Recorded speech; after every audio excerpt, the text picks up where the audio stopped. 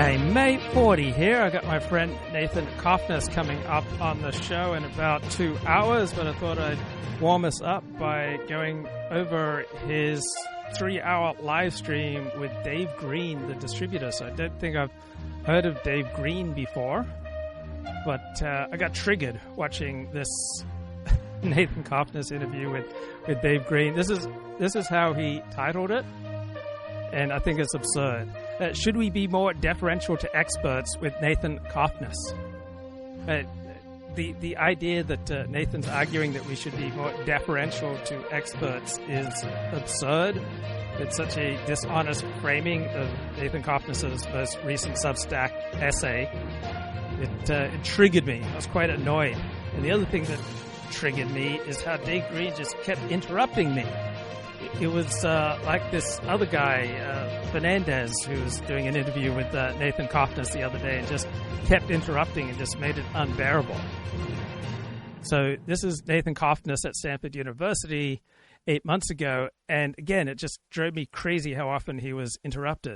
First, after I explain what wokeism is, the woke left has a crushing intelligence advantage over the right, and the only effective strategy to defeat wokeism is to find a way to turn the elites away from wokeism to alternatives, and we do that by attacking the empirical belief, which I will argue generates wokeism.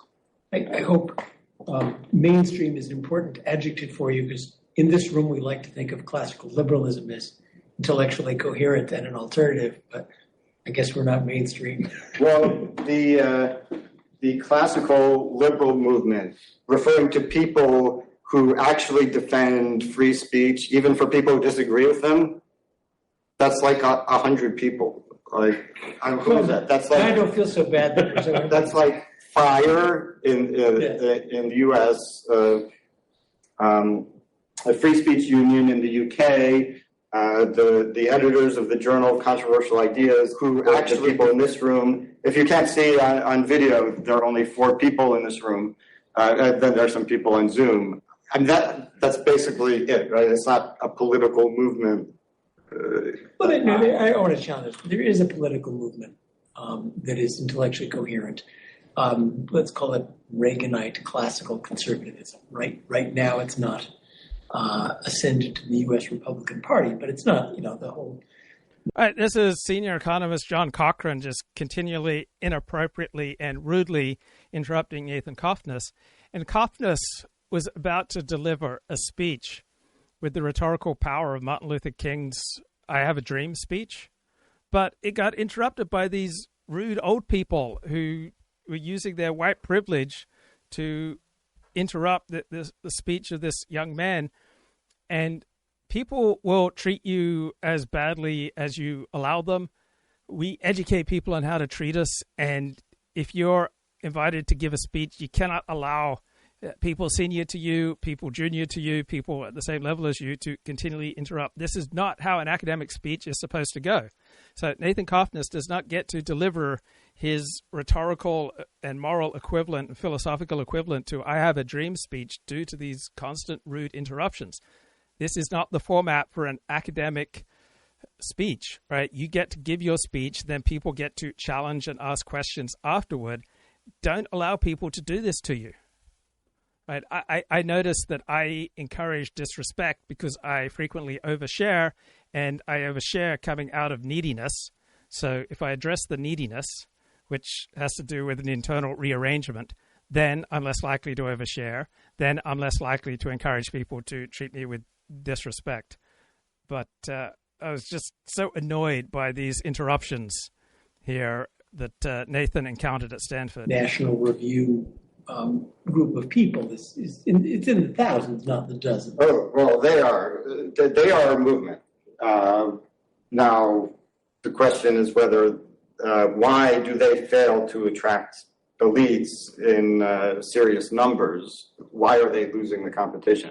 Anyway, please go ahead. So that's I don't think we want to continue this because it's Yes. not really relevant. But I will say to you that I think you're making an assumption that because a lot of these people... All right, so both of these old guys, they know that what they're doing is wrong. So John Cochrane says, please go ahead. And then the next old bloke says, oh, yeah, we shouldn't be interrupting you.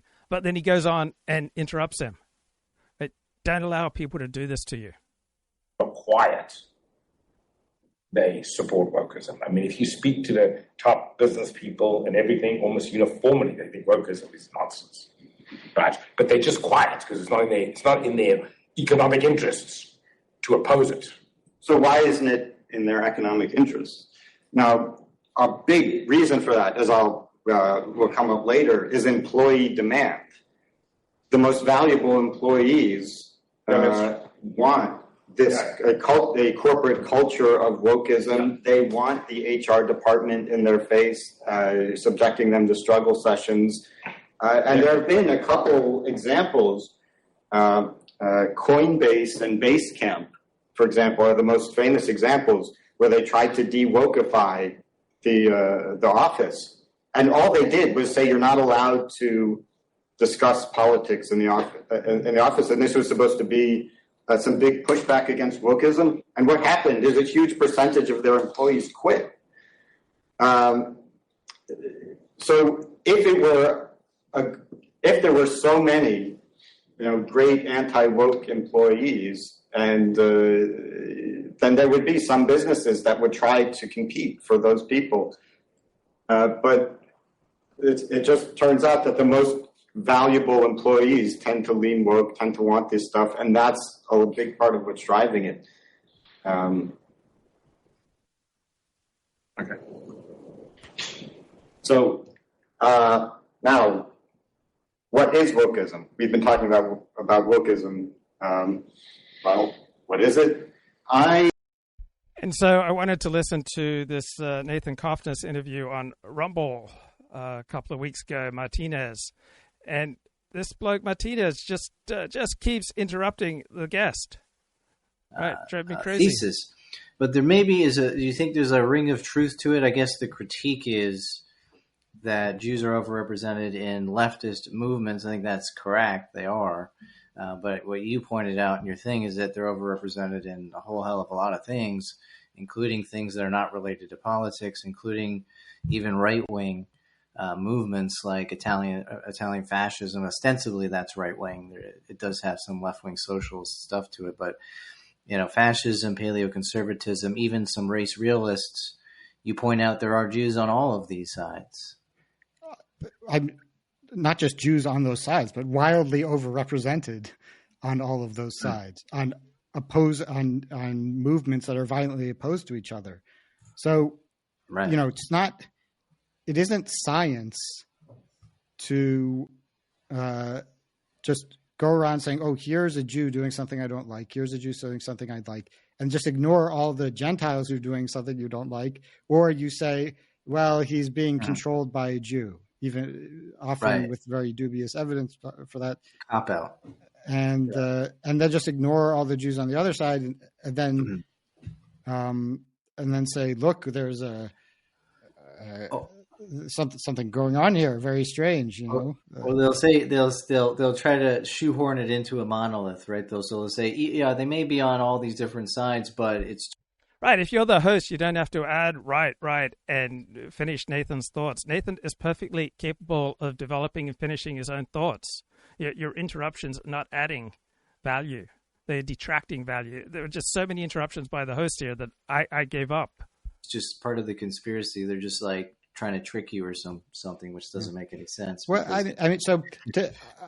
so MacDonald will say, well, I'm not saying Jews are a monolith. So that's his position. I'm not saying Jews are a monolith. Right, he says that. But he says, I just care about where the power is. So this is his response to that argument, to my observation that he's just going and cherry picking all the Jews. He says, that's exactly what I'm doing, but he's just talking about where the power is, and the power is on the left. Okay, so that means, but I mean, one has to think, well, what does that mean? That means, well, the left won, so the power is on the left. So if you're in order to prove the conspiracy theory, all you need to do is find Jews who are on the left, because the left won, and therefore that's where the power is. Therefore, a Jew who is on the left is a Jew who is on the side of power, and therefore that proves the thesis. Like, that was an interesting point you made. So this is, can you see my screen now? Yes, I do. So it says, he now says it doesn't matter if Jews are on the opposite side of every issue. It only matters which side has more influence. And this, he said that in response to your critique. He says, right, the important question is not counting heads, but in determining where the influence lies. Therefore, even though some of the most important leaders of the anti-Israel boycott movement are Jews, it doesn't matter because the BDS movement is successful. But whether a political movement is ultimately successful is to a large extent a matter of luck. If, as far as we can tell, Jews are about as equally likely to be leaders in all non-overtly anti-Semitic movements, this obviously favors the default we don't need hypothesis. this, Mr. Martinez. So, John Dewey was a Gentile, one of the most influential thinkers of his time. Was like one of these like a kind of precursor to the modern shitlib sort of figure. Okay, so you've got a Gentile who's extremely influential, doing all these things that MacDonald doesn't like. So what he says is, well, Dewey was propped up by the Jewish intellectuals in New York, and actually he wasn't really charismatic or interesting at all, and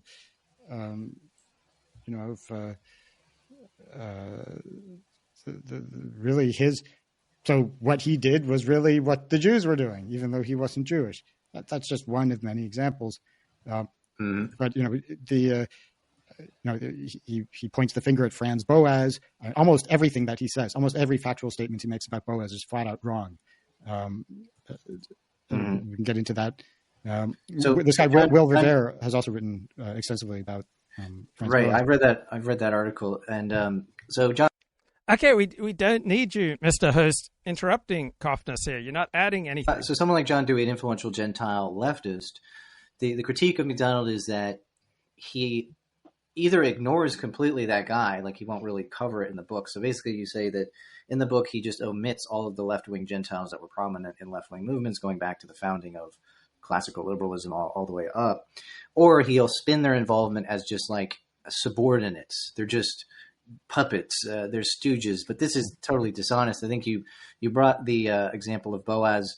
Was it one of his students, and like Sidney Hook or something, and he tried to spin him? Well, Margaret Mead and Ruth Benedict were his most influential the most influential students of Franz Boas.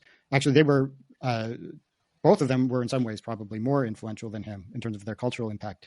I mean, Margaret Mead was a major figure who really had a quite activist stance, but also he really misrepresents everything about Boas. And Boas, so there's several elements to his thesis. So Boas, pushed this basically invented this anti-biology view of society, and he pushed it because he wanted to promote Jewish interests because he was such a strongly identified Jew. I mean, everything is wrong. The blank slatism was really something that was borrowed from the Germany of Franz Boas's youth. That was the blank slatism, race denial were really first put in given their modern formulation by Theodore Waits in 1859. So Boas was 1 year old at the time, Boas picked up some of that. And even at the end of his career, Boas didn't say that he said there are race differences. He acknowledged that there were differences in the brains of blacks and whites. So it wasn't a total fanatical blank slatism. But he always identified as a German. He made it clear that racially identified as a German during World War I. He, at some genuine risk to his own career, he supported Germany when that was very unpopular.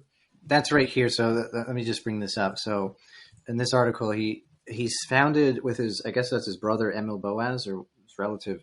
The Germanistic Society of America has been established to promote the study and knowledge of German civilization in America and of American civilization in Germany. And so this is a decent, like when I read this this is a decent counterpoint to the allegation that he was like anti-Gentile, because that seemed to be like the MacDonald thesis, is that he's a Jewish activist, he hates Gentiles, he's trying to undermine Gentiles. But if he's promoting German culture... So Martinez does a lot of great work, a lot of thoughtful essays, but I just did not enjoy how often he interrupted the host in this, the guest in this particular interview. I was listening to Mark Halperin last week, and he said that when you're going to interview someone, you should not just have a list of questions, but you should have a strategy. So I would translate that as you should have a direction for where you want the interview to go. I don't do that. I think I'm a great interviewer, but I don't tend to have much of a strategy or a direction.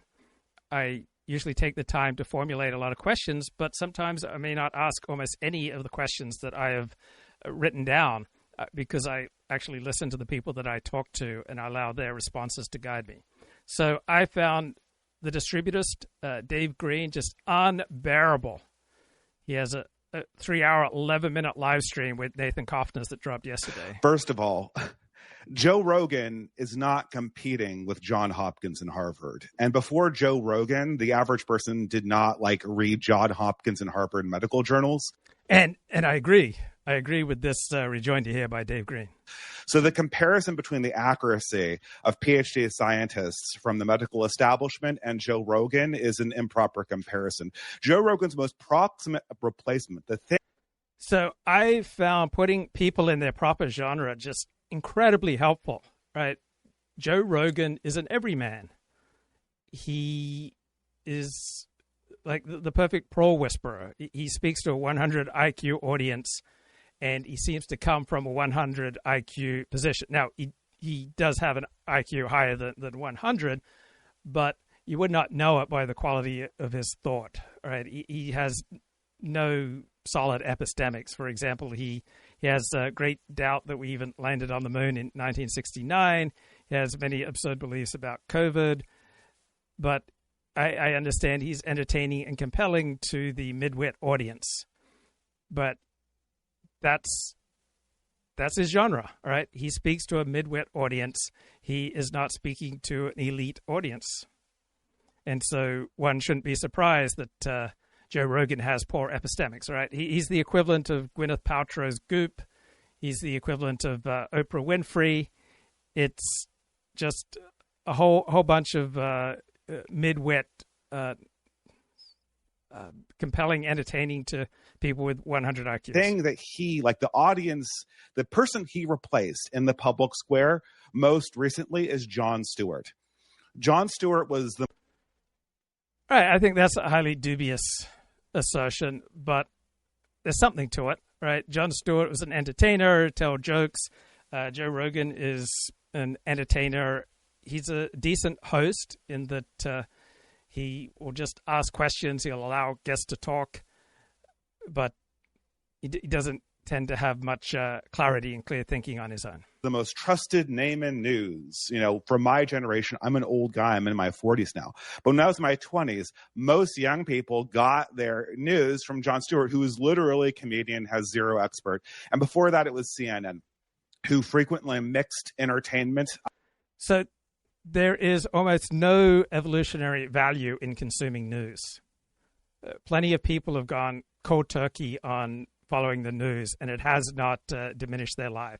There's very little that you will glean from news that will demonstrably improve the quality of your life. Now, I spend $50 a month subscribing to various newspapers because I love it.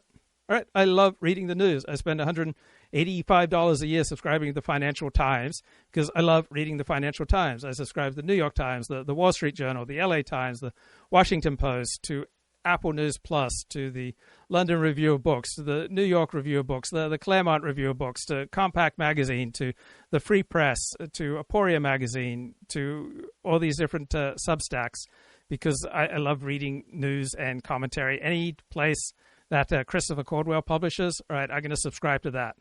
Idea Entertainment Concepts with its programming, who hired experts that had almost no knowledge of the thing they were covering and made frequent mistakes. And even the New York Times, they hire Tom Friedman. This is the person presented as an expert on Israel. And I just have a list right in front of me right now about all the mistakes that Tom Friedman made, including the stuff that led to the war with Iraq.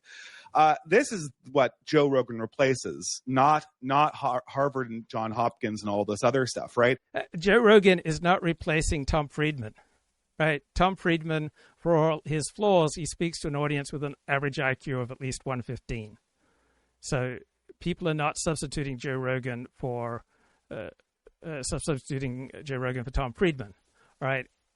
Joe Rogan's audience is that midwit 100 IQ level, and they're coming from other 100 IQ offerings. The second fundamental mistake you make in your piece, and this is the big one. I read this one again and again and again. This is implicit, and I don't think you actually believe this, but you imply this throughout. You imply that you don't understand the difference between a mistake and a lie. Yeah, human fallibility is an explanation for scientists making mistakes. This is absolutely something that we should expect scientists to make mistakes. We should also expect a certain amount of corruption and lies. But the lies having to do with COVID had two qualities that aren't being respected and make them fundamentally different than the mistakes you point out in Joe Rogan. The first thing that makes them fundamentally different is that they're actually lies. These are not like, oh, I mixed up the test tubes, I got the wrong result, I reported X. Okay, so lie is usually, in this kind of discussion debate, is thrown around way too loosely.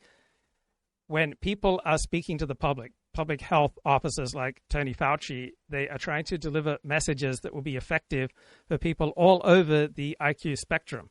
They're trying to deliver messages to the 80 IQ, the 90 IQ, the 95 IQ, and the 115 IQ crowd. And so in the interests of public health, right, you can make a case for not telling the exact truth, but just trying to convey certain principles whereby you are willing to sacrifice some specificity and some accuracy and some honesty for the greater good of saving lives and reducing cases of serious illness. And the downside with doing that is that then you lose trust. You diminish social cohesion, you diminish social trust, people become more suspicious of institutions. But all the time, people with influence are shading the truth or saying things that they know are not true for the sake of what they regard as a higher truth. And I don't think this is just the same as a lie, right? On the one hand, you can count it as a lie, but it's a lie in service of what the people who are saying these lies regard as a higher good. These people malevolently deceive the public. All right, so I think that's fatuous, that they malevolently deceive the public. Overall, the people in authority during COVID did a pretty good job during very difficult circumstances. Now, there were times that they told lies. There were people who exaggerated the benefits of the vaccine to try to get people to take the vaccine, just like for many, many years, we had public health officers exaggerating the benefits of the flu shot to try to get more people to take the flu shot. They would make up numbers about the number of people who died from the flu each year, numbers that are not based on death certificates, but are just rough estimates that they gin up to promote taking the flu because initially they just had so many unused flu vaccine shots that they want to get more people vaccinated for the flu.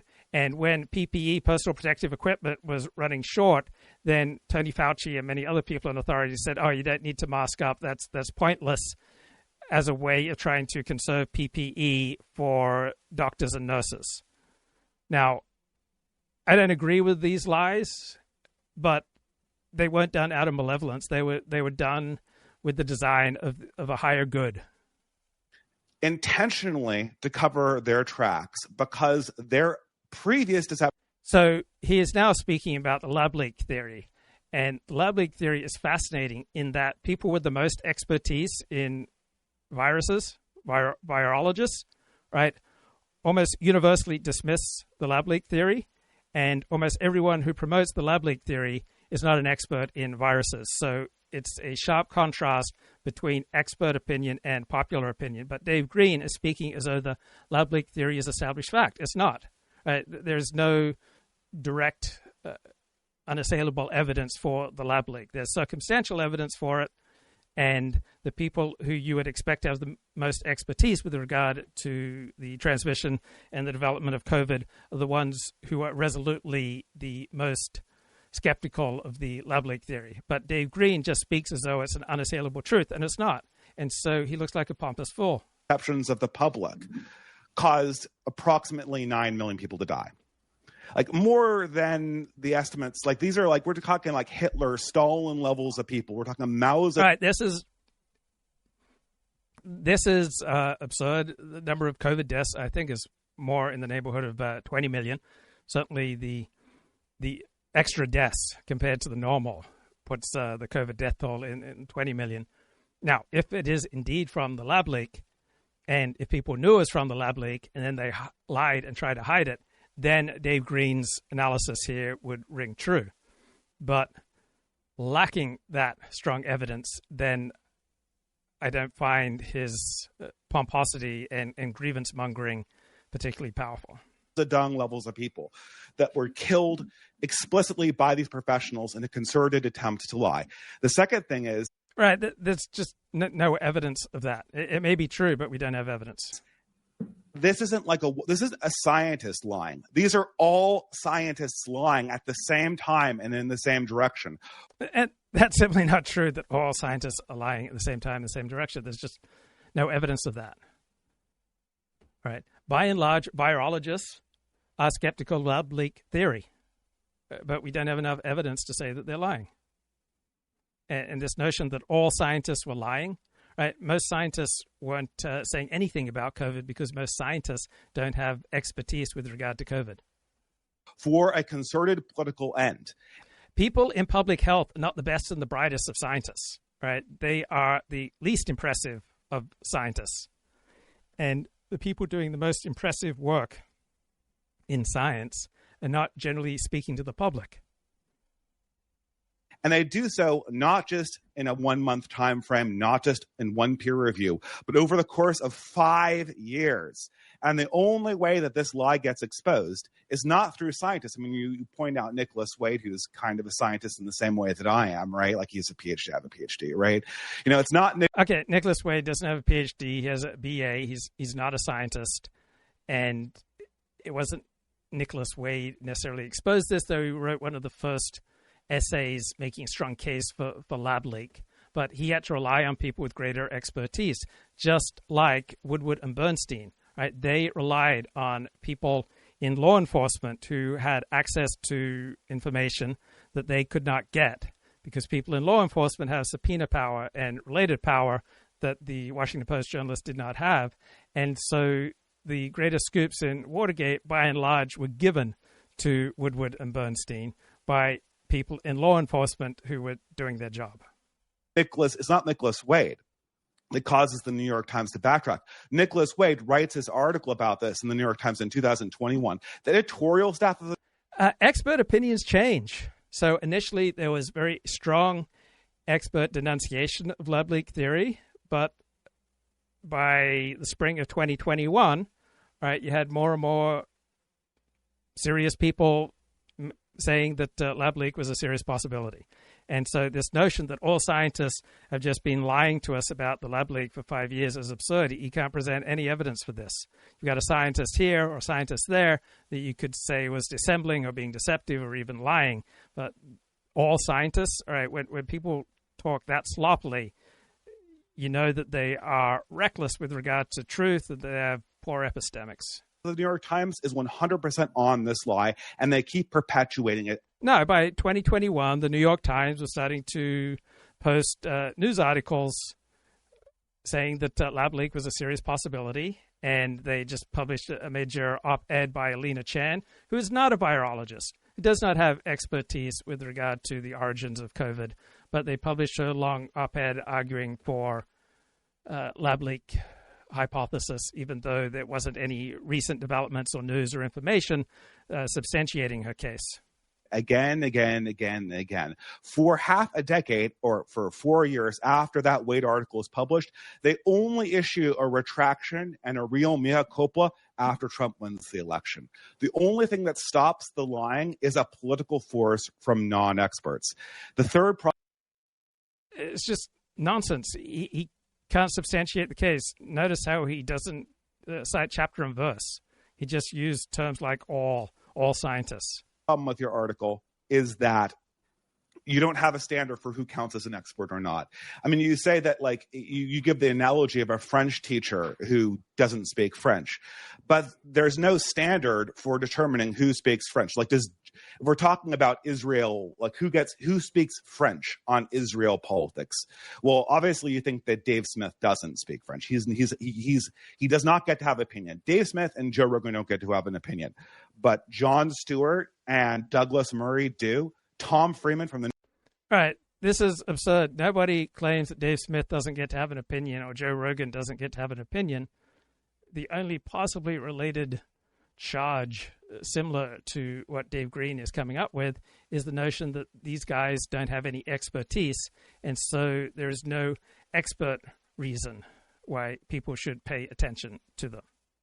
I mean, I agree with Douglas Murray about almost everything political, but he is a polemicist. He is a pundit. He doesn't have any expertise in what he's talking about. He doesn't have any expertise in the Middle East. Right? If you don't speak the languages of the Middle East, you're not a Middle East expert.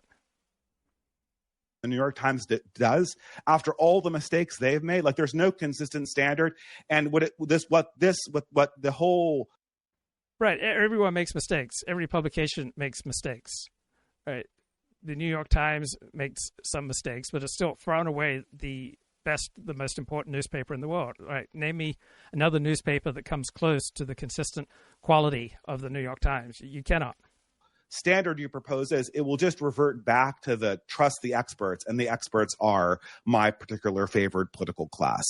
And this is in the wake of a major scientific scandal that should have, in any ordinary situation, discredited the entire academy at this stage. You know, the focus of our question. Right. The notion that the virus came out of a lab leak, therefore it discredits the entire academy is absurd. You can make a case that it brings great discredit upon virologists if it's true. But how then does that discredit physicists or biologists or people who are not operating in the world of virology? It just makes no sense. About truth should be 100% focused on how the modern academy has become so thoroughly politically corrupted that they could be responsible for such an enormous... There's never been a human institution that doesn't have some corruption that isn't somewhat political. Right? We will never escape the political. We will never escape corruption. Enormous lie, a malicious lie for half a decade. That should be the focus right now. And the fact that, you know, entertainers, as they always do, or political talk shows make mistakes on the side is a much, much, much less relevant point. So, I mean, your first observation that Joe Rogan isn't supposed to replace Johns Hopkins, I don't see how that's relevant for anything. My article is about where people are getting their information. People are listening to Joe Rogan's show for 2 to 3 hours at a time. And they were previously reading Harvard Medical Journal? They were reading Harvard Medical Journal. I agree with Dave Green's point here, but it's just obnoxious to lecture your guest for 10 minutes and then interrupt him 20 seconds into his answer. And then Joe Rogan came on, and they put down Harvard Medical Journal and started watching Joe Rogan. That's what happened, Nathan? Well, I don't understand your point. So I don't think you're understanding my point, right? Like, you're saying that Joe Rogan is a problem. He's only a problem if his introduction takes people who were previously at a better information source and brings them to a worse one. It's okay. I 100% agree with Dave Green's point there. Comparative. It's not absolute. That's my point. What do you mean? They'd be better off listening to Jon Stewart, because Jon Stewart isn't. No, Jon Stewart frequently makes information, but tell them to treat COVID with ivermectin and present that as a fact. But Jon Stewart, of charlatans. Jon Stewart wasn't on the air, but like Stephen Colbert's and the CNNs were essentially putting down. They were lying to the public. So they were lying to the public. So your view is that I shouldn't criticize Joe Rogan. So this is your theory. I wouldn't accept the premise of this argument. But you're saying, well, if people weren't listening to Joe Rogan, they'd be listening to something worse. So, well, what is worse? No. I mean, the criticism of Joe. So the first of all, the first thing, the most important thing, we should probably start with that. Right. You should be able to just make your point and then shut up and allow your guest to speak. You don't have to keep relitigating the same point, Dave. Yes. What is worse, a false fact or a lie, a concerted lie? It depends. It's entirely a matter of context. Sometimes a false fact might lead to thousands of deaths. Sometimes a concerted lie might do more good than harm. Right? There are noble lies.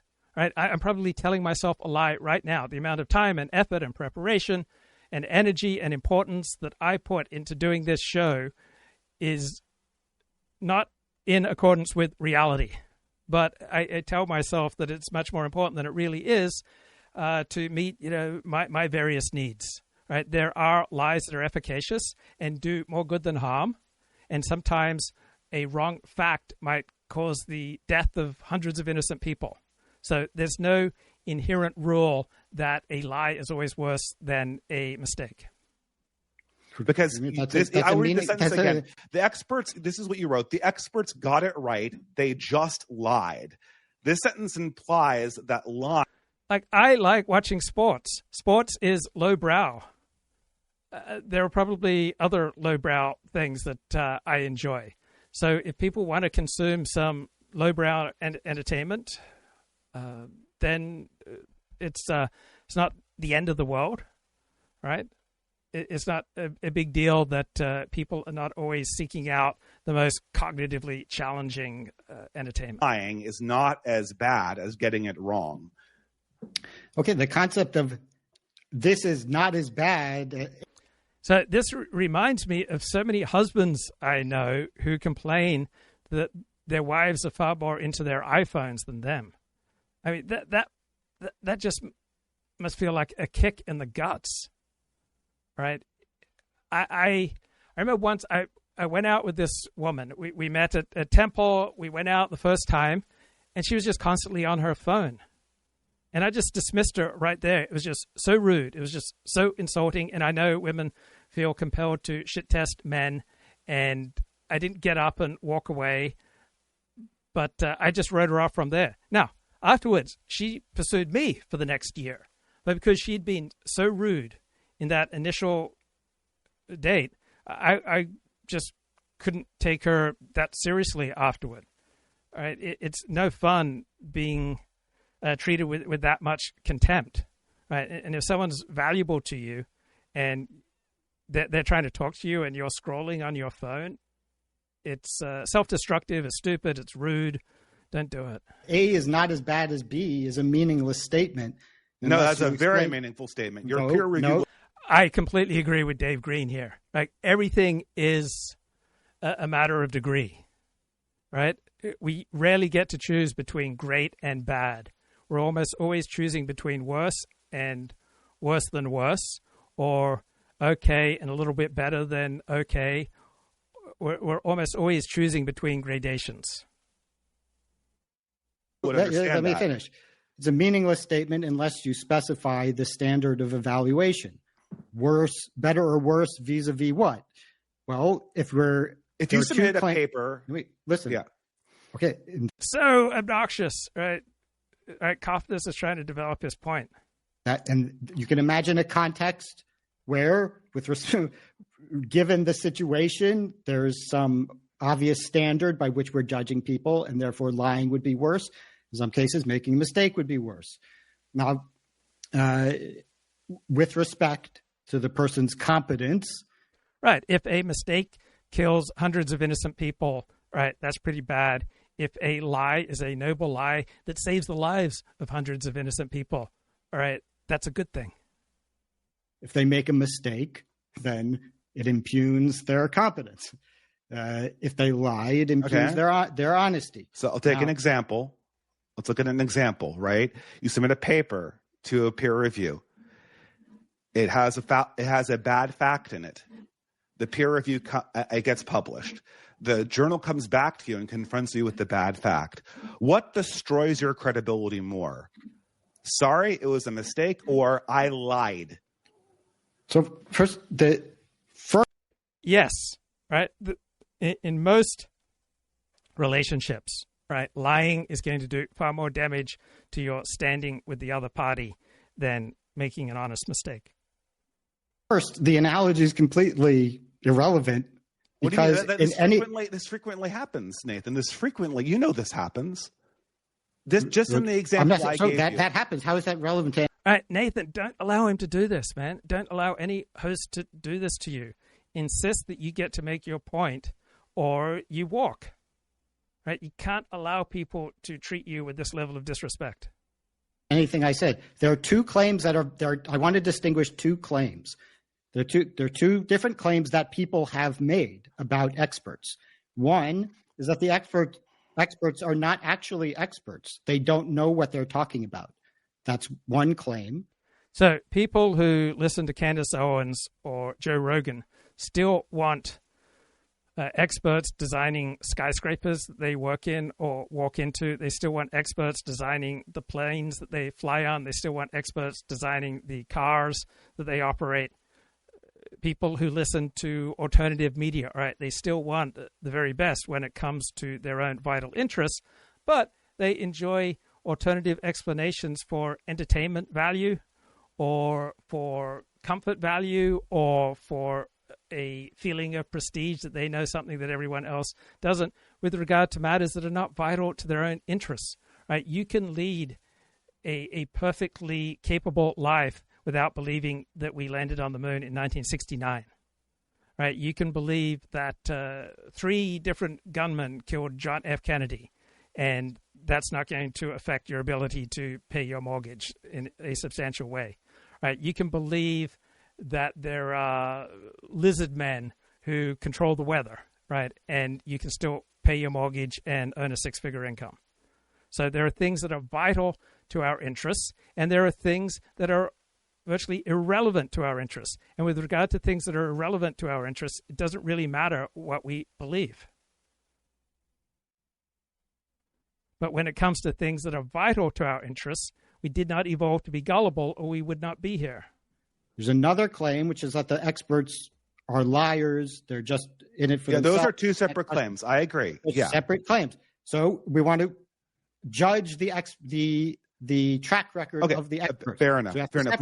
We can concede this. Are they lying? Are they incompetent? Now, with respect, nobody thinks that the experts aren't experts. No one thinks that. I don't know anyone in this debate that thinks science doesn't work. That is not. It's way too broad. All right. Sometimes being an expert is simply a matter of other experts designating you as an expert, and you don't actually tend to have much useful expertise, right? There's highly useful expertise, such as designing and building and operating airplanes and skyscrapers. And then there is expertise, so-called expertise, that doesn't have any real-world empirical value. Not what people who watch Joe Rogan. It's the scientists. Now, some of them are incompetent.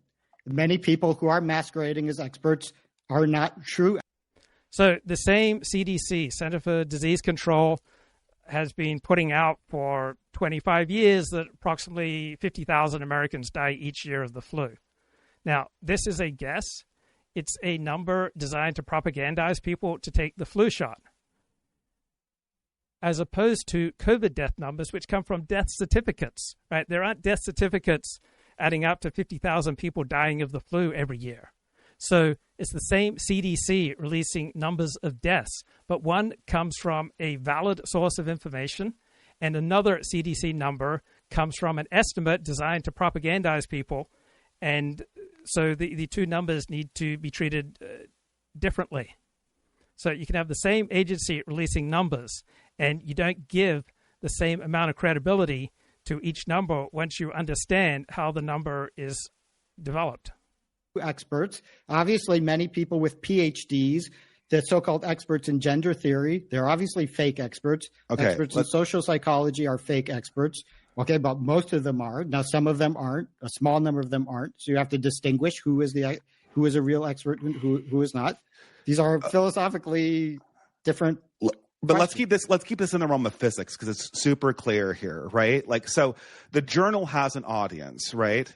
You know, the journal has an audience. It's guarding its audience's attention. So I think Dave Green says he has a PhD in math or some very difficult topic. For accuracy and quality, right? So it both has to worry about lies and incompetence, right? Well, there are socially acceptable lies. There are socially approved lies. So there's never been a community in history that welcomes the truth in everything. People who are still in love with their spouse after 20, 30, 40, 50 years, they don't see their spouse as their spouse is, right? They see their spouse through rose-colored glasses. And people who love their complicated community will also tend to see it through rose-colored glasses. Right. Which Yes. one does it care more about? It depends. It depends on the context, right? Sometimes a fact, a wrong fact, a mistake, an innocent mistake might kill hundreds of people. Sometimes a deliberate lie might save the lives of hundreds of people. There's no ironclad rule. Dave Green thinks it's an epistemic principle that's transcendent and absolute and universal, that a lie is always worse than a mistake. It's not. In relationships, yes, usually you will lose more standing with the other party when you lie rather than just making a quote-unquote honest mistake. This From the is not perspective controversial. of This the is not. journal, I mean, Have you gone? in most cases, from the perspective of the journal, There's no need to be histrionic as a host because you disagree with something that your guest is saying. There's no need to interrupt and to roll your eyes.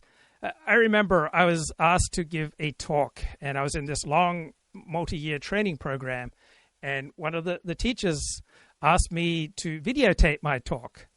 And so I wasn't planning on doing that, but on the day of my talk, I showed up with my video camera, and then in front of the whole group said, "Oh no, you can't do this. Guys, Luke should not be allowed to videotape this talk." So he set me up. He told me to videotape my talk. Then I bring my camera, and then he sandbags me in front of the class. Then I give my talk, and he's like rolling his eyes and sighing and exhibiting all this disrespect. So people are complicated. it would be honesty. But it's rude, right? You don't do that, right? If you're showing these signs of contempt to your spouse or to your boss, you're not going to hold that job very long. So the YouTube channel Psychax by, I think, Orion Taraban, the psychologist, he makes a great point that women tend to relate to their man the way that a man relates to a job that he wants to keep, right? If a man wants to keep his job, he doesn't roll his eyes at his boss. He doesn't show obvious contempt and disrespect for his boss. And so too, a woman who wants to keep her man does not show contempt and disrespect to her man, right? That which you want to keep, you don't display contempt towards. Yes, it's honesty. It's honesty. I mean, Like, if you haven't publish a shown bad anything. if you I publish said a bad, in some context, honesty will be more important. In some context, competence will be more important. No, honest. Right. So ethics can be both situational and absolute. It's the situation that determines the absolute. I'm quoting Dennis Prager here. So I think Nathan Cofnas' response is far more sophisticated, and Dave Green is just hammering on some kind of universal principle that does not exist. Honesty is always more important. If you publish a false, right, he makes this point 100 times. Right, make your point once, make your point twice. You might even make your point 3 times, but don't hammer it 100 times. Come on, man. fact in a journal. Yeah. Okay. And this happens. This doesn't. It shouldn't happen all the time, but it does, right? And it's a mistake. You probably still could publish in that journal again. If you publish a false fact in the journal and they discover. Look, we don't see the world as it is. We see the world as we are. Right? All those in the media, all those elites who told us that Joe Biden was just fine, they usually were not deliberately lying. They were seeing Joe Biden through the eyes of their particular ideology, through the lens of their needs. So after Joe Biden's disastrous debate, I went and searched Google Scholar, and I could not find one academic who made the case that Joe Biden was unfit for office. Now, it was obvious, going back to 2017, that Joe Biden was unfit for office. But not one single scholar, not one single academic made that case. You had hundreds of academics making the case that Donald Trump was not fit for office. But Donald Trump obviously has an astounding amount of physical vitality and what Mark Halperin calls a huge bandwidth. And a huge bandwidth implies a pretty high IQ. And so you had hundreds of academics saying that Donald Trump was not fit for office. Not one single academic noted the obvious truth that Joe Biden was unfit for office, that he did not possess the minimum levels of physical stamina and mental acuity to hold down the office of presidency of the United States. And you have all these elite doctors who are also professors at elite medical schools, right, attesting that Joe Biden was just fine, that he was just fine physically, mentally, and signing their name to these declarations, right? All sorts of academics. You had Joe Scarborough saying this is the best Biden ever. Now, was Joe Scarborough deliberately lying when he said this is the best Biden ever? No, he was seeing the Joe Biden that he wanted to see. Right? There's a type of woman that appeals to me, that who would not appeal to you with the same intensity. I don't particularly find redheads attractive. Right? You might find redheads attractive. So we see the world through the prism of our own needs and wants, throughout the prism of our own hero system, and we see what we want to see.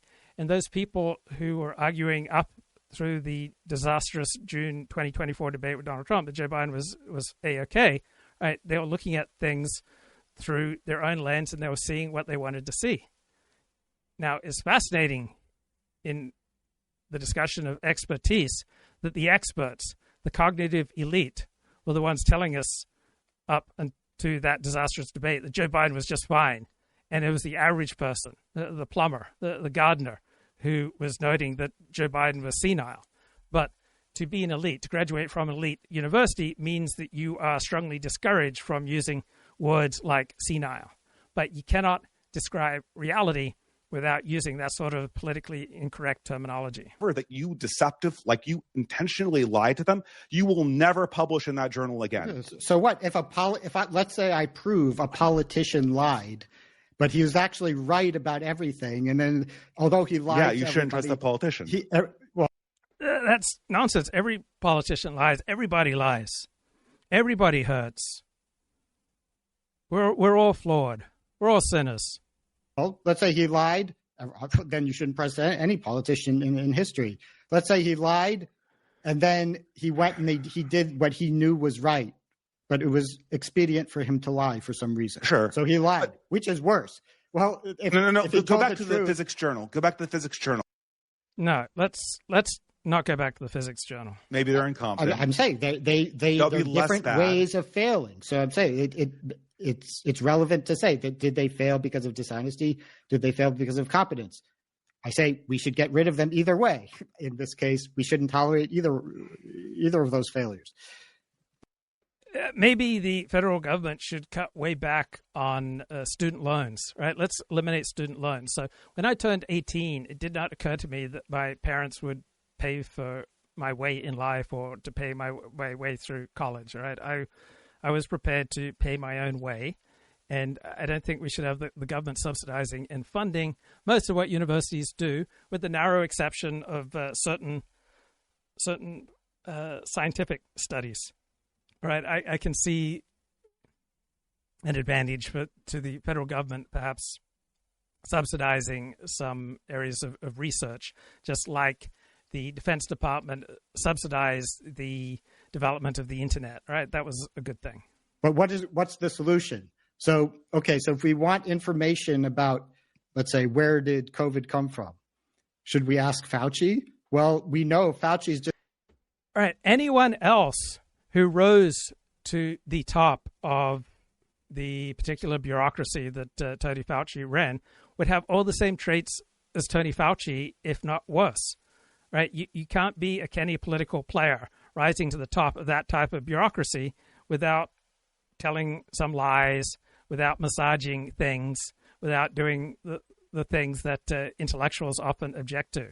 Right? We should not expect truth to be the number one priority for these kind of canny, savvy, bureaucratic players like Tony Fauci. All right? Anyone else who achieves Tony Fauci levels of power is going to be a canny political player who is not usually a truth optimizer. On the other hand, most of what Tony Fauci had to say with regard to COVID did reflect the state of the consensus at that particular time, probably 90%. Just going to say whatever serves his own interest to say. Yes. So exactly. So probably not. But well, who should we ask? Should we ask some random comedian? Or the more responsibility you have, right, the more you depend on popularity, right, the more incentives you're going to have to not tell the truth. And so the reason that politicians lie so much is because that's often where the incentives lie. World leaders do not tend to lie to each other very much because the leader of one nation is not naturally inclined to believe the leader of another nation, and so it's simply not effective to lie. But the reason that our politicians lie so much to a domestic audience is because there is evidence that that is often the more effective, the easier, gentler way to go. Or should we ask Alina Chan? That's not. So Alina Chan is a biologist. She's not a virologist. She doesn't have any expertise in determining whether or not the lab leak theory is true. Right? She's an opportunist, and I don't mean that in a critical sense. I think we should all be opportunists in that we should be looking for opportunities to advance our own interests and to advance the interests of our hero system. We should not be opportunists in the sense that is self-sabotaging, self-discrediting, that means that you're selling your soul, that you're selling out on your hero system, that you're losing self-respect and integrity, and in the long run, people will be strongly incentivized not to trust you. So that level of opportunism is maladaptive. I don't think it's a good idea. The thing is, in microbiology and works at Harvard and MIT, the Broad Institute at Harvard MIT. Because first of all, you're picking, but this is what you're doing is a little trick, though. You know Alina Chen was right, and then you're picking her because you. No, we don't know Alina Chen was right. Right, we don't know whether or not the lab leak theory is correct. Right, we don't have definitive evidence in that regard. And when you talk with great pomposity and assuredness about things for which there is no reason to be definitive, you're a fool. You're acting like an idiot. You know that she was right. But if I picked a random person out of the faculty, they hadn't looked at the data like, we had, they would decide with. So only 1% at most of random faculty members at a university would have expertise with regard to anything COVID. So expecting any random faculty member to be correct in an area completely outside their expertise is absurd. Fauci, because they would assume that the authority was correct. If they haven't looked at the data, then they don't have the relevant expertise. I mean, yeah, but I have no way. If I said this dumb thing that we should just blindly listen to anybody who has a PhD and works at Harvard, even if they're not familiar with the basic facts of the case, and they're just getting their information from a known liar. Yeah, that's not. But he's not. We don't. This is the whole thing, right? Once there is a lie. Tony Fauci is no more a congenital liar or a known liar than any other long-serving head of a large bureaucracy, right? You have to tell all sorts of lies to climb to the top of a bureaucracy and stay there. That is coursing through the system from the top down. It is impossible to figure out who are the experts you should listen to. It is impossible. Because Right. The more prestige you hold, right, the less freedom of speech that you have, right, the more intense the pressures are to conform. Right. Someone in a non-prestigious job is much more free to speak their mind than someone who, say, presides over Harvard University or CBS News. the experts will lie. They'll lie and say that they looked at the data, even though they hadn't. They'll lie because they're looking for career advancement. Experts are just like you and me, except they have expertise, just like the rich are just like you and me, except they have more money.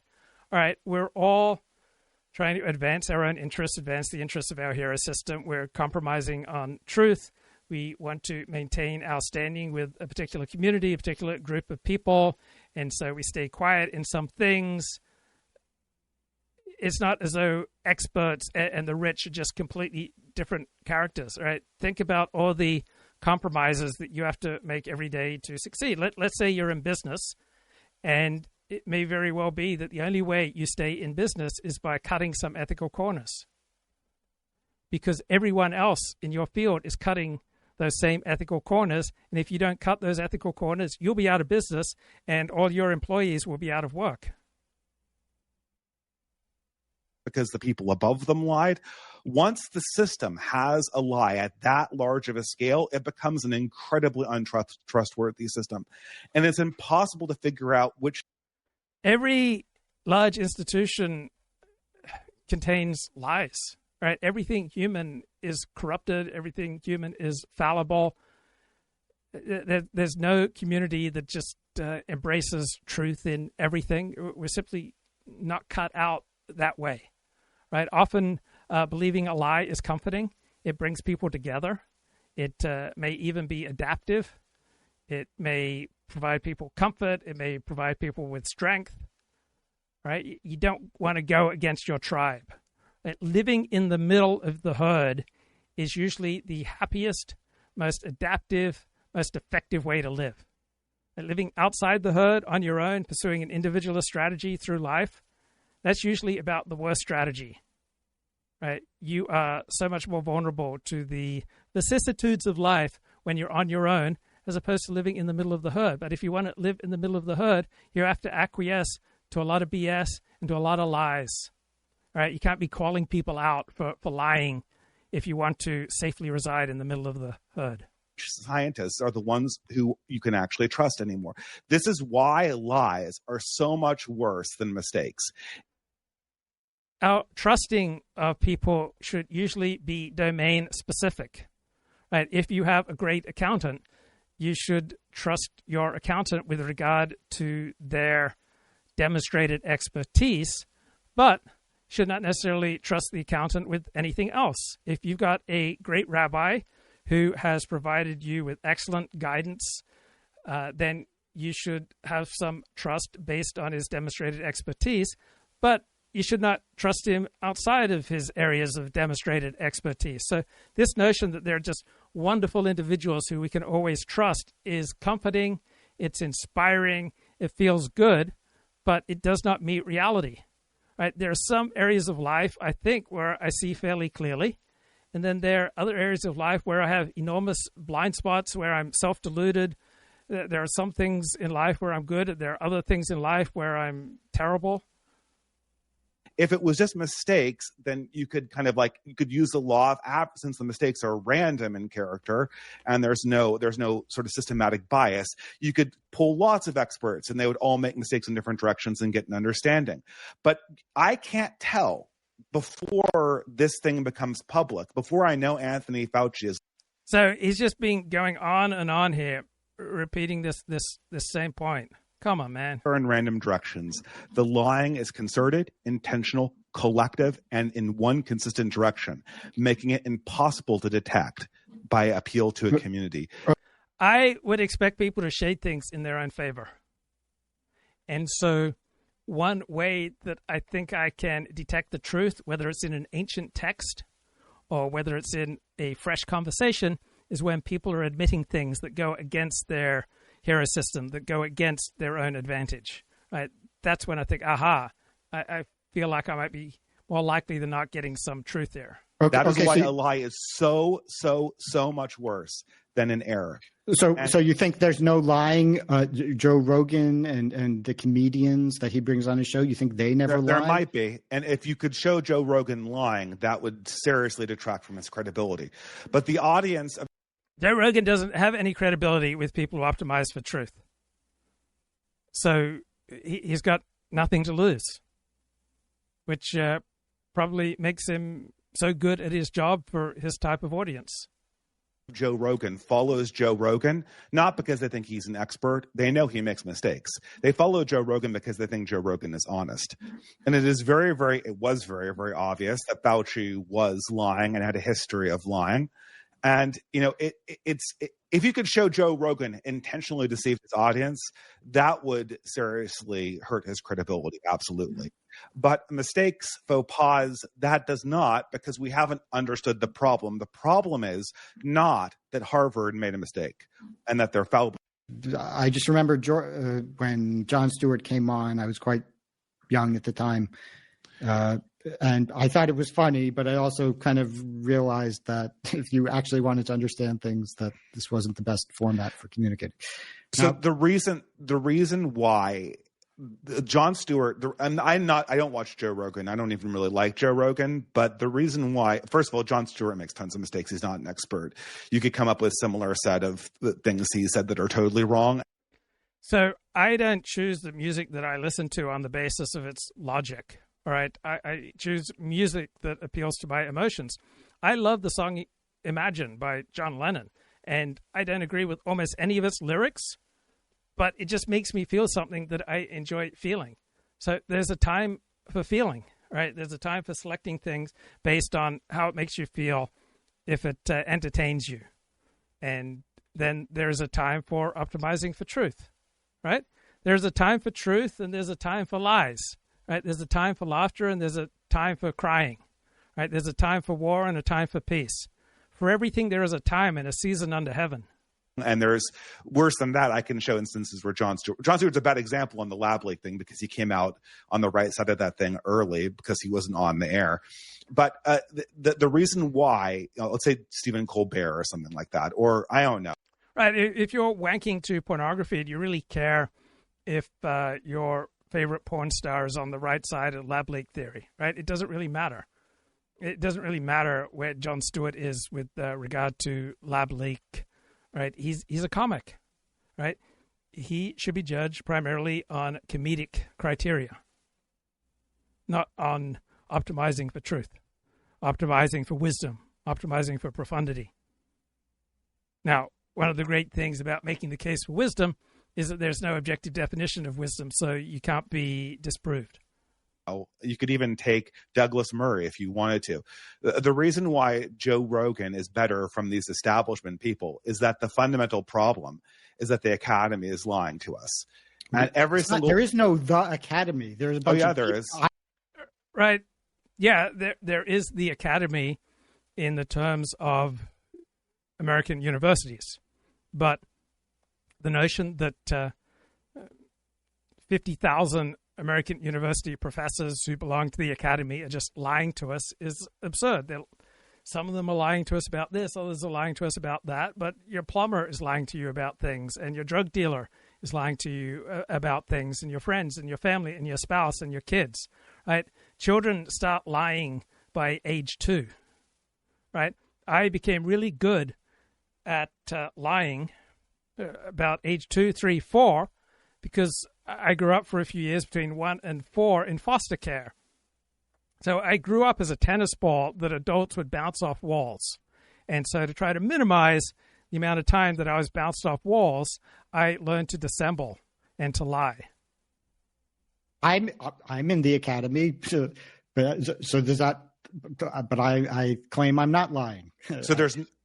So it is very obvious that there is a consensus in the Academy on many things. So the Academy presents itself as having certain positions on issues. A good example is global warming. A good example is human biodiversity, and you're a heretic from that, right?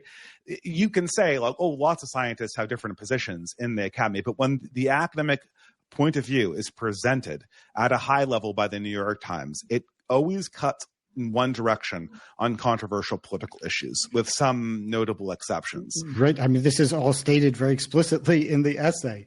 Okay, so you do know what I'm talking about when I say the academy. I say you can't take claims of scientific consensus at face value. You have to conduct an investigation. Now, you can't take almost anything at face value, right? If your wife tells you she loves you, you can't take that at face value. It might just be the thing to say, while she lines up her escape plan. You have to understand everything critically if you want to optimize for truth, right? And academics and scientists are not an exception to the human condition. They are a representative of the human condition. Very often, let's take the case of HBD. Well, if you give anonymous surveys to people who actually publish in intelligence research, which is exactly the same procedure they used to determine the 97% consensus among global warming researchers, if you do that, the vast majority of people who work in this area say that genes do contribute to the black-white IQ differences. Yes.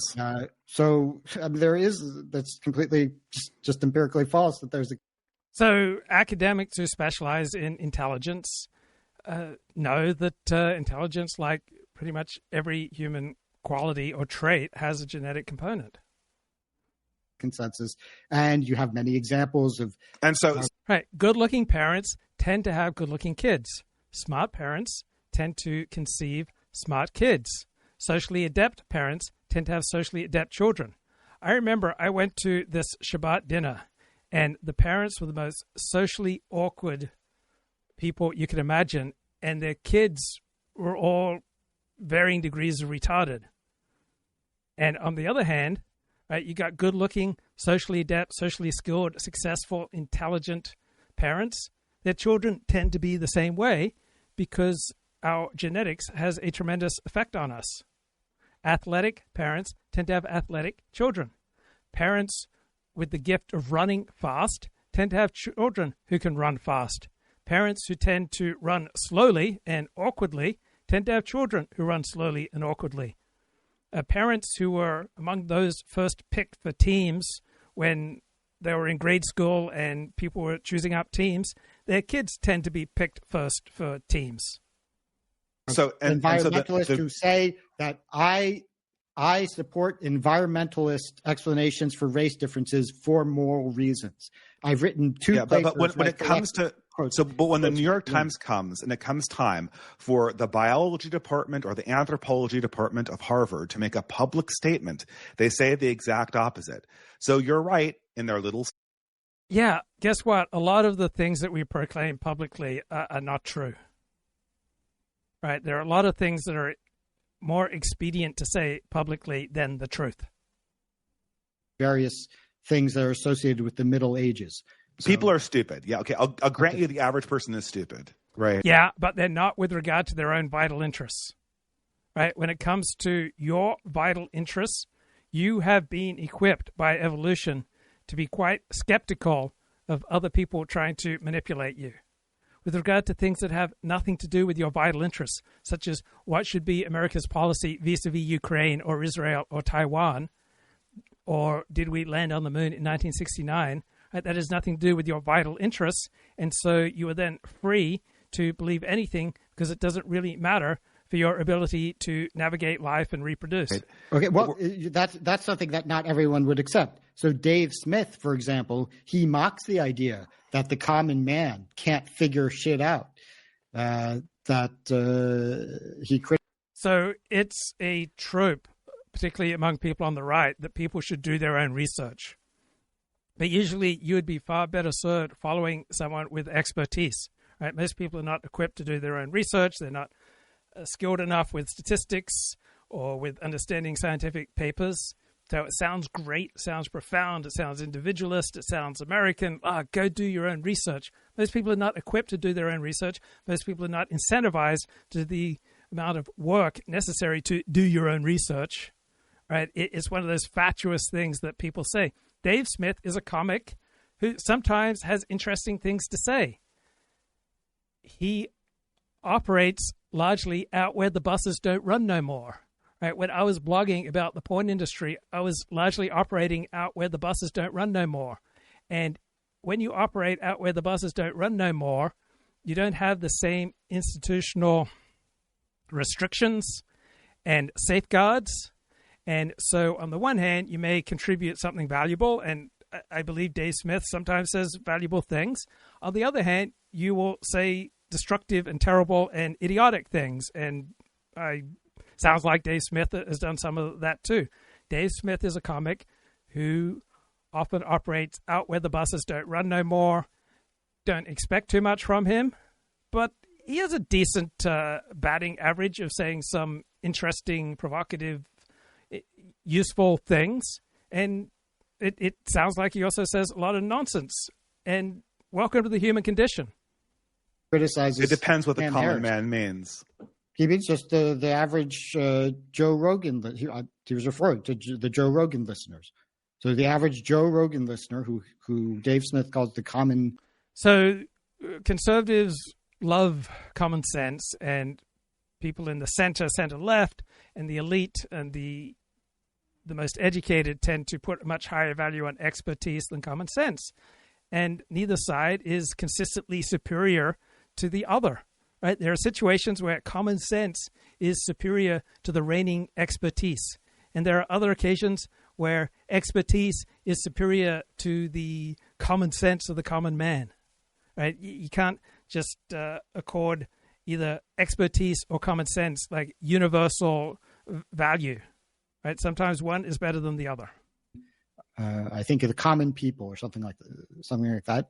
Is it that they just can't figure shit out? Well, yeah. I mean, do you agree? The common that man has one goal, and that's to figure out who's lying and who's not. He doesn't have expertise when it comes to determining the numbers, but the common man has to determine who's lying to him and who's not. The common man has 100 IQ, and he's unlikely to be particularly good at detecting lying, except for where it concerns his own vital interests. And then he will be appropriately skeptical, usually. Right? If you encounter people with a 100 IQ, you should know that they're not easy to manipulate against their own best interests. Right? There are plenty of beautiful women in clubs and bars and at parties who the brilliant man will have a very difficult time to get into bed because it's probably against these women's best interests to go to bed with this brilliant man. Right? Usually it takes quite a bit of effort to get a woman into bed because women have evolved appropriate levels of skepticism against male sexual predation. Not. We've established that the Academy is lying on political grounds and numerous. No, we haven't established that the Academy is lying in political grounds. Yeah, there are often strong incentives to lie, and then we recognize that plumbers and rabbis and gardeners and lawyers and accountants and academics often will lie when they're strongly incentivized to do so. Numerous. Well, basically on almost all political issues that have a scientific bent, the Academy will always, when there's a choice between politics and truth, the Academy. Most people will pursue their own interests over pursuing truth because it'd be evolutionarily maladaptive to sacrifice your own best interests in the pursuit of a truth that does not serve your own best interests. AKA the public presentation of information as academic to prestige media will always cut in one direction, and they will always prefer the political cause over the truth. Okay, in my keep referring to the Academy as if there is no the Academy. But Nathan, you referred to this, and when we talked about the public presentation of the biological and anthropological opinion on human biodiversity, you referred to, what I'm talking about.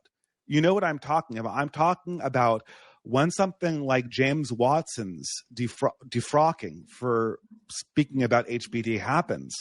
What I'm saying is that all of the biology and anthropology departments publicly, like their public statements, all align against James Watson. That's why they were able to cancel him for that.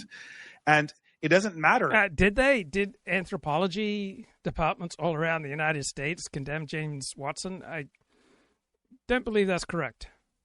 Expertise is garnered by essentially having like accurate opinions, but as somebody who's running a podcast or who's looking into the news, I have no way to believe whether the amateur that is coming on the podcast is going to be more accurate in what he tells me about Israel than the guy sitting there with 2 PhDs. The reason why the expert has to have accurate opinion. Okay, someone's got 2 PhDs in fields regarding the Middle East, right? They are far more likely to be accurate than some amateur. I specifically said John Mearsheimer and Scott Horton have opinions that I think are wrong. Okay. They still have expertise because they're not making mistakes like thinking the Soviet Union agreed to give up communism in exchange for this written promise not to expand NATO. They wouldn't do that because they're experts. So, shockingly, Dave Smith, the comic, does not display the same scholarly rigor as John Mearsheimer. But we shouldn't expect that level of rigor from Dave Smith. We should expect comedy from Dave Smith. That's why they have a right to an opinion. Look, there's similar mistakes. I could read one right here from Tom Friedman, right? Why do you keep? I said I'm not defending Tom Friedman. So. Look, I could find some like the idea. I think this. So he keeps wanting to go back that Tom Friedman has made some mistakes. Therefore, Tom Friedman's not an expert. Big deal. Right, Nathan Cofnas is not arguing that Tom Friedman is some oracle from heaven. This is a completely post hoc standard. There's no standard that you could use to tell me who has the right to determine who can speak on Israel and who can't. Nathan Cofnas is not determining who can speak on Israel. Someone who does not know Hebrew and Arabic and Farsi and the languages of the Middle East does not have the same level of expertise as someone who does have literacy in those languages. But he can speak on Israel. There's a question. If we're you being said in your epistemically article responsible, who should we hand the microphone to? Just anybody who people find entertaining? Even if they speak. If it's an entertainment podcast, then the criteria is, are they entertaining? If it is a podcast that optimizes for truth, then the criteria is optimization for truth. If the criteria is who's funny, then you choose on that basis. If the criteria is who's compelling, right? What meets the needs of your particular audience? You want to be successful, you meet the needs of a particular audience. And then that is your criteria.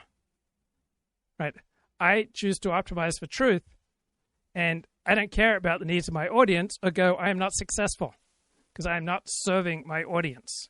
I am serving my abstract level of interest and my abstract understanding of what is true. If I wanted to be successful, I would focus with a laser on what my particular audience wants. You lies and get things wrong. Whoa. This is the critical thing that you're not understanding. What people are worried about on these talk shows are not that people are going to make errors or exaggerations, but that they're explicitly being lied to for political purposes. That is why people trust Joe Rogan, not because he doesn't make mistakes. It's because they think he's not. Okay, who's worried? Right. People worry about podcasts when they feel that the podcast goes against the interests of their particular hero system. If the lies and the deception and the manipulation go in favor of their hero system, most people will be fine with it. Like Douglas Murray, right? I agree with him about virtually everything. So it'd be really easy for me to be completely down with Douglas Murray. Not lying to them. That is the core problem you're dealing with right now. If you want people to trust the experts, then you have got to go. Nathan Cofnas doesn't want people to indiscriminately trust the experts. Right, with regard to your own vital interests, you should be appropriately skeptical about who has relevant expertise to further your own vital interests. If it has nothing to do with your vital interests over matters over which you have no control, it doesn't really matter for your own well-being. go to these people who've been caught lying and punish them, starting with the medical and biomedical establishment of the major university system. You have to lobby. So how do you know if you're living in reality? How do you know if you're living in truth? If you're living in truth, if you're living in reality, if you're living with humility, and humility simply means that you accept and recognize reality. If you're getting humiliated, you're out of touch with reality. If you are getting humiliated, you have a misconception about your own proper role in the world. So that's my greatest source of humiliation. I overestimated my own importance and my own value in various interactions as a result of my overestimating my value, as a result of my living in vagueness and having this overestimation of my own value. I got humiliated. And when I got humiliated, I didn't like it. And I hope that I learned from it. And I may well have talked about the experience. And I came back to this show and I said, hey, I learned something. I overestimated my value in this type of interaction. I got humiliated and I want to learn from that, get more clarity. On the other hand, if you're going through life and you're not getting humiliated on a regular basis, it means that you are living with humility and you're living in reality with regard to that which matters. Lobby for these people to be thoroughly punished, probably put in jail for their role in COVID, in creating. So people who are publicly proclaiming on topics where they are out of touch with reality, right, reality will humble them. Right? Big operators who are at war with reality, they will be humbled by reality. Right? You don't have to become God's deliverer of karma. Right? That usually will not work out to your own benefit. You can allow reality to deliver the karma. You don't have to deliver the karma. COVID by funding it and then by covering up its creation, by continuously lying to the press about it. Now, we could talk about that is where... Yes, so if the United States funded gain-of-function research that ended up spreading COVID to the world and killing more than 20 million people, that's a huge, huge scandal and a terrible thing. We don't have strong definitive evidence that that is what happened. We have enough disturbing signs that we should be concerned, aware, want more investigation. Honesty starts, not with determining like these phony baloney standards for who's an expert and who's not, and all of a sudden experts can be amateurs as long as they get it right. And the mistakes that Murray makes are somehow less bad than the mistakes that Smith makes. This is ridiculous. So Douglas Murray makes all sorts of absurd mistakes, right? Douglas Murray, I agree with him about almost everything, but he is not an example of rigorous reasoning. He's not an example of great scholarly achievement, right? He is a partisan pundit who never seems to deviate from his particular right-wing brand of punditry, which is fine. It's what I agree with, but there's nothing special there, right? If you're right-wing and he just reconfirms your worldview, but he says it with a British accent and it feels more intellectual or it feels good for you, and you get comfort from listening to it, right? You get comfort, but that's no more valuable than listening to a song that brings you comfort, right? You're not going to become deeper and wiser and smarter listening to Douglas Murray, right? He's a hack, right? He's a partisan hack. He's a partisan hack for my side. So I wanted to live and be well, but I don't choose to spend my time listening to him or to Ben Shapiro. Not something you just pick up by browsing a Wikipedia entry or Twitter, and then having an opinion that emanates from. And Mr. Altberger asks a great question in the chat. What do you do when society is not aligned with reality? So you recognize it and you ask, is it in my own best interest to go public calling out my own society? And so those who opposed the Iraq invasion of 2003, right, they were vindicated, but for many people, it may have cost them their jobs. Maybe it led to some law enforcement investigation. Maybe you incentivize people. Maybe you put a target on your own back and your life was ruined by being right. So I like the California traffic admonition, don't be dead right. So don't be dead right. If it's not going to harm your vital interests, then perhaps you might want to speak out.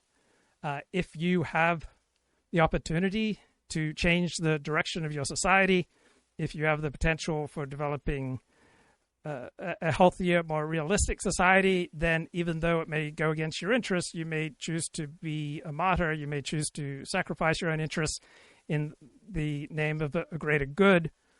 Most people don't seem to thrive going to war with their own society. Most people don't seem to be happier and healthier and more effective in life going to war with their society. So some people can maintain their equilibrium, but in general, for every 10 persons who think that they are particularly well equipped to do the noble and sacrificial thing, calling out lies, only 1 out of 10 are really equipped. Right? The other 9 are just destroyed in the process.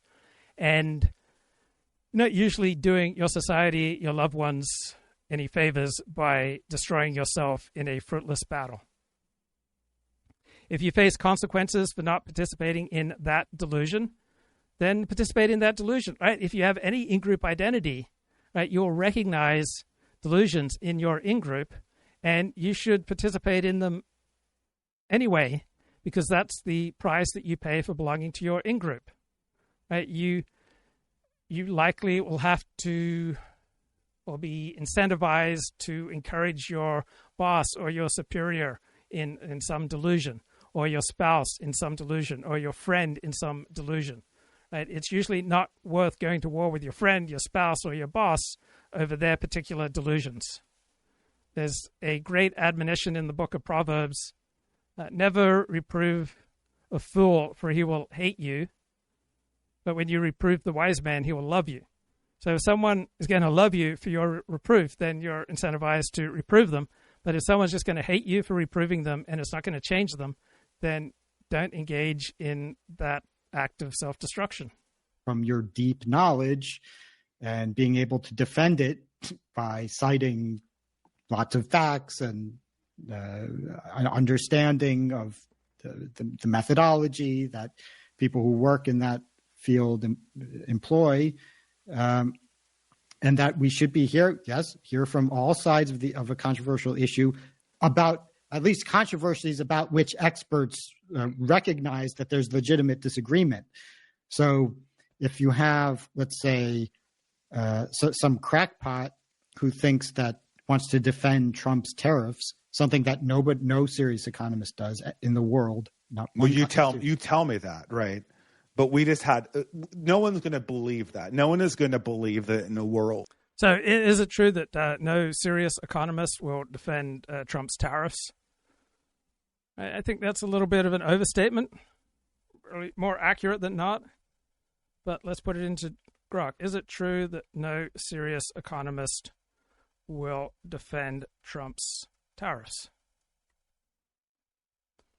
No, it's not true, right? You just said something that's not true. And many economists, right, argue that tariffs raise prices, but virtually all economists who specialize in trade or even support free trade recognize that there is a time and a place for tariffs, right? Adam Smith, David Ricardo, all sorts of economists who are known to be free trade economists recognize that in certain situations, tariffs is a better way to go.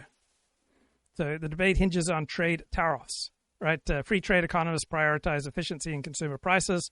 Pro-tariff economists emphasize national security, job preservation, strategic decoupling. Right? Critics of the no serious economist claim point out it dismisses heterodox views and assumes a consensus that's not absolute, but the majority view in mainstream economics leans against broad tariffs. Now, economists do have contributions to make, but they are not the only group who should be considered with regard to trade policy. For example, there are many serious shortcomings to economic analysis. Mainstream economic models do not take into consideration balance of power politics. And if you're not taking into consideration balance of power politics, right, you've got a very seriously limited view on trade. We have zero examples of any sizable nation becoming rich without employing a considerable amount of protectionism.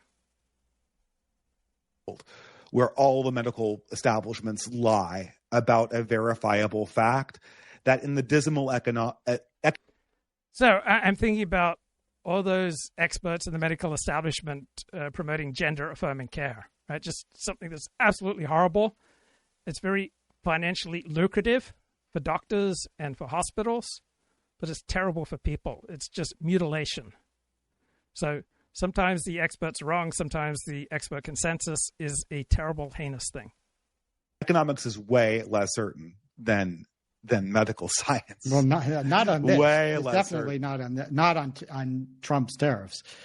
But you're pointing to a that's why what consensus. Anthony Fauci did was so bad, because he did destroy the credit. What he did had a predictable result of destroying the credibility of the. Anthony Fauci was not primarily a scientist, right? He was primarily a savvy, canny political player who operated a bureaucracy. We should not be looking to such canny political players for scientific truth, right? They don't rise to run bureaucracies on the basis of their truth optimization. The establishment institutions in general Rightfully destroyed the credibility of the establishment. Now you have to demonstrate why were the economic predictions of the free traders correct? So for tariffs, for instance, when we started loosening tariffs in the 70s and then did it again with NAFTA in the 1990s, all of the economists that you cite as experts made certain predictions about how this would impact employment across the board, how this would predict the industrialization of the United States, how this would predict the well-being to Middle America. And a lot of those predictions were false. That's most definitely not true. So I'm sure there are areas where the economists' predictions were reasonably accurate, and there are other areas where they were not so accurate. I asked Grok, did NAFTA improve the standard of living for the average American? And Grok says it had a mixed impact, right? Free trade benefits the standard of living for many Americans, and it hurts the standard of living for other Americans. Overall, perhaps modest overall benefits, but devastating results for large sections of Americans. All right? There were tens of millions of Americans who were hurt by NAFTA. There are tens of millions of Americans who were benefited by NAFTA. Overall, according to economists, modest gains for the average American, but very small. Right? But it harmed low-skilled manufacturing workers in many regions of the United States. So, do we want to operate our economy primarily on the basis of economic efficiency according to various models, or do we first want to consider what type of society we want and then design our economy in that direction?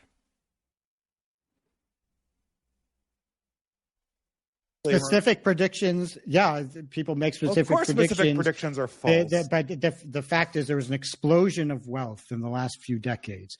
An America's explosion the biggest of wealth winner. that occurred in specific areas of Yeah, there was an explosion of wealth with some groups in some areas, and there was devastation for other groups in other areas. Right? Overall, most Americans went backwards economically during the Biden years. Right? Inflation hurt them. They lost purchasing power. Right? If you didn't own property, didn't have a solid 401k plan, you in all likelihood went backwards during the Biden years. And so the experts kept saying the economy was great, but for most Americans, it was bad during the Biden years. there was an explosion of wealth in New York. There's not an explosion of wealth uniformly across America. The explosion of wealth uniformly in every single spot, wealth went up. As a whole, the country is far better off than we were before. We're much richer and the living standard is way higher. Okay, that's not true, right? The evidence is not that America is dramatically way higher better for the NAFTA agreement. Right? The evidence is that there is a slight overall benefit to the economy and the economic well-being of Americans due to NAFTA. That's the conventional view from economists. The economists were entirely right about that. The free traders were. Wait, it's from the 90s. We were much richer than we were in the 90s. Correct. By what metrics?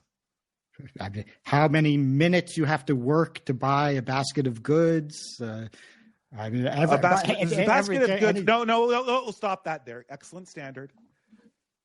That is a good standard, and in general, you have to work less to buy most goods in America compared to elsewhere in the world.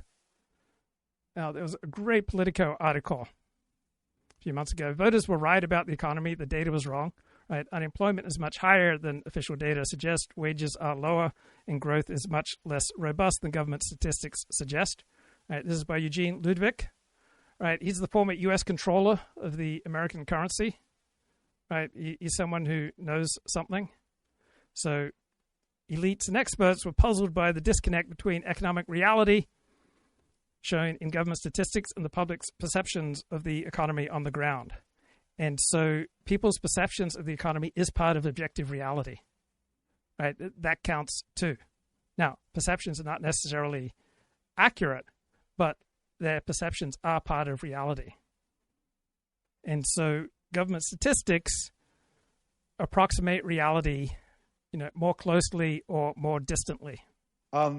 Let's take houses, education. Okay, so education first. Yeah, housing and education has become much more expensive compared to your average good since the 1990s. What you're getting everybody wants, if you want to live like houses a Detroit, is more substantial. If you want to live like a Detroit auto worker in the 1970s, how many minutes? If you want his standard of living, you can buy a house in Detroit for how many minutes dollars. does it take to buy a house in a location that is within commuting distance of an actual job that I could hold? Yeah, the price of housing has gone up. Right, that does not negate Nathan's point. But you can't work as a manager at Panda Express in New York and live in Trenton, fucking New Jersey. Like, that doesn't work. That's like 4-hour commute. Like, at least, right? At least. Okay, so let's say, and I believe it's factually empirically correct, the price of housing, the price of healthcare, and the price of education has gone up dramatically compared to other things, right? That the price of some things, some goods and services have gone up dramatically, and the prices of other goods and services have gone down dramatically, right? We have to take the overall inflation rate and then see how it affects different classes of society, right? For example, poorer people, right, they have a different mixture of the goods and services that they purchase compared to the middle class. The middle class purchases a different mixture of goods and services compared to the upper class. So free trade tends to be great for the upper class, the upper middle class, for the educated. It tends to be lousy for people with below average IQs, people who work in manufacturing or are affected by the manufacturing sector. And that doesn't work. Like, this is ridiculous. The people who are working these jobs cannot afford the houses. Like, and there's numerous numbers about this, right? Like, you can see this definitively. Yeah. So you think the situation that in Spain or Italy that I made no statement about Spain or Italy. So we're comparing our record. Like, how is America doing now that we have free trade? The comparison we made was to America in the 90s. That was your contention, that we were better off, worse off economically than we were in the 90s. Yes, that was your contention. Was that my we were opinion better is that's ridiculous.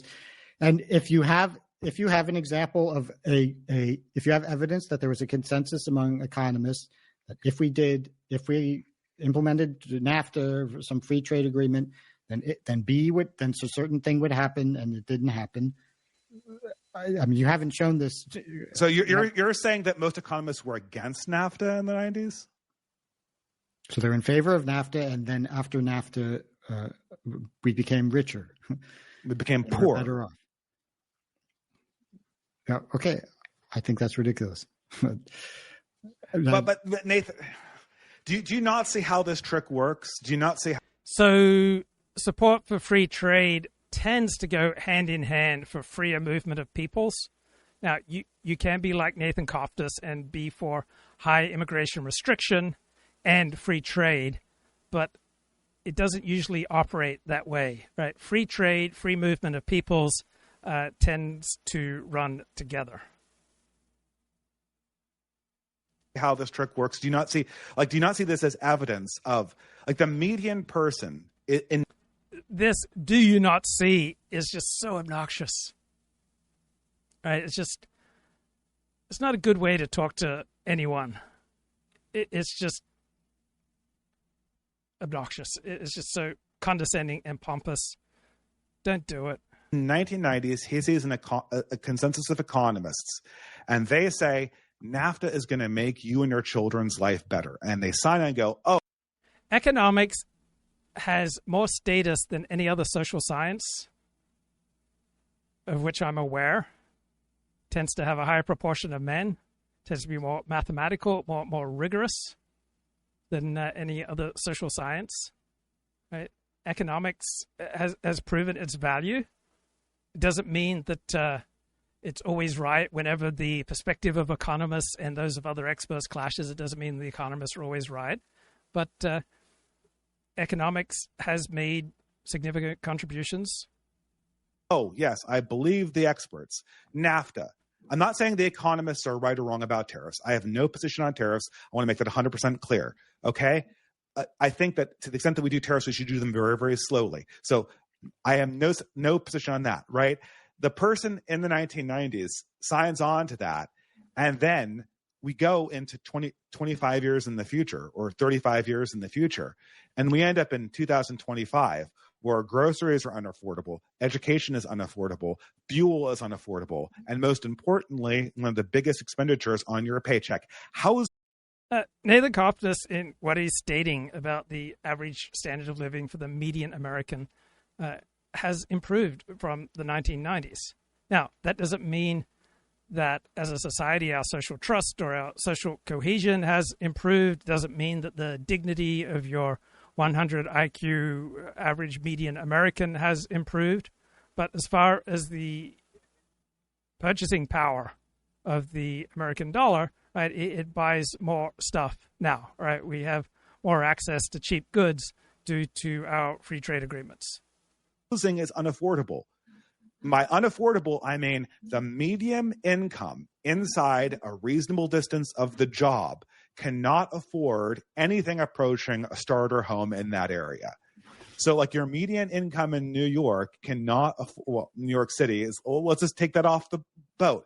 In most cities that aren't, New York or San Francisco, it is incredibly difficult, if not impossible, to afford a house based on the median income. This was not true in the 1990s or 1980s. So as an average person, as a median person, I see the consensus of economists tell me to do something politically that has the opposite of effect of what their promised outcome was. Right. That destroys their credibility. And look, if people are confused about whether we've become richer or poorer in the last 30 years, then, yes, they will draw false conclusions on important issues, including about whether we should listen to economists. You say that you're not against, that you have no position on the tariffs, but you say that we became poorer with free trade. So it sounds then like the economists were wrong about the fate of reorganization.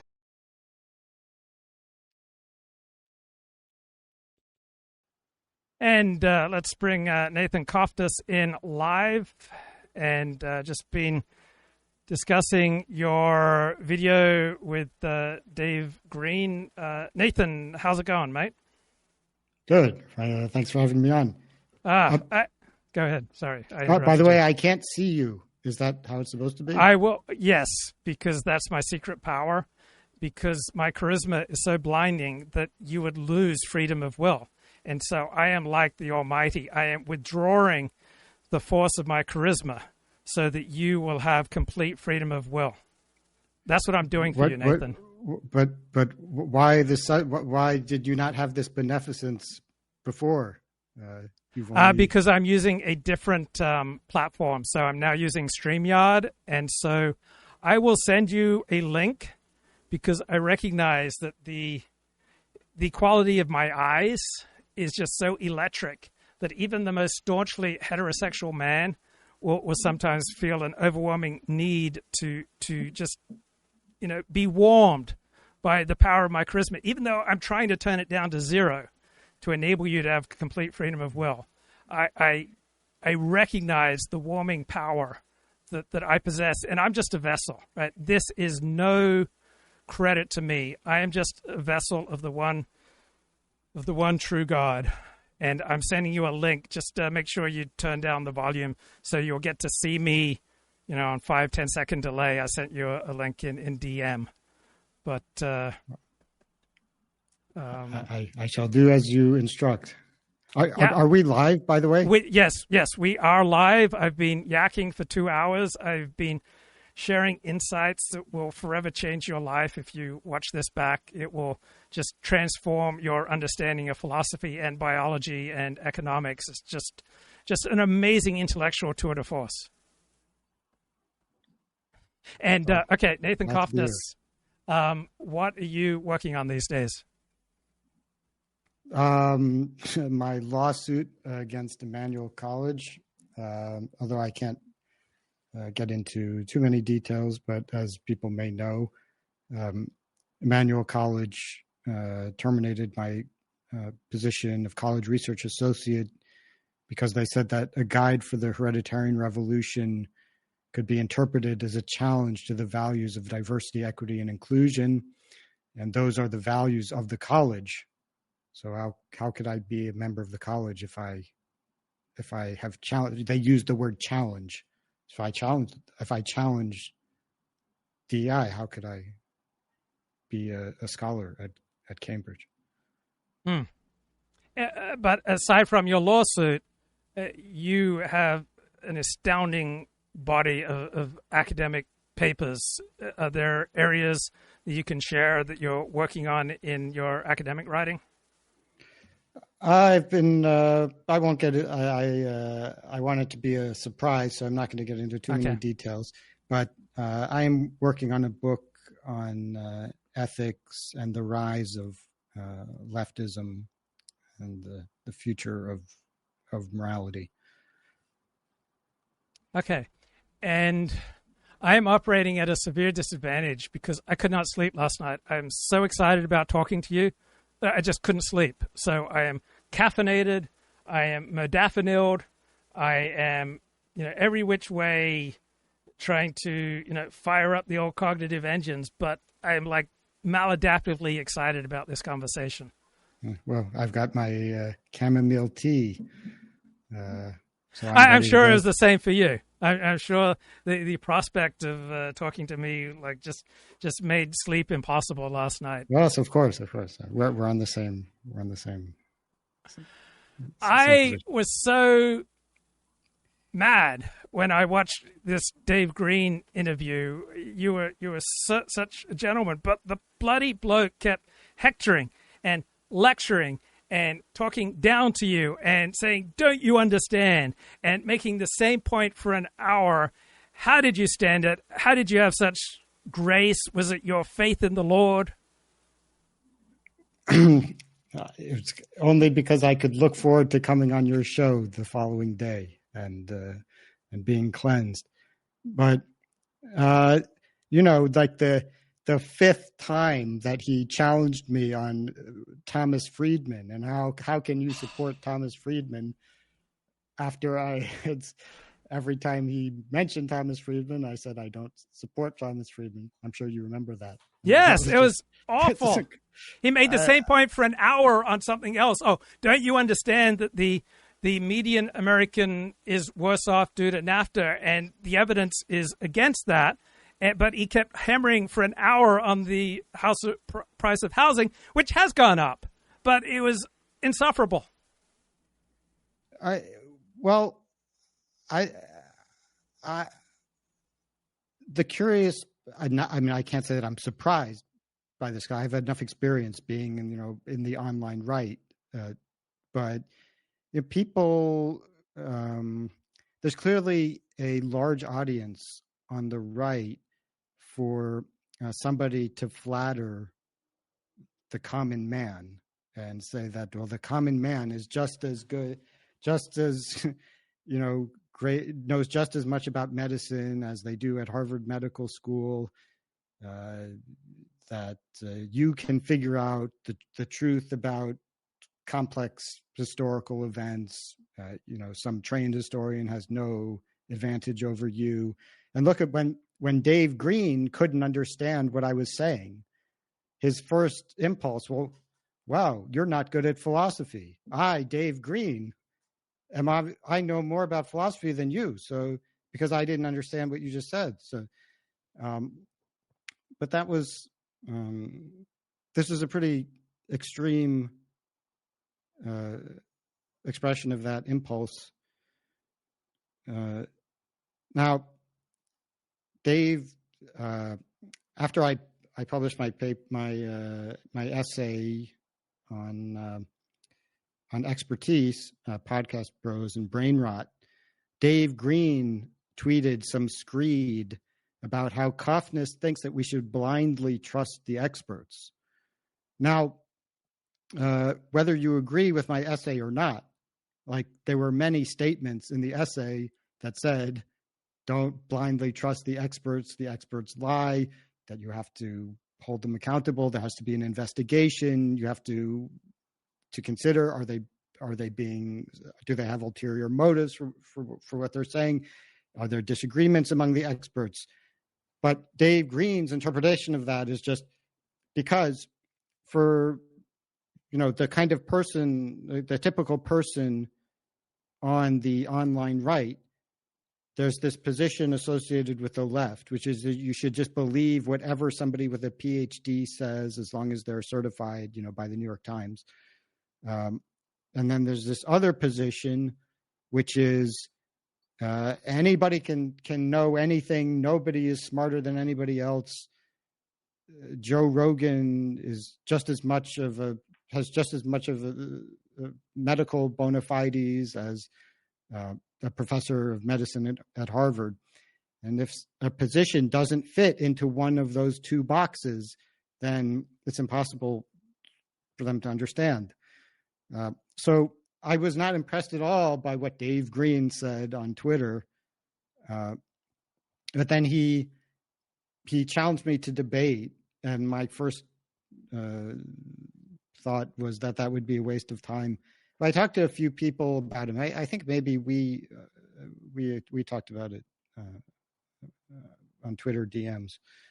And at least he's not a Nazi or Mike Enoch type character. So okay, I figure I'll give it a try. I'll talk to him.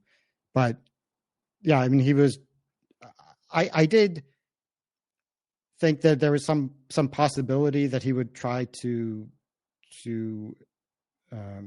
extend some hospitality and to make an effort to have a productive conversation. But obviously he wasn't interested in that at all. Why'd you let him keep interrupting you? It made me so mad. Well, I mean, from my perspective, he was discrediting himself with his when he spoke. So it was fine with me. But, for a lot of people in the audience, whoever talks more, whoever is louder, they think that they had the better argument. Now, the Martinez guy that you went on with, he's written some great essays. He's a smart guy, but again, he just kept interrupting you. You would start to develop a thought, and then he'd finish your thought. But I mean, I gave up after an hour. How was your experience of that show? Well, Martinez is a very nice guy. He does have, as you say, some good. He's written some useful stuff. If somebody shows me hospitality on their show and is kind enough to invite me on, I'm not going to, nitpick at his interview style. That's now I enjoyed talking to Martinez. Dave Green, though, he invited me onto his show and just to whine and say that I'm a liar and generally demonstrate bad faith. And then you spoke at Stanford University, and the people in the audience were just continually interrupting you. That is not the protocol for an academic lecture. Normally, the protocol is you give your lecture, and then there are questions afterward. Why'd you put up with these old geezers like continually interrupting you? I actually really enjoyed the Stanford talk. I know that wasn't what I expected to happen. That I would talk for 20 or 30 seconds, and then somebody would shout something at me. But I actually I enjoyed going off script and meeting their challenges. It's a different way of giving a talk. I like it. I mean, if it's at least at Stanford, they were making. I disagreed with what the critics were saying, but they were making somewhat intelligible comments. Unlike with Dave Green, where it was just a bunch of nonsense. So you did an interview with Amy Wax, and she kept telling you, Nathan, you're not being helpful. And I was thinking, Nathan is not trying to be helpful to the political cause. Like, Nathan is trying to blaze a trail and let the consequences be damned. But what was your reaction to your Amy Wax conversation? Well, I mean, that's right. It's as you say. And also, although I do want, I want there to be a hereditary revolution in real life. I want this to make the transition from the world of ideas to the world of matter and society.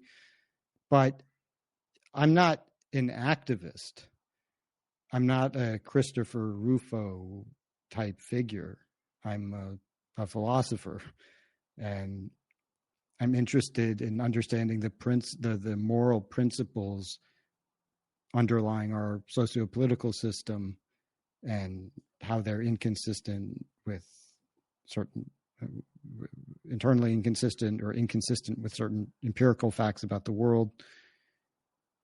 And I don't comment on this with an eye toward direct political activism.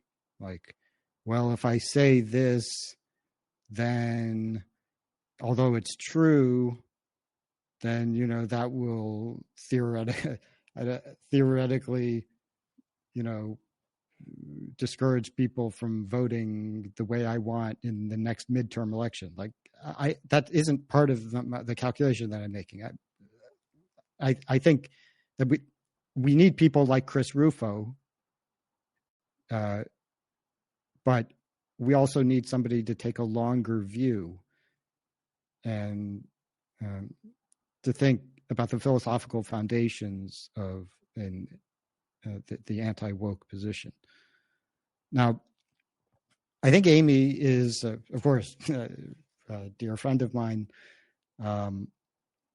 and I think Amy and I have very similar ultimate goals, but she has taken on the project of defending Trumpism, and I think that's a big mistake. And so I have doesn't bother me at all that what I'm saying is making it harder to defend Trump, because I have no interest in defending Trump. So Dave Green, he titled your interview, "Should We Be More Deferential to Experts?" And he kept up the perspective that you're arguing we should be more deferential to experts, which had absolutely nothing to do with your Substack essay. It's just obtuse to argue contrary. Well, as I said, they only understand two positions. One is the New York Times position of anybody with a PhD who supports kind of the liberal establishment party line is an expert, and we have to accept whatever they say. And then there's the other position, which that wisdom percolates from the seething masses of low IQ right-wing anons, and then a different view, which is my view, which is that in order to have an opinion on a subject that has, for your opinion to have value, for it to be worth paying attention to, you should meet some level of education on the subject, knowledge of the subject, and we should be selective about who we pay attention to, and that we also have to be aware that people who are posing as experts may be wrong, they may lie, they may be there may be subject to groupthink, there may be all these other forces, but ultimately high quality ideas and opinions are going to come from people who know what they're talking about, i.e. experts. So aren't you supposed to say before every media appearance that you're a Leverhulme Early Career Fellow at Cambridge, or did Cambridge University tell you, Nathan, say this before every media appearance, but when you're on 40's show, just don't mention it? Oh no, I just have to say it at some point. I think the contract, my contract says, I forget the exact word, but it's like you have to say it. They didn't say when you have to. So I've fulfilled now because of you, I've fulfilled my contractual obligations. Okay. Now, when did you first start publishing? Do you remember your first publication? It was in February of 2015. It was Science is Not Always Self-Correcting, Fact-Value Conflation in the Study of Intelligence. Now, since then, I've become much better at coming up with titles for my papers, but this was the first one, so it was. Where did you publish it, and just walk me through a little bit of your publishing history, mentioning both the academic publishing and I believe you've also published in conservative journals. So, I think that was the first thing I ever published. So that was when I was a graduate student at Lingnan University in Hong Kong. I was working with Nevin Seserdich.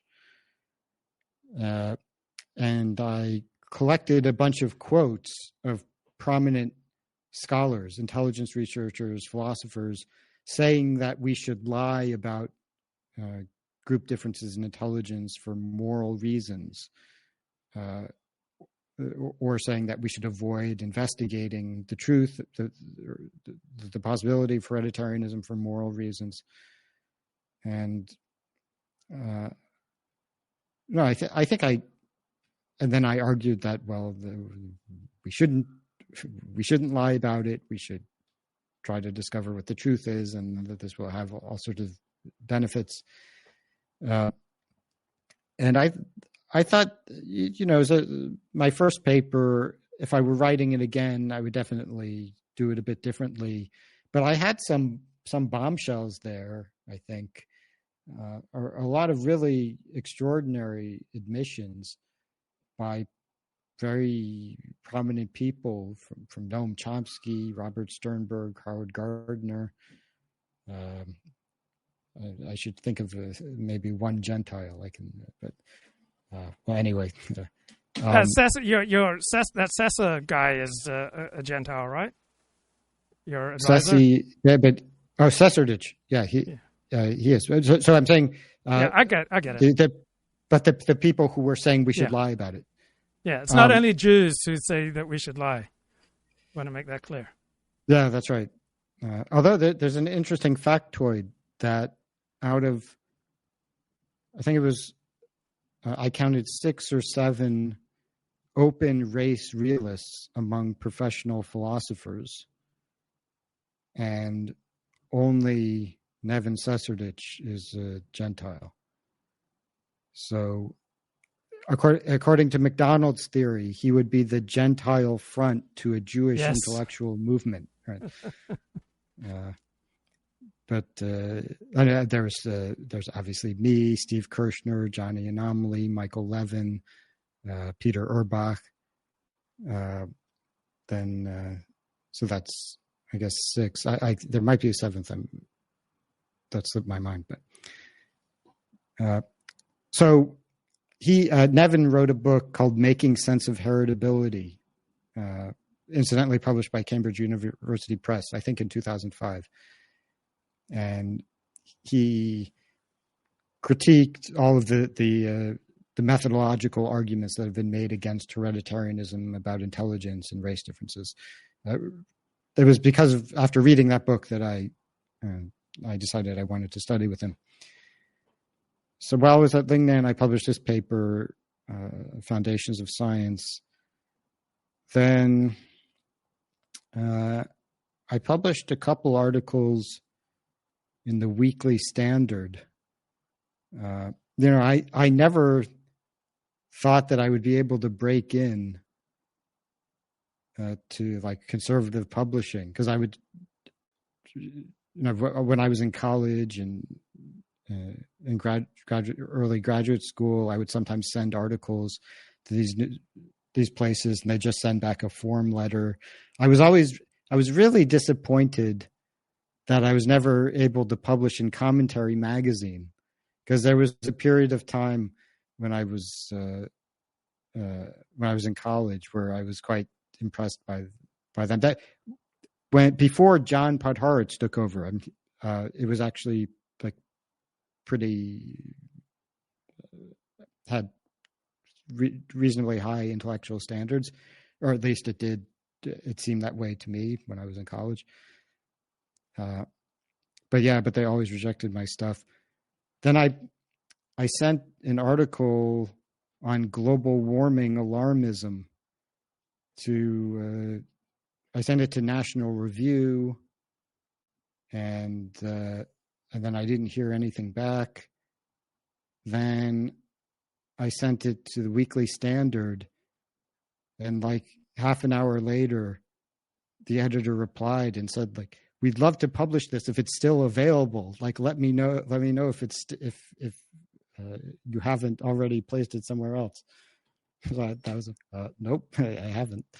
So they published it, and then the day after it was published, then Jonah Goldberg wrote an article in National Review, which was largely a response to my article.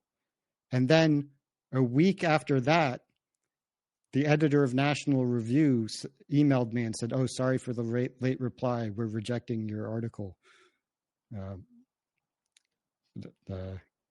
Anyway, I had my revenge that it was published in Weekly Standard, and even there was an article about it in National Review.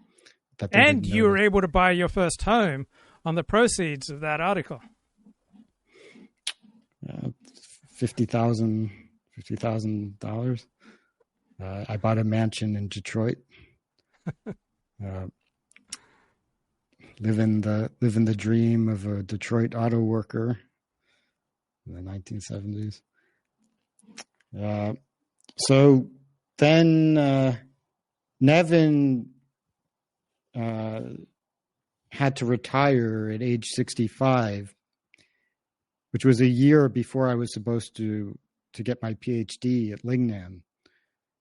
And then he encouraged me to look for other opportunities. So I applied to other master's and PhD programs, and I ended up going to the History and Philosophy of Science MPhil program at Cambridge. And while I was an MPhil student, I published a couple. I think I published a paper on evolutionary mismatch that was my first paper in like a major journal. That was published in Biology and Philosophy. And then I really worked hard as an MPhil student. It was an intense program. We were supposed to, it was 8 months long. And we had to write 3 5,000-word essays and 1 15,000-word essay. And I was really banking on becoming a PhD student at Cambridge. And I had identified somebody who I wanted to be my advisor. And he told me that, he's impressed by me, and that there shouldn't be any problem with me working with him. Like it became clear early on that I was going to get a grade that would grant me, and that would make me qualify me to continue to the PhD program. I ended up getting a higher grade than that. So I had to get a first class in order to continue the PhD. I got a first class with this distinction. So I didn't bother applying anywhere else because, I wanted to be at Cambridge, and this guy said, no, there's no problem. And without getting into the details, I was inexplicably rejected.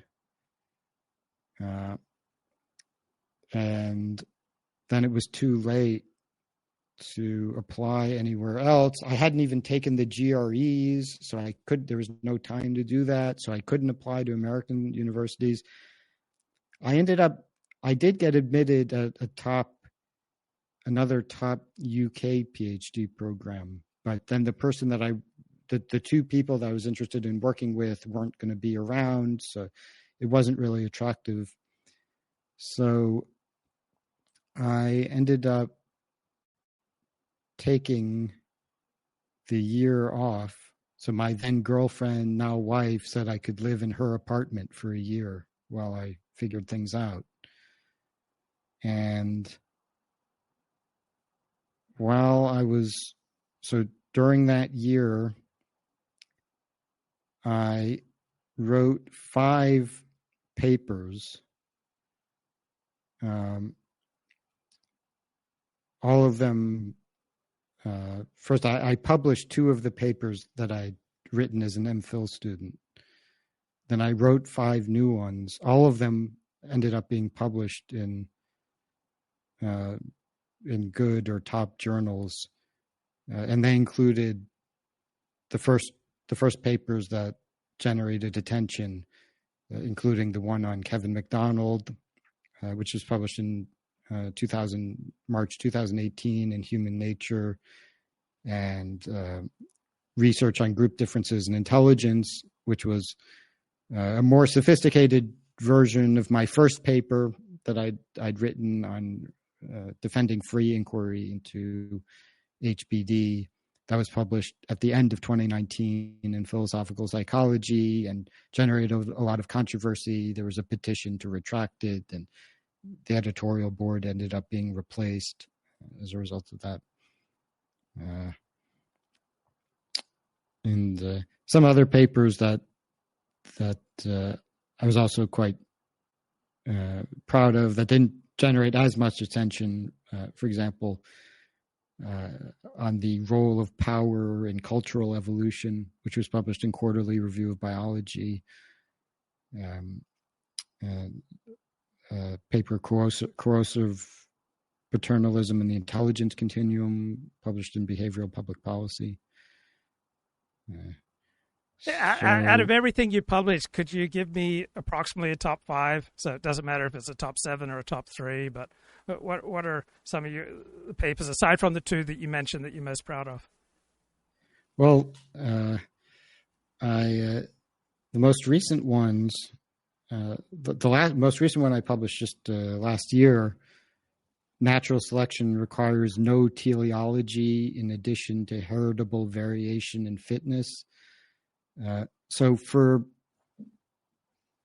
basically from around roughly Darwin's time, and then this was stated more formally in the 1970s, the orthodox view has been that there are three conditions that are necessary and sufficient for natural selection to occur, which are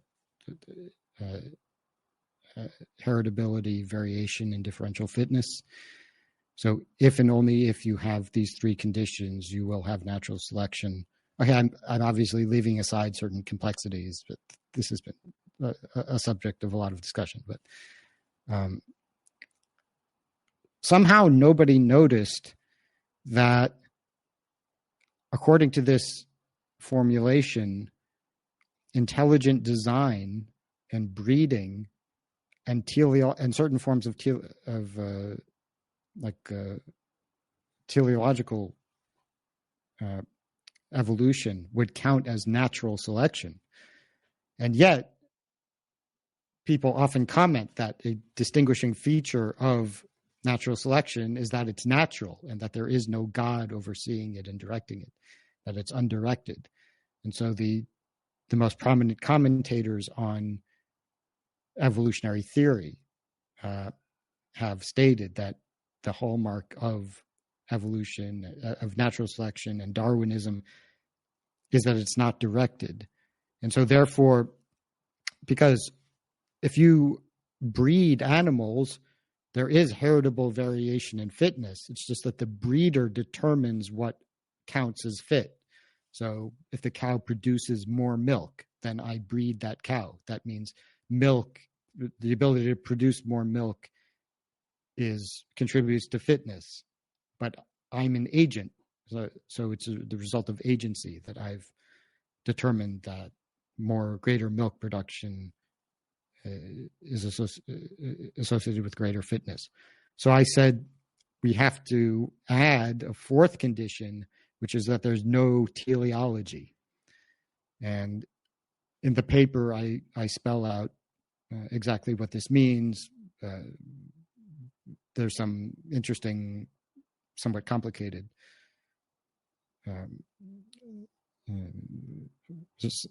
philosophy to work out in relation to that. So I was very proud of that. That was published in Biology and Philosophy, which is the flagship journal in the field. And then before that, like 2 years ago, I published my final reply to Kevin MacDonald, Still No Evidence for Jewish Group Evolutionary Strategy, in Todd Shackelford's journal, Evolutionary Psychological Science. So I've been having this back and forth with MacDonald since 2018, and I've interacted with hundreds, if not thousands, of people on that topic, and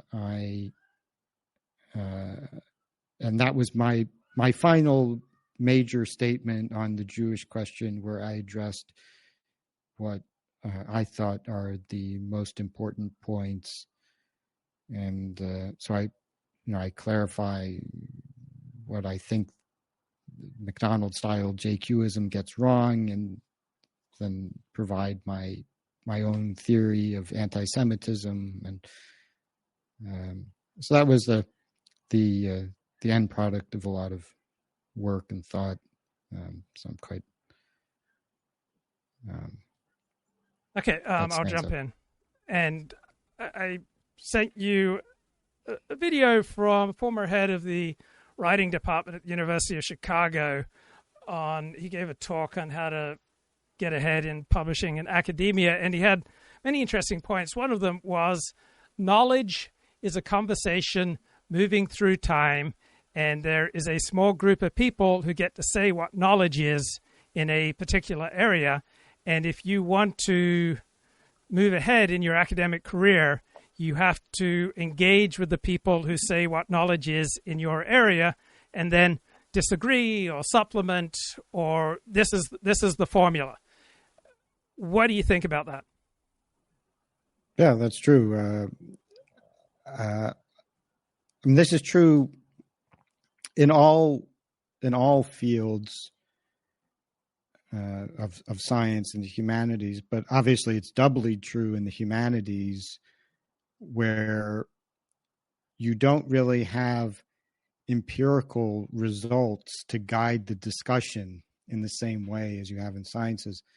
But of course, in this respect, many of the social sciences would be similar to the humanities, because the empirical evidence is often made up or somehow fake or manipulated or misinterpreted. But you're relying on sort of the collective judgment of the community to decide what to focus on. Now, in some cases, that's not necessarily a bad way to conduct a discussion. So if you have a community of experts, supposed experts, and they tend to their collective judgment is that we should pay attention to this group of people and these ideas. I know, well, what's a better way to decide what to focus on? But on the other hand, it does create an opportunity for politics and corruption and to play a role in what people are paying attention to and talking about.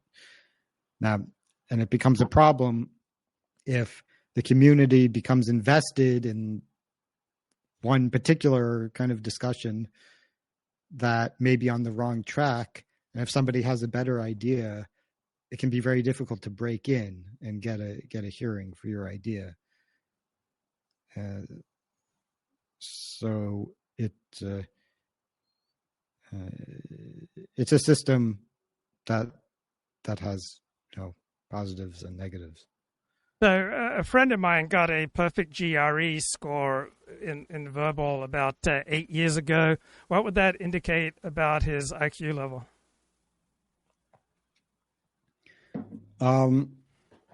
Yeah, well, if the who knows how high it would have been if the ceiling had been raised to the appropriate to the level appropriate for your friend. So what's the range? So approximately 8 years ago, took the GRE, got a perfect verbal score. What would that indicate as a probable range for IQ? So I mean, because IQ would consider both verbal and quantitative. I know at least one of your friends had a less than perfect quantitative score.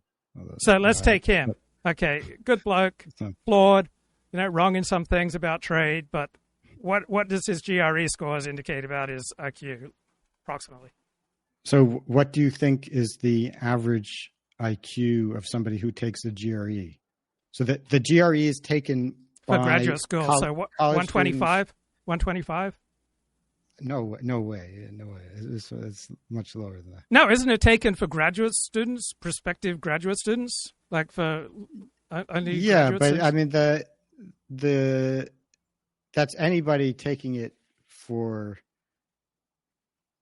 Graduate students aren't that smart. Then that would mean like the average graduate student has an IQ 125.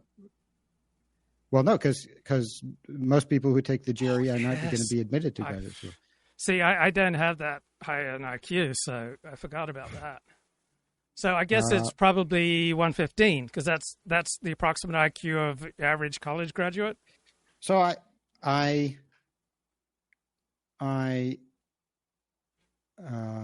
think now there's a debate about what the average IQ. Well, so is it the average? Are college students who apply to graduate school average college students? No, they're way above average. So it'd be like 118. So I I found a website that attempted to convert your friend's score to IQ, and he estimated that, in his view, his calculation was based on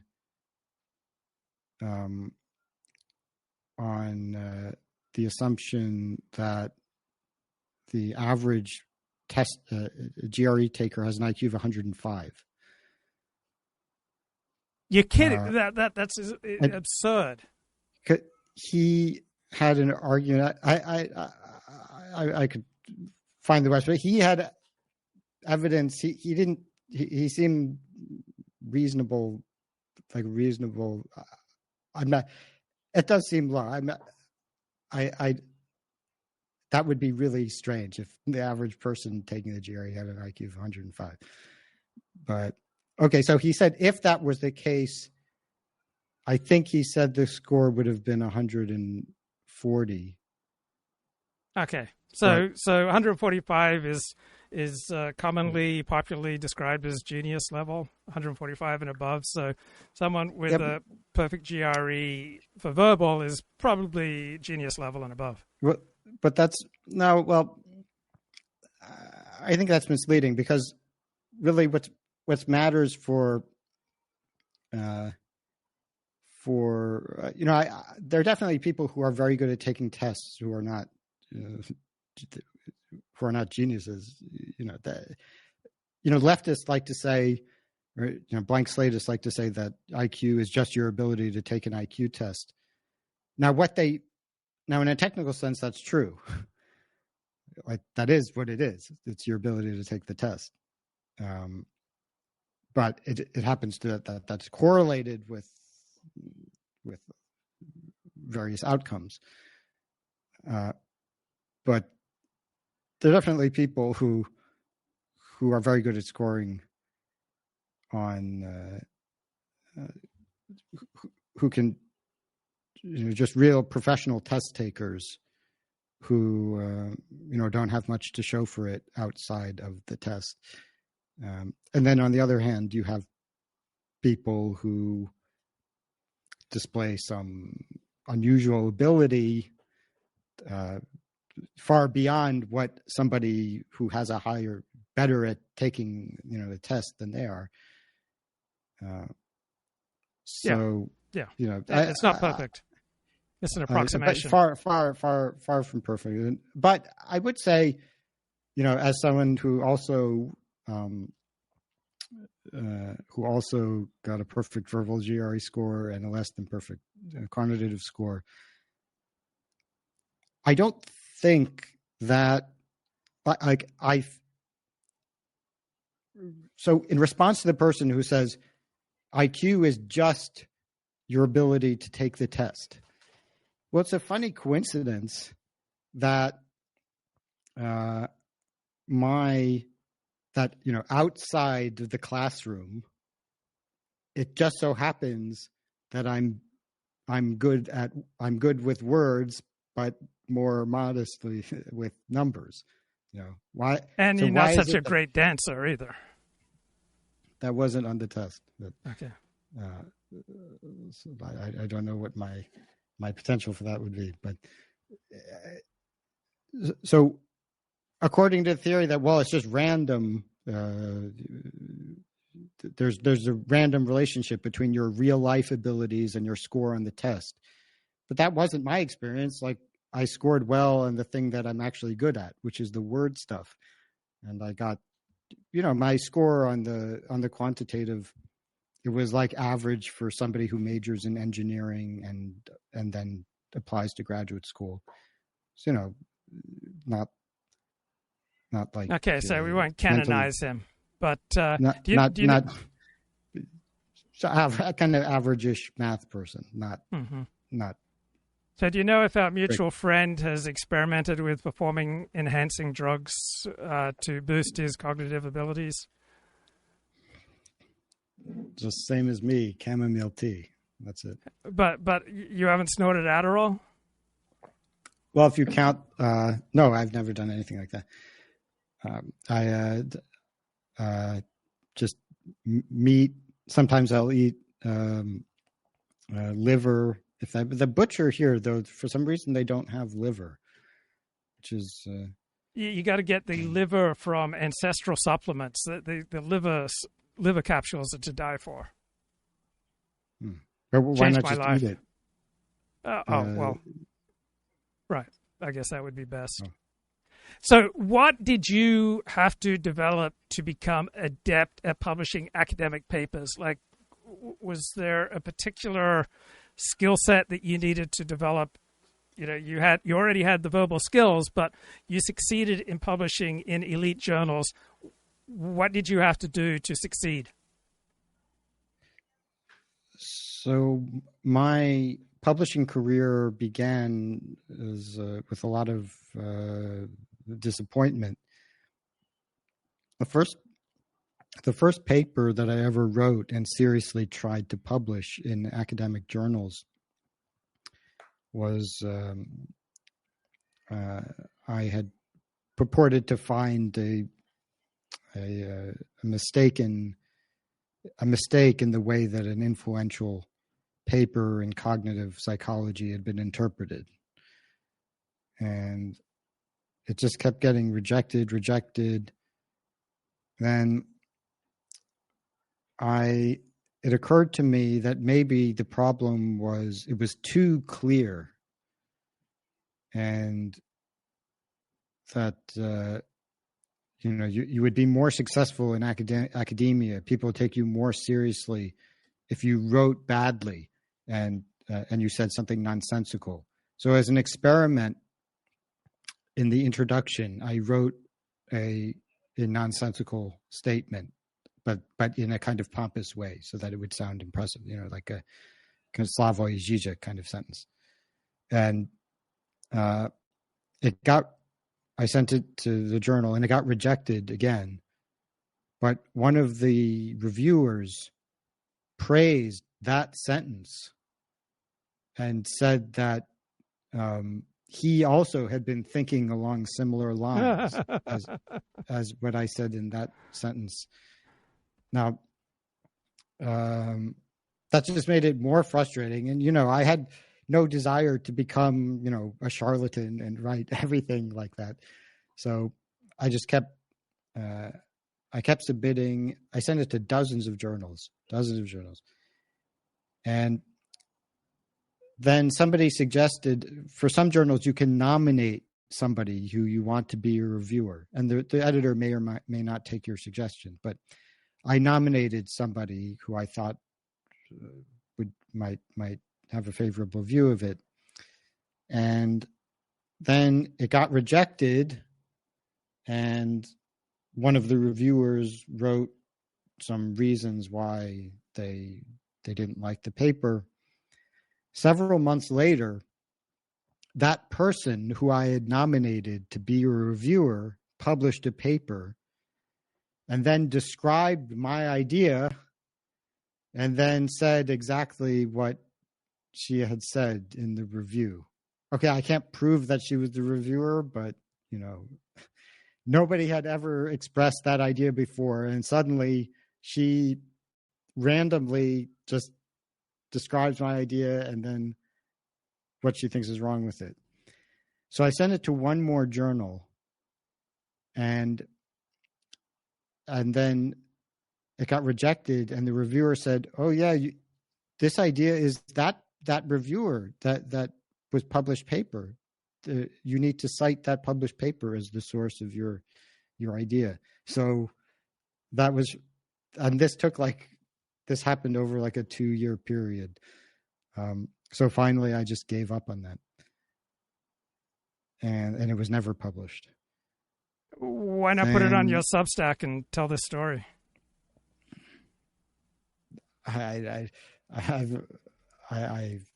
not mad about it anymore. I just thought about it for the first time in like 2 years probably,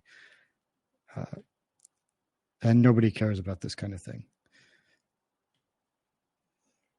Now, so then I keep going. Yeah. Well, I had a few more similarly frustrating experiences, like not as bad, but also just failure to communicate my ideas in a way that would, make it past peer review. But I don't know. I had so much experience, like submitting and getting referee reports and developing an intuition about, what people would approve of. At a certain point, I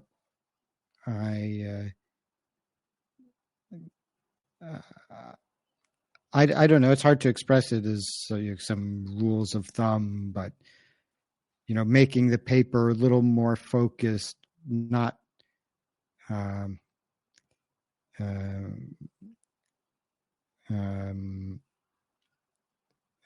engaging with the literature and kind of according to the way that people expect. Now, some of these things actually are probably make the paper more effective as a means of communicating. So this certainly influenced how I write, and peer reviewers are often people who you criticize in the paper. So being very charitable to people that you criticize and not straw manning. That there's the peer review process does kind of keep some bad impulses in check. So, although I would feel very restricted if I had to communicate everything in the form of the peer-reviewed paper, which is why I now publish on Substack.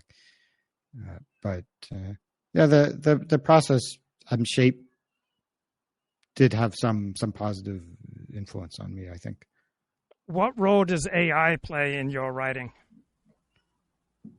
Zero.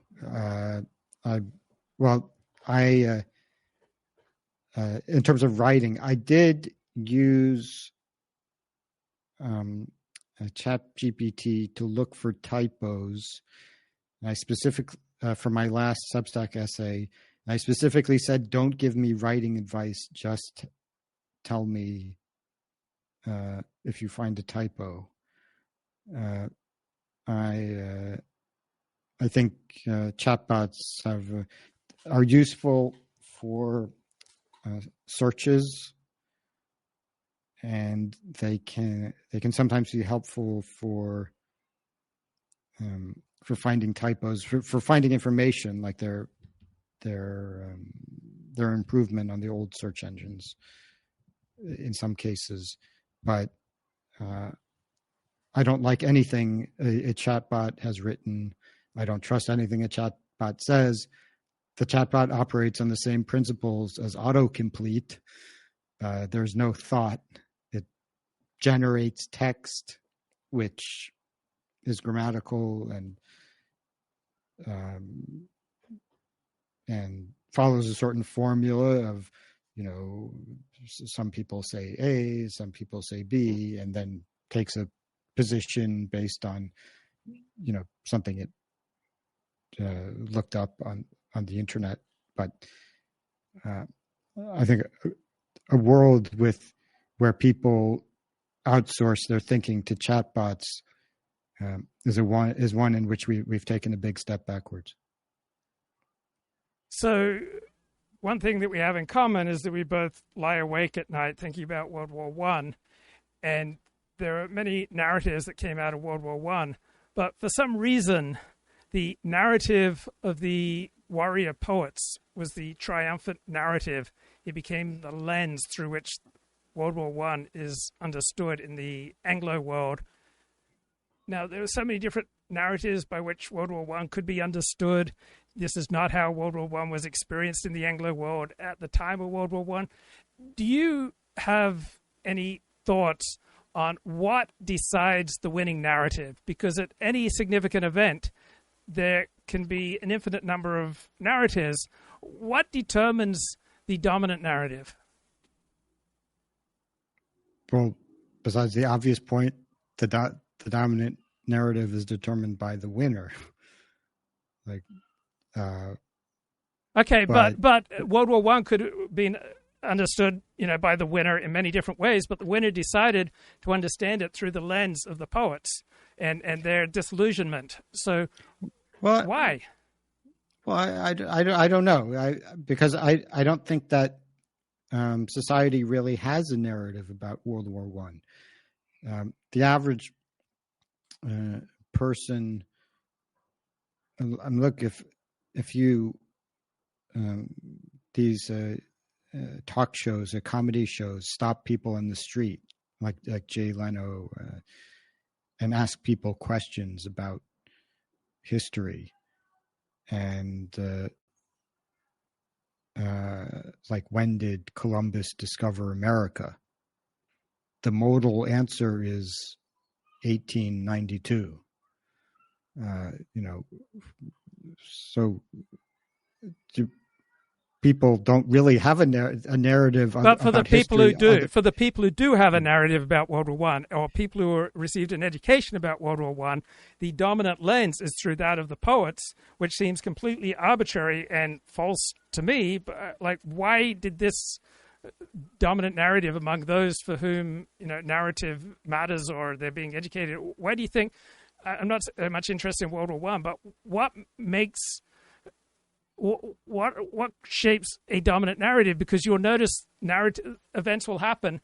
There'll be 7 different prominent narratives, but there will be suddenly one dominant narrative. Do you have any thoughts on what creates a dominant narrative? I mean, people enjoy interpreting events as moral dramas, and they certainly will favor a narrative that makes a clear distinction between good and evil, and in a way that allows them to identify with the good, ideally see the good as ultimately prevailing. So I think popular narratives will generally broadly fit into that archetype. But, even among educated people, I don't think they have much of a narrative about World War I, other than kind of one that's parasitic on the World War II narrative, which is that the Germans were bad. When it came to World War I, though, it was obviously not the kind of contest of good and evil that you might see World War II as being. It was a power struggle among countries that were morally probably pretty similar to each other. But you want your certain narratives to win. You want to win, and you have certain narratives. Do you not think about what's going to determine the winning narrative with regard to group differences, for example? So it's not just a matter of fact. It's also having to do with meeting psychological needs, and it also has to do with usually decide the dominant narrative. Do you think about what's going to determine the winning narrative in areas where you care passionately? Well, yeah. One of my papers is called The Anti-Jewish Narrative, and I draw a parallel with the anti-white narrative, which is the establishment narrative, which is that all bad things that happen to non-whites are the result of white wickedness, either past or present. And so once you're absorbed by the narrative, then you see only what supports the narrative. So if if you find in a country of what are the latest figures? Nearly 350 million people, or 330, whatever it is. If you find one white police officer who,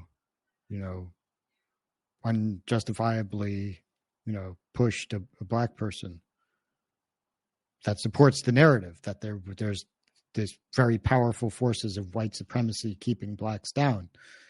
So you focus on that, and that confirms what you believe. Then the fact that there are thousands and thousands of interracial crimes, the vast majority of them are black on white, doesn't register with you. Just not. It has less emotional pull for you than that one case of a white police officer putting on the black suspect's handcuffs too tight or something. So my approach isn't to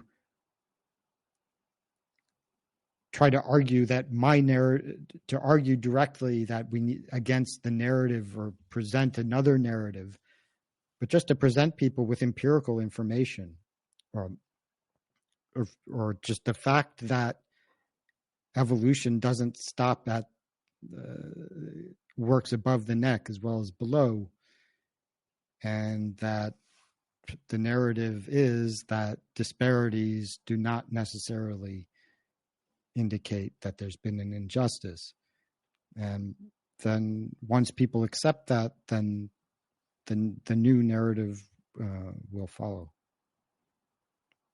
So do you think about the perils of the e-personality, the perils of posting on social media for the serious intellectual, the academic?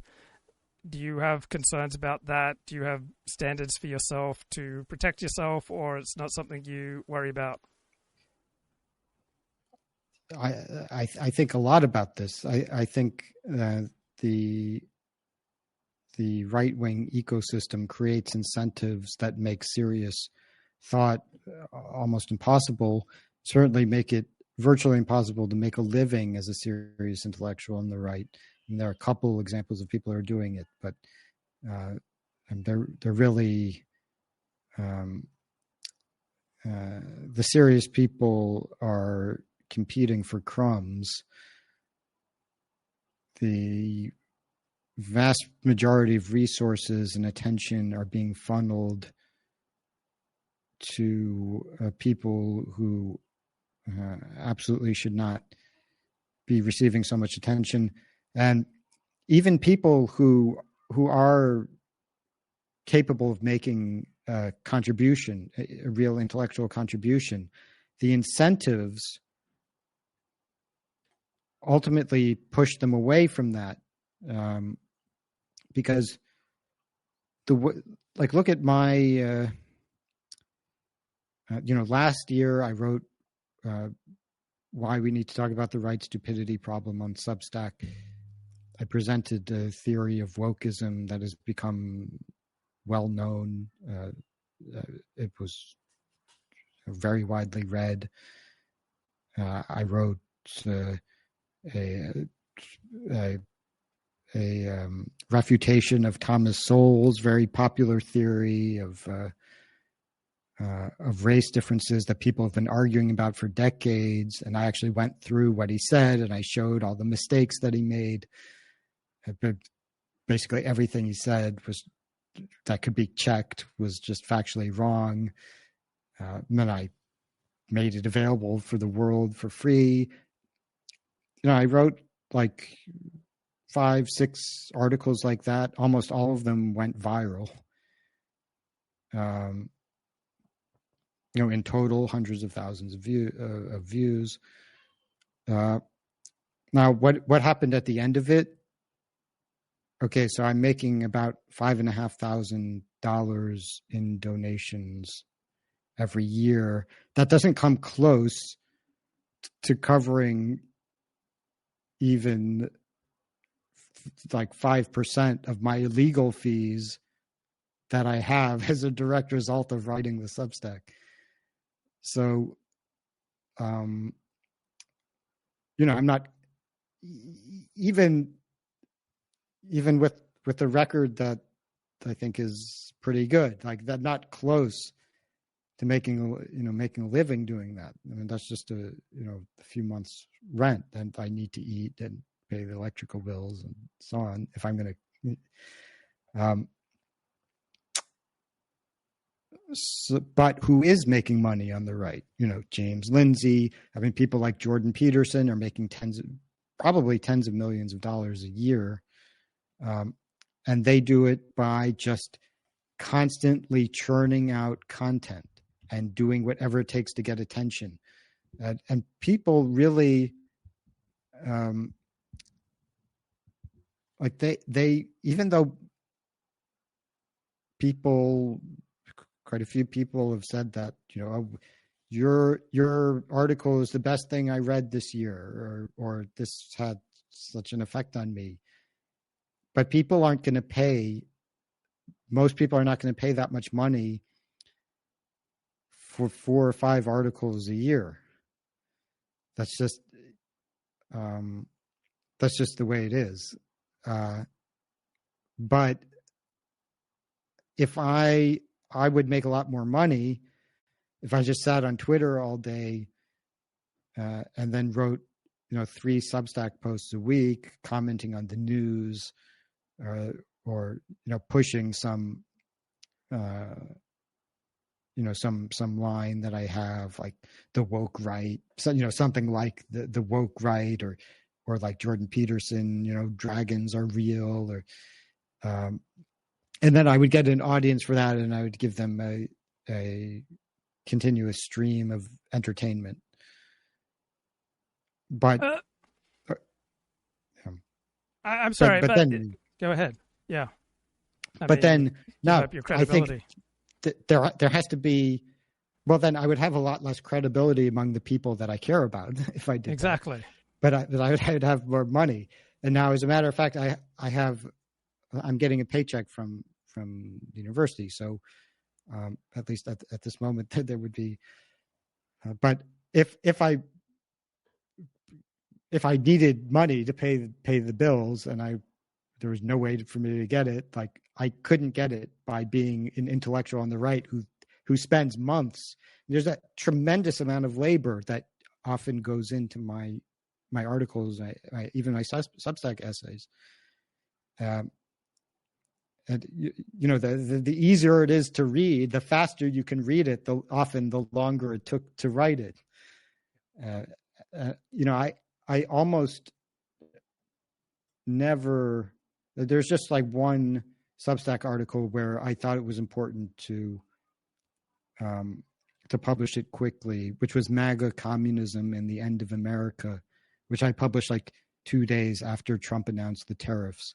So I wrote it in just like 7 hours. But that was unique. I mean, the others of. I've sat on why we need to talk about the right stupidity problem for like a year. The day I delayed publication by a day because I wasn't happy about one sentence. If there's one sentence in an 11,000 word essay that I'm not 100% happy with, I won't publish it until I am. And that's not the kind of this is not the way to generate attention and get money on the right. But that strikes me as dangerously naive, because it's not just a right-wing problem. It has always been a problem to earn a living through intellectual labor. Intellectual labor is almost never paid for itself. It is almost always dependent on patrons, whether an institution or an individual. It just strikes me as dangerously naive to have any expectation of earning a living through intellectual labor unless you're willing to play the game. But the left has academia, and right, but still, even those positions are incredibly rare. and there you're fitting in with the dominant group. I mean, unless you secure that kind of patronage, you're out of luck unless you're a freak. But leftists have their tens of thousands of professors who are paid by the university, and they're given the opportunity to think carefully about things and work out their ideas. There's a big advantage of the left is that they have this community of scholars. Okay, a lot of them are not real scholars, but they have people who are supposedly thinking about ideas. Some of them are thinking about ideas. The right doesn't have that. Right. So it's dangerously naive for you to hope for that, to think about that, or try to build that, because it will only damage you. Well, I'm just commenting on what is. I'm saying that I don't see now. Okay, maybe it will be that if I continue like this, and it's possible that I will be relying more and more on Substack for income. Now, my plan is that I'm never going to allow to put something out that I don't think that I can stand behind, that doesn't meet the standard that I aspire to. Now, okay, it may be that I'm successful at doing that. I would be prepared to live on a fairly low income. That's perfectly fine with me. But the chances of pulling that out are like 1 in 1,000. And the odds of you damaging your reputation and your work trying to pull that off are like 99%. You mean if I would lower the quality and just turn out a bunch of junk? Yeah, like I feel like the last 2 essays on your Substack are a disturbing departure from your previous precise pointillist approach. Some people I respect have said that they're one or both of them are some of the best things I ever wrote. So there's some difference of opinion. I'm certainly very, very pleased with them. I very much stand behind them. And second one I did work on for quite hard. There was quite a lot of labor went into that.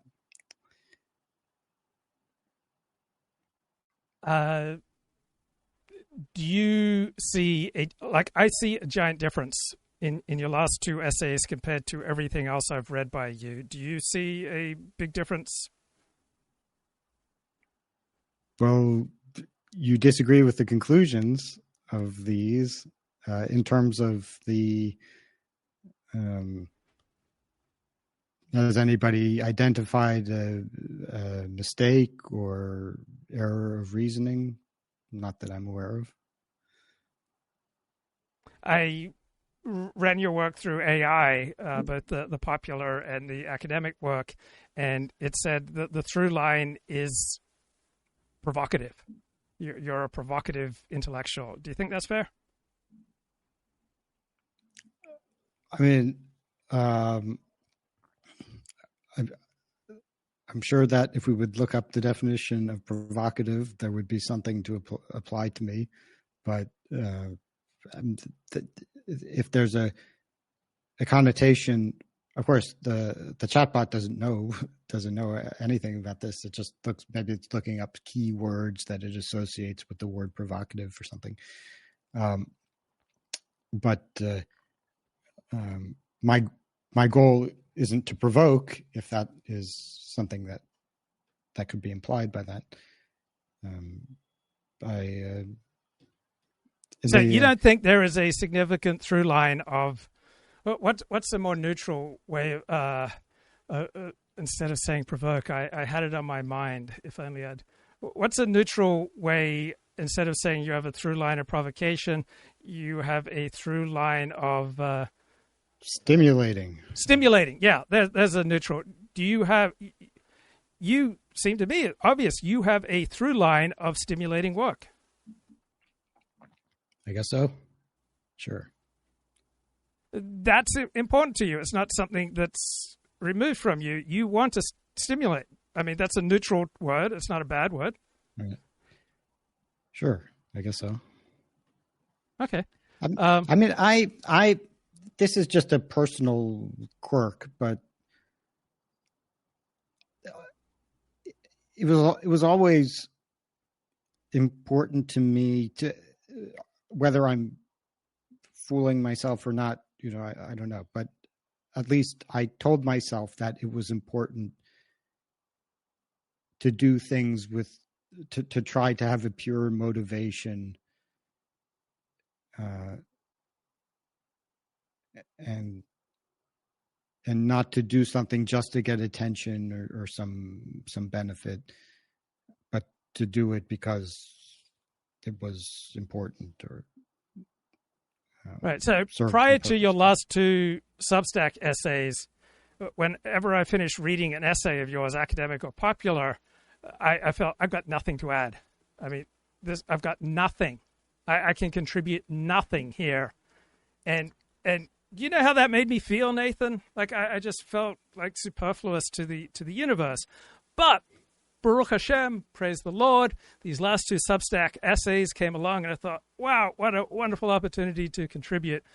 And so I love this commentary that Andrew Gelman, the statistician at Columbia University, made back in September of 2012. He says, academia has what might be called the John Yoo line, the point at which nothing you write gets taken seriously, and you might as well become a hack because you have no scholarly reputation remaining. John Yoo became a hack because I assume he had nothing left to lose. In contrast, historian Neil Ferguson has been moved to hackery because he has so much to gain. And I think he's onto something. And the individuals, John Yoo and Neil Ferguson, are not necessarily important, but I think he's touching on something very important. Some people have no reputation, and they have no scholarly reputation, so they might as well hack away. Other people can become rich and popular and famous through hackery. And you must be aware of academics who have chosen the path of easy rewards and hackery when they could have pursued a more serious career. Any thoughts? Yeah, sure. Agree. Right. I mean, Jordan Peterson and the other, just absolutely ridiculous. Well, I mean, Jordan Peterson, he was a distinctly average professor of psychology. He was a personality psychologist, so he would, measure the big 5 personality traits and then look for correlations with some behavior. There was never, he didn't have any special new theory or anything. This is just very straightforward stuff. Probably, but he, he was always had these grand ideas about philosophy and religion, things that he doesn't really know about. But he has this guru demeanor that some people find impressive. And when he says these mystical sounding things, people feel that there's some important idea being communicated. And so, I mean, apparently this made an impression on, the even people at Harvard, because he was hired as a professor at Harvard, although he knew that he would be denied tenure, so that's why he left to go to Toronto. But then Toronto welcomed him. This is a common pattern among thought leaders on the right. He initially got attention for being involved in some random scandal that happened to be, videotaped, fighting with. It's like Jordan Peterson was fighting with some pronoun people, just like Brett Weinstein was caught on video arguing with the students. And then if they're, smart, then they're able to capitalize on the attention so that, attention kind of snowballs if you keep pulling on it. until you become like an actual clown wearing a clown costume. Yes. And, yes. But people still look at you. People are still paying attention to you, and because other people are paying attention to you, other people see that as a cue that they should pay attention to you. And then, some percentage of them will be true believers in your bullshit, and then you make tens of millions of dollars. So. Yeah. But Rebecca Goldstein is married to Steven Pinker, and her first novel was called The Mind-Body Problem, and it was about a brilliant mathematician who freaks out as he moves into his 30s, I believe, when he realizes that he's no longer brilliant. And so, as I understand it, the functioning of our just pure, is it liquid intelligence, like peaks at about age 19 and then steadily decreases. Have you noticed a decrease? Am I right? Is it the word liquid intelligence? Is the pure fluid? Am I right? It peaks around age 18 or 19 and then starts steadily dropping after that. And have you noticed that? It's a little later than that, but different. It's very hard to establish this. I don't. So crystallized intelligence continues to go up much later. Fluid. I'm just talking about fluid intelligence. So fluid intelligence goes down, crystallized intelligence goes up. I don't think there's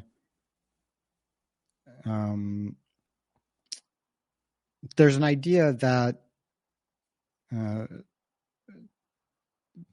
one of the reasons that people often make contributions, their greatest contributions when they're very young, is that when you learn the field, it's when you're learning the field that your personality interacts with that information and then generates some new idea if you're capable of it. And then, like a sitcom kind of runs its course, then, But have you noticed your fluid intelligence not quite what it was when you were 19? No, I feel far more intelligent than when I was 19. But you're talking about crystallized intelligence. So I'm talking what I notice. What I notice is my capacities are far higher. It's true that when I was like 19, 20, I think at one point I set a daily writing quota for myself of 2,000 words. I did have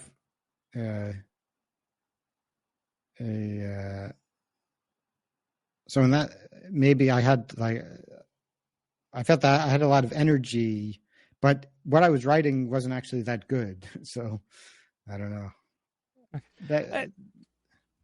Do you worry about the temptations of being on Substack and on X? No. I have no temptation to put out something that I don't feel confident about.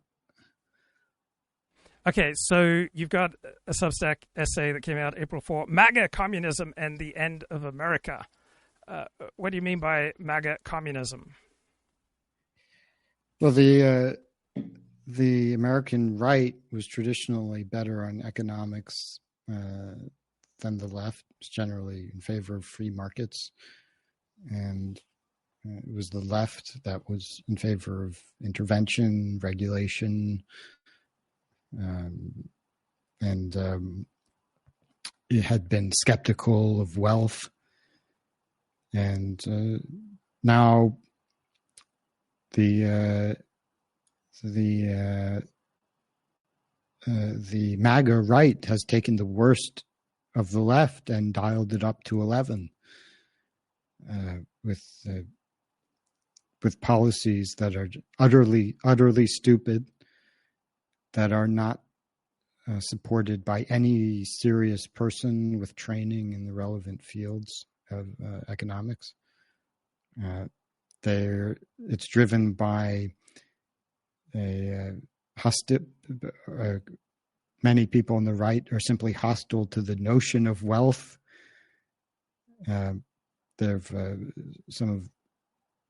We have Trump saying that we won't be able to buy $30. Children can be satisfied with $2, and instead of 100 pencils, we can have, I forget the exact number of pencils he said we can have. But destroying the supply chain, creating conditions under which business becomes almost impossible, basically because they have no understanding of how the world works, which is not totally surprising that Trump would lack some basic information. I mean, he inherited his money. If he lost most of it, if he had just put it in the stock market, he'd be far richer than he is today. Although now he's making a tremendous amount of money grifting as president. His net worth has gone up by billions of dollars in the last since he became president.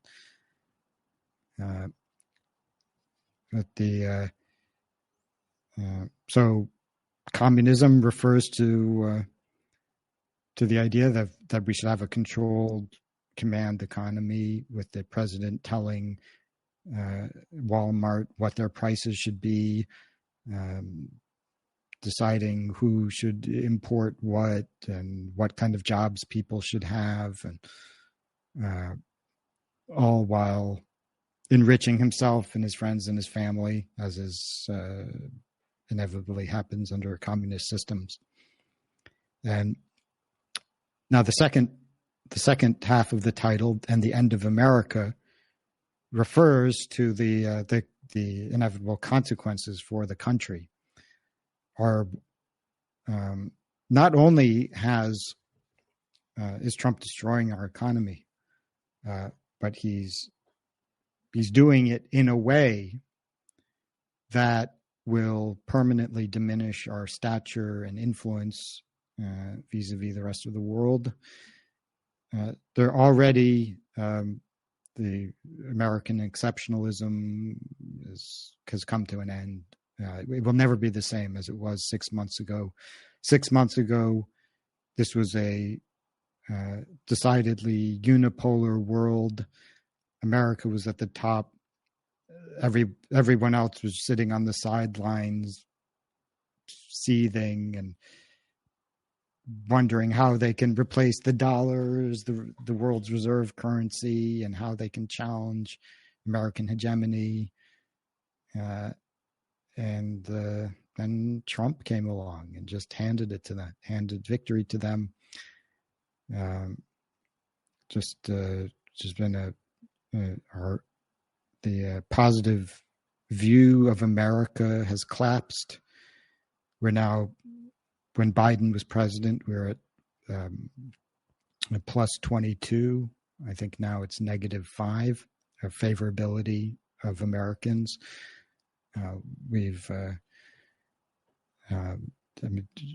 ending programs like USAID, which cost us the equivalent of pennies,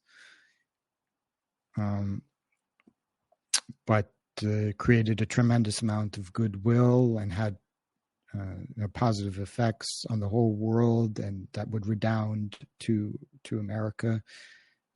Just to show that we don't care about other countries, which is, of course, they've received that message and now they respect us much less, and now we have less influence. And the trade war have devastating consequences. It will not achieve its stated aims. It will not bring back manufacturing jobs on a mass scale. It will reduce the quality of living for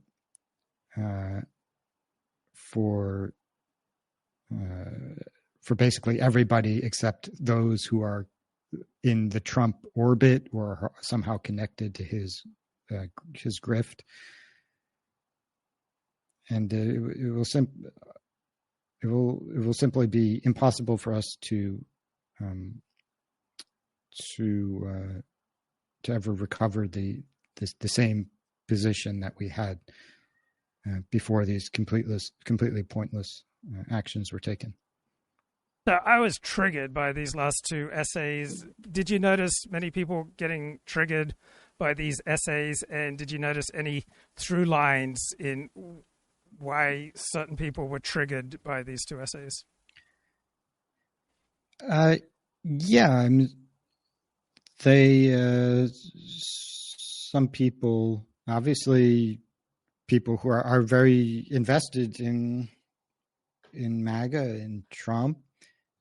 Some people actually, well, the thing is, the reason Trump has been able to get away with this is because he's not being held accountable by the MAGA right, which is a reflection of the kind of people on the MAGA right who are more likely to have.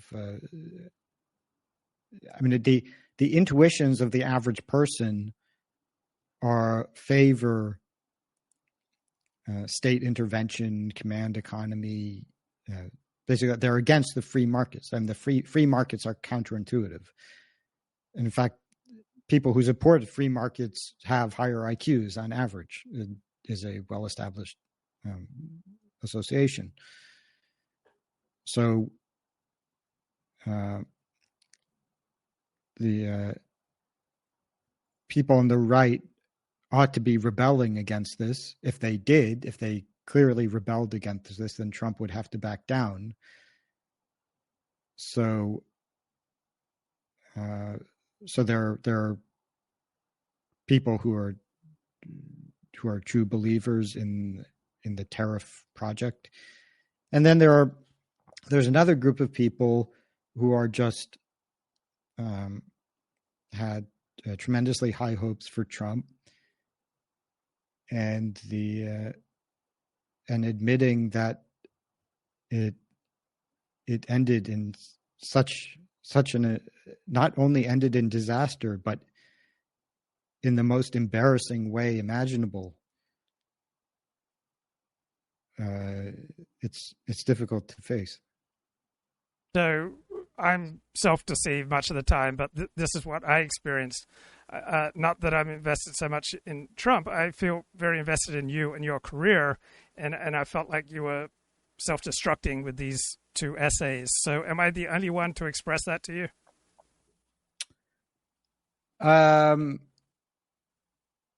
Yeah, I guess so. Okay, cool.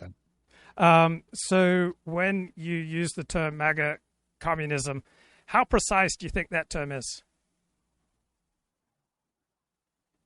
How precise? Do you think it's highly precise, or is it primarily hyperbole? So I'm defining a phrase, MAGA communism, and then that phrase is explained in the essay. Okay, so there are. I recall three components that you listed that make it an accurate description of Trump. One is the president telling private companies how much they should charge. Another is bullying, thuggish tactics, and just authoritarian, using the power of the office to bully private companies around, and to do it under the guise of bringing justice to the people. Was that a decent summary of the components of MAGA communism? That was about something else. So that was when I said that the intuitions. I said that the intuitions of like the low IQ people on both the left and the right converge on fascism. Mm-hmm. This is a somewhat different concept. Somewhat different. And there's overlap between these things, these ideologies. But I said that fascism is not a precisely defined ideology. It was never precisely defined by Mussolini or Hitler or anybody else. But it became associated with a certain style of governance and certain goals, which include the most prominently the three that you just mentioned. Now, you talked about the stature of America in the world has been permanently diminished. What constitutes America's stature in the world? So how we're what's the perceived, basis of our stature? So what's the basis of our stature? Say before Trump was elected this time, what was it based on?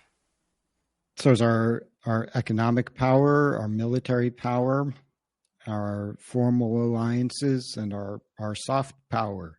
The fact that people look up to America, admire America, seek to emulate us, learn from us. They dream of coming to our universities and partaking of our whatever magic it is we have that makes us successful. So how would you divide that up? So I would hold out to you that America's stature in the world depends 99% on its military power and economic power, but you also see tremendous significance in soft power and other factors. What percentage of America's stature? To me, it's 99%. Is just purely military or economic. How do you see what level of America's stature do you think is determined solely by its military and economy? Well, first, our economic and military power is going to be greatly diminished as we become poorer as a result of these policies. So these things are interrelated. Now,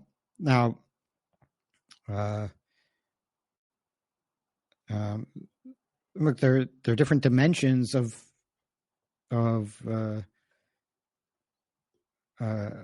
power. I mean, Japan is an admired country without having a really notable military presence. They have a kind of glorified police force that they call an army. But if Japan makes an appeal to the United Nations and says, we believe this is right, we would like the rest of the world to consider our position on this topic, people will listen because people respect Japan. They don't think that Japan is run by a bunch of transactional thugs who are just who said, as Trump did, that previously the rest of the world, we've been screwed by every other country in the world, and now it's our turn to screw them. If you talk like that, then people say, okay, you're transactional thugs, so we'll deal with you that way. We'll,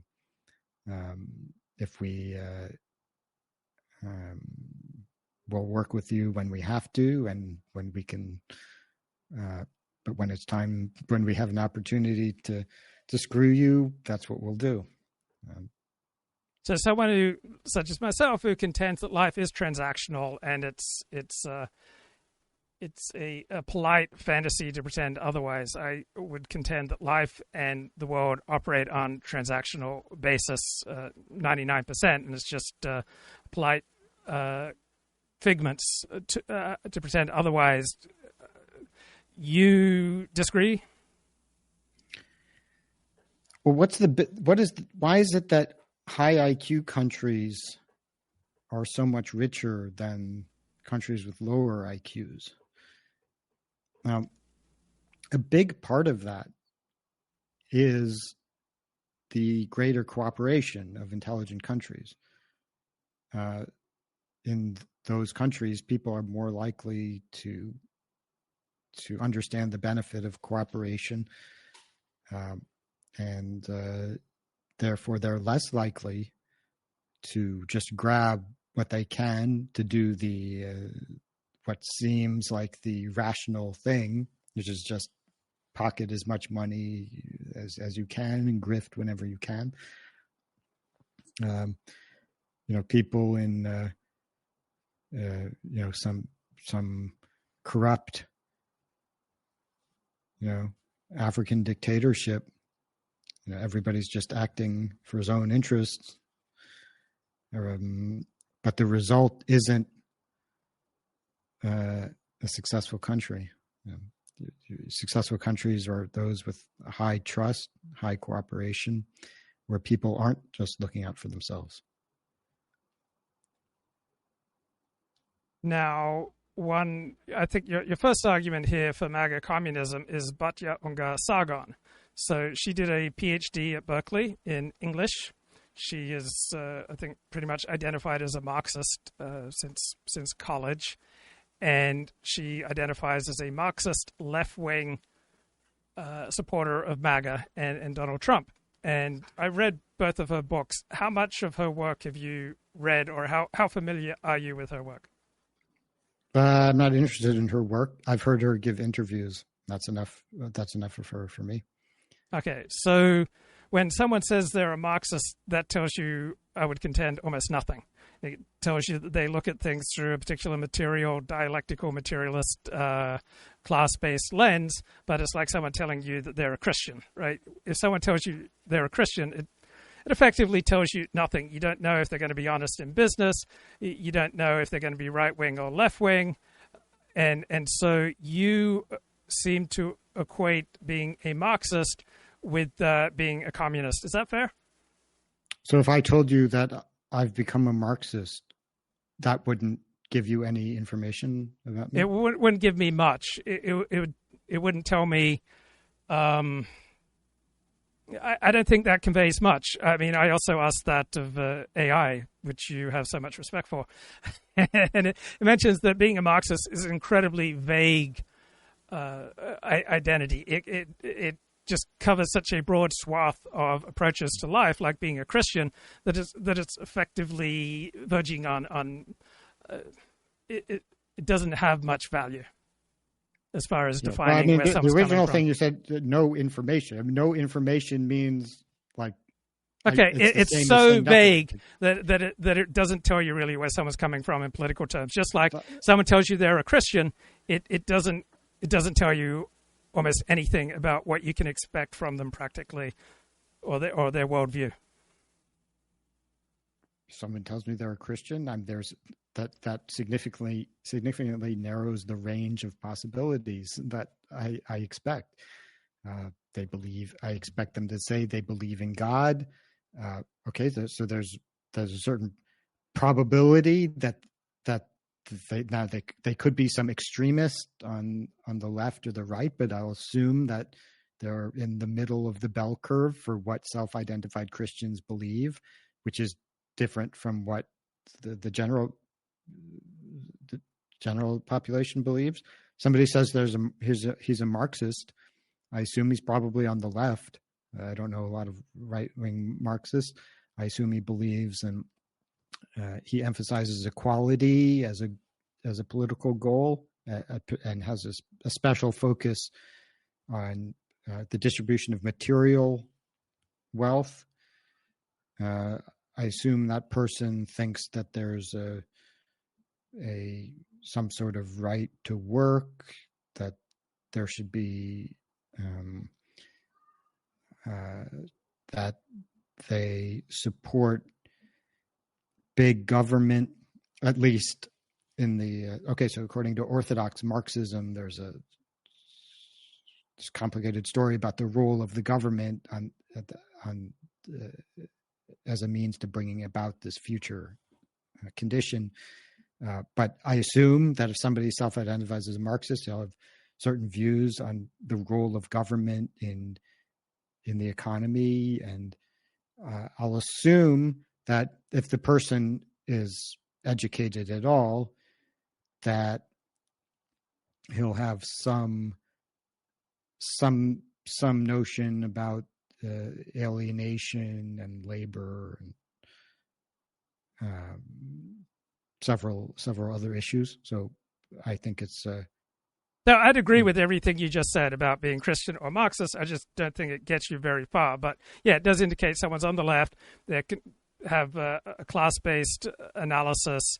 They support, a stronger, bigger, more interventionist government than if you didn't have that information. So I agree with every descriptor you just gave for Christian and for Marxist. I just don't think it gets you that far, and I don't think it gets you anywhere close to communist. Do you think it's fair to equate Marxist with communist? Look,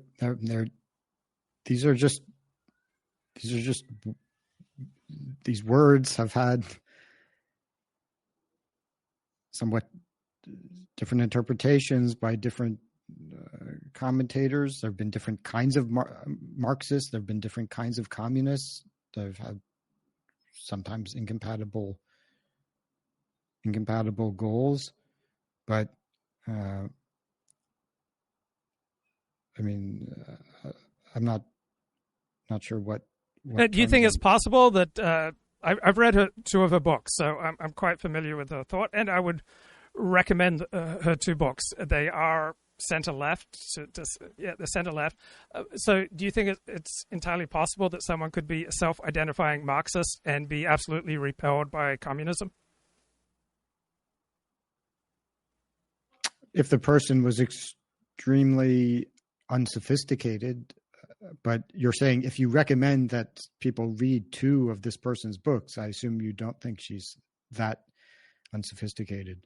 No, she's sophisticated. She's a very smart woman, PhD from Berkeley. It's an elite school, and there's nothing remotely communist in anything that I have ever encountered from her in the last few years. I read her two books. Yeah. Sure. She might have some weird definition of communism, and so according to her, she does. Because I've heard her talk. She has extremely confused ideas, so it would not be inconceivable to me that she could say that on the one hand she's a Marxist and then not a communist, even though that would be not really logical if we were to go by the standard meaning of these words. She may take that position, but I don't. My point in citing her as a self-described Marxist, which is, as I understand, accurate, was that that Trump and the MAGA so-called right has now adopted these positions that have been traditionally associated with the left, especially in the United States, and the broadly Marxist, redistributionist, interventionist left is now on the right. And so, just to clarify, a difference is that you see that the normal understanding of Marxist is pretty close to communist, and I would see it as much more vague and nebulous. Is that fair? I think the common understanding, and there's such a close association between communism and the Soviet Union. I don't know if the common man would make how exactly he would make the connection between these ideologies. Marx was a communist, so if you're a Marxist, then it would be in a somewhat odd use of language to say that, well, you disavow communism, but people are free to use those words however they like.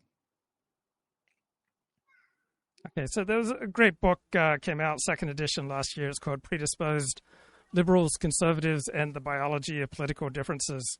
Do you think that our political impulses likely have a significant genetic origin? Yeah, one that interacts with our environment. Yeah, so like everything else. To say that a trait is heritable, that statement is tied to a particular environment. So religiosity is heritable, but if you were born 500 years ago, everybody would be religious, or 99% of people would be religious. And if you were born in a Muslim country, you'd probably be Muslim.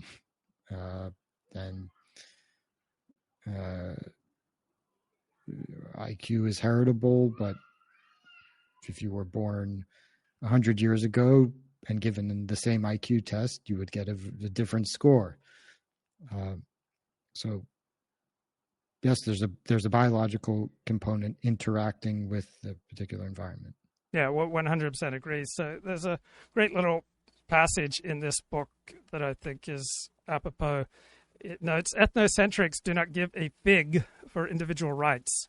The connection between conservatism and free market principles is a relatively recent and far from universal development. Many right-of-center parties in Europe, especially Scandinavia, happily accept a vibrant social safety net. So commitment to free trade and commitment to free markets is not coming from traditional right-wing impulses. It's much more coming from classical liberalism, which, if anything, is a movement of the left. What do you think? Well, I made a point of saying that free market ideas are associated with the right in America. I made sure to say in America for exactly this reason. It's not associated with the right in other countries.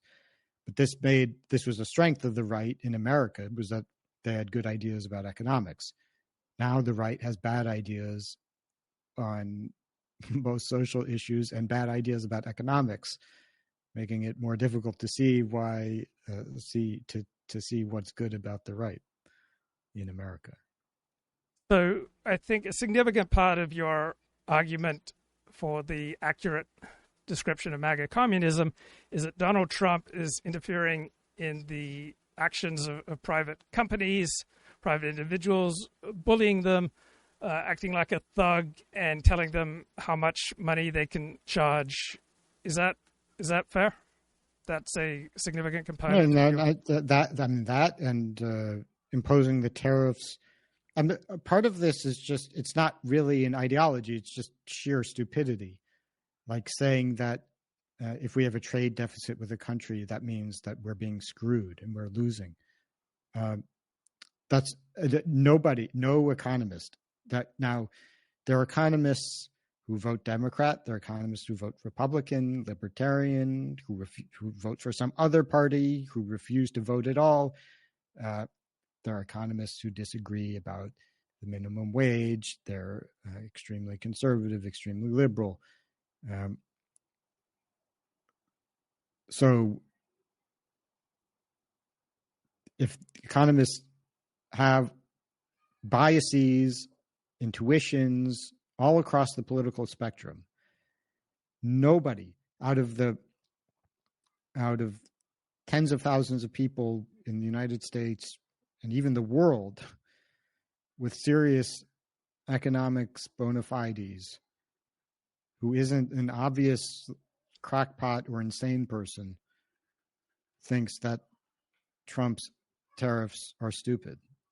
I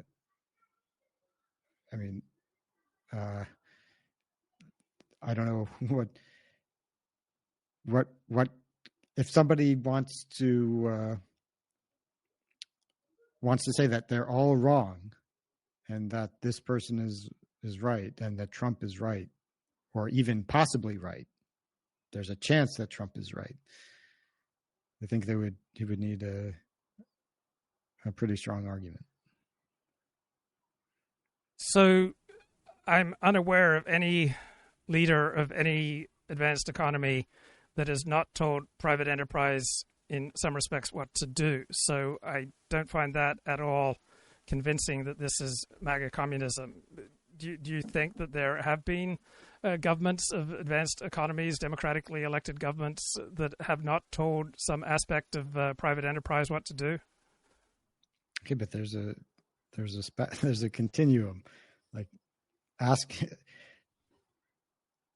there's a continuum between pure Milton Friedman, free markets, and a pure command economy where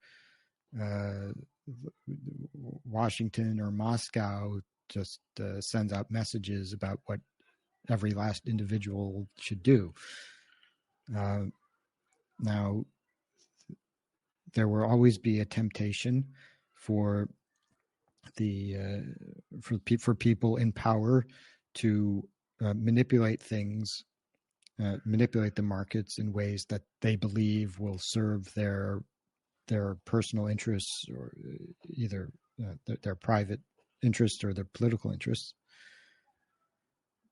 And so, yes, probably most leaders will succumb to that temptation sometimes, at least sometimes. Because there's a difference when you go all out and you try to reorder the economy according to your mad, idiotic ideas, and then in the service of that insane goal, you try to set prices.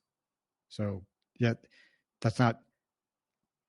I mean, at a certain point, the difference in degree becomes a difference in kind. It's a different kind of project that you're doing.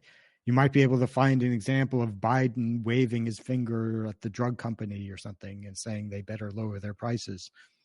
Now, whether he would actually enforce that or employ the kinds of thuggish means that Trump is likely to employ to get his way, that would be the answer to that might be no. But where would you put Donald Trump with respect to bullying private companies and telling them how much money they can charge, as opposed to the last 5 or 10 American presidents? Would you put him at an extreme end, in the middle? Trump has shown an unprecedented willingness to investigate and attack his personal enemies, law firms that represented people he didn't like or that crossed him personally, to dismantle institutions that have crossed him or that he has a personal vendetta against.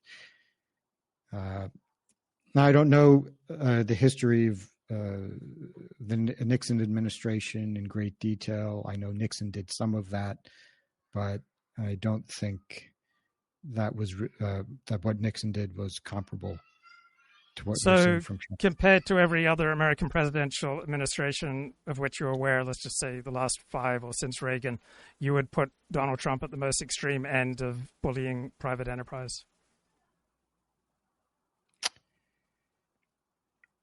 I would put him at the most extreme end of thuggishness and certainly stupidity. Okay. And where are you getting your primary sources of information about what Donald Trump is doing? From what's reported in the news, and as far as I know, isn't disputed. Well, there's not, as you told Dave Green, there's not really the academy. There are many aspects of the academy. So what are your primary sources of information? So for me, I spend $185 a year to subscribe to the Financial Times. I think it's a great newspaper. I probably spend 10 to 15 hours a week reading the world's great newspapers. I subscribe to the New York Times, Wall Street Journal. So I spend more time with the New York Times than anyone else. Second with the Financial Times, probably third with the Wall Street Journal, fourth with the Washington Post, probably fifth with the Los Angeles Times. And then I read your Substack, Steve Saylor, Michael Huemer, Aporia, and I probably spend up to probably average 15 minutes a day on X. So those are my primary sources. Oh, and then I listen to Mark Halperin's podcasts and the Real Clear Politics podcast. So those are my primary sources of information about what Donald Trump is doing. Could you just be a little bit more specific about your primary sources? Okay, so I subscribe to Wall Street Journal, New York Times, Washington Post. I follow the Drudge Report.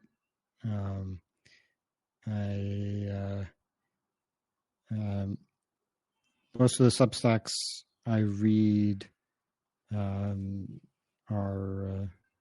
not really news oriented, like Richard Hanania's and some others.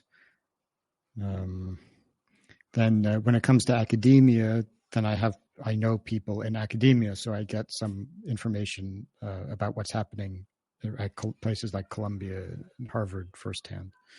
And then people also draw my attention to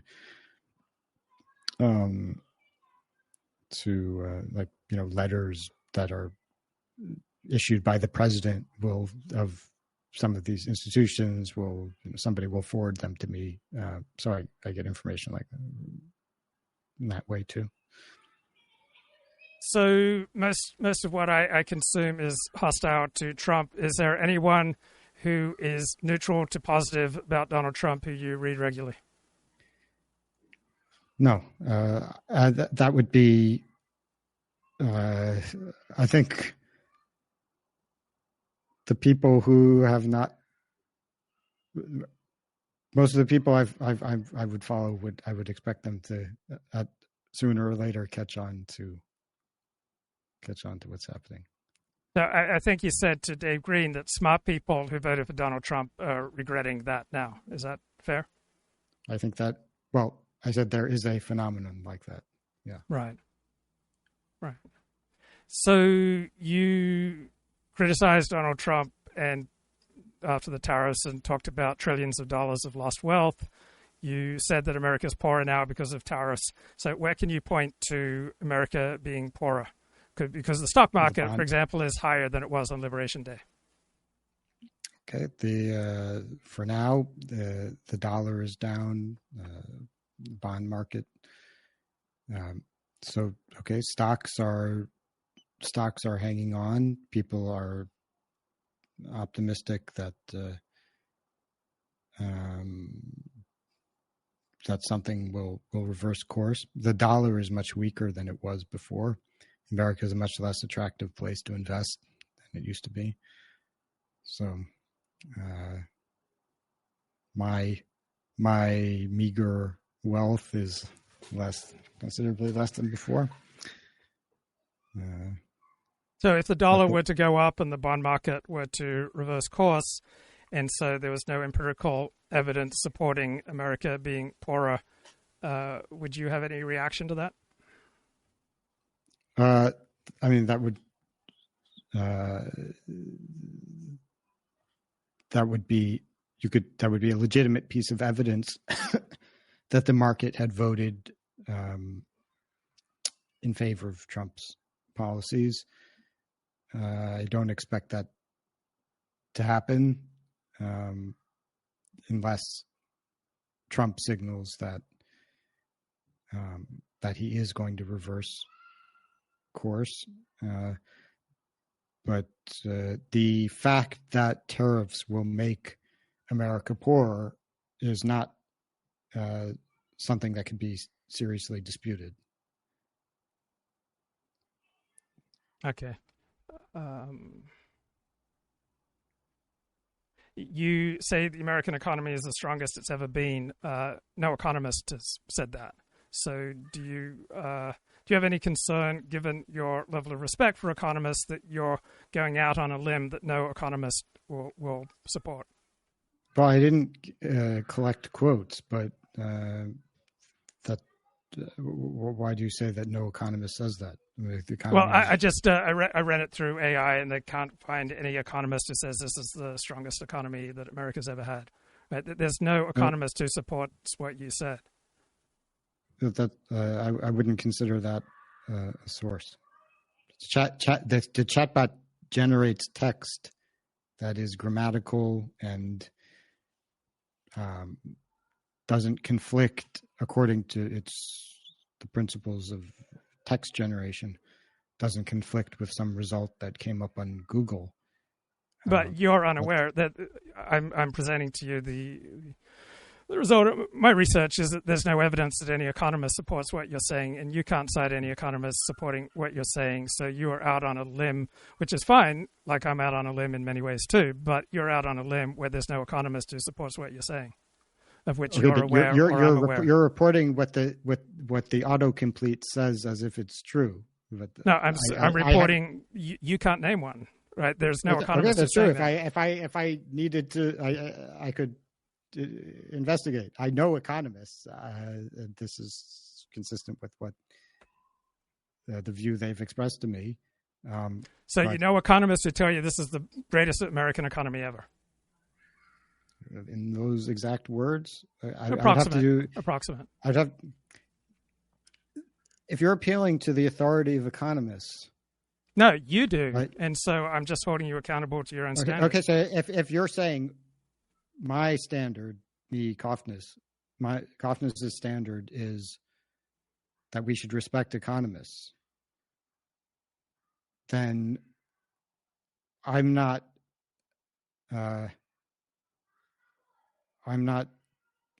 violating my own standard by saying that Trump's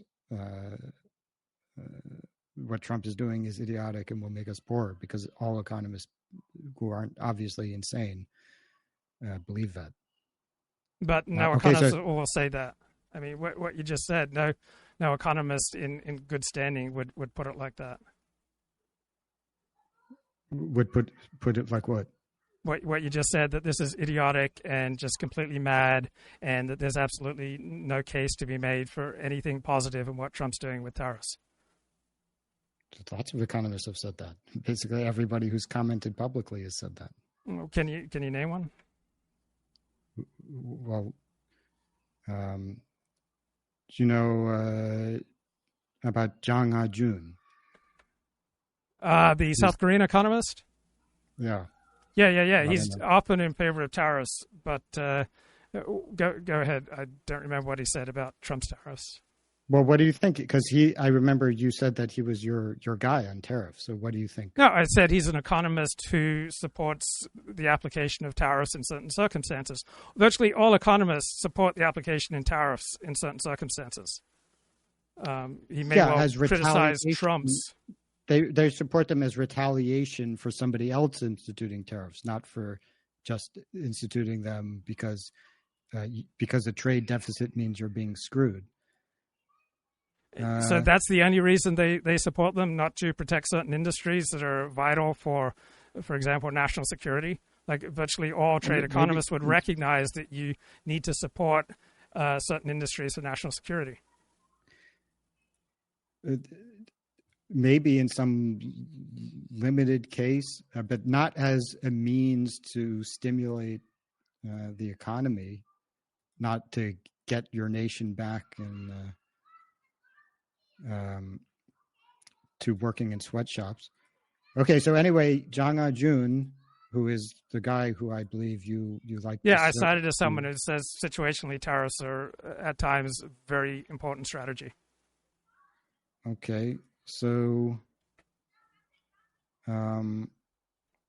he says this is nonsensical. This is based on referring to Trump. This is based on a very wrong assumption. It's like saying that because I'm buying all the food from my corner grocery store, the grocery store owner is robbing me. This is based on a bizarre analysis. The kind of tariff that he is imposing just doesn't make sense because it's not even like properly calculating what kind of tariff other countries are using. This is not going to work. This actions by the Donald Trump is actually galvanizing the countries into thinking about a different world order. The inflation coming from these very high tariffs will be unbearable. These disaffected people in the United States voting Donald Trump and J.D. Vance is what the British call turkeys voting for Christmas, because the kinds of policies that they are doing might give you a moment of joy because Americans are showing them, pushing back the Chinese, shouting at the Europeans. But in the end, these are things that are going to hurt those people. Oh, that's good. Like, I'll give you this round 10-0. Like, now that I think about it, I'm sure there are a lot of economists who say something similar. So yeah. I selected him only because... Right. I cited him because he does support tariffs in certain situations. So that's when I think about what you're saying, like, yeah, that I bet a lot of economists say exactly what you said. So then he also refers to the Trump madness. So anyway, it goes Yeah. on and on. Yeah, like no, this. you're right. I give you this round like 10-0. Like that's a really good point. So when we think about the type of society that we want, do you think that we should begin from the perspective of economic efficiency is most important, or should there be other considerations that are even more important than economic efficiency?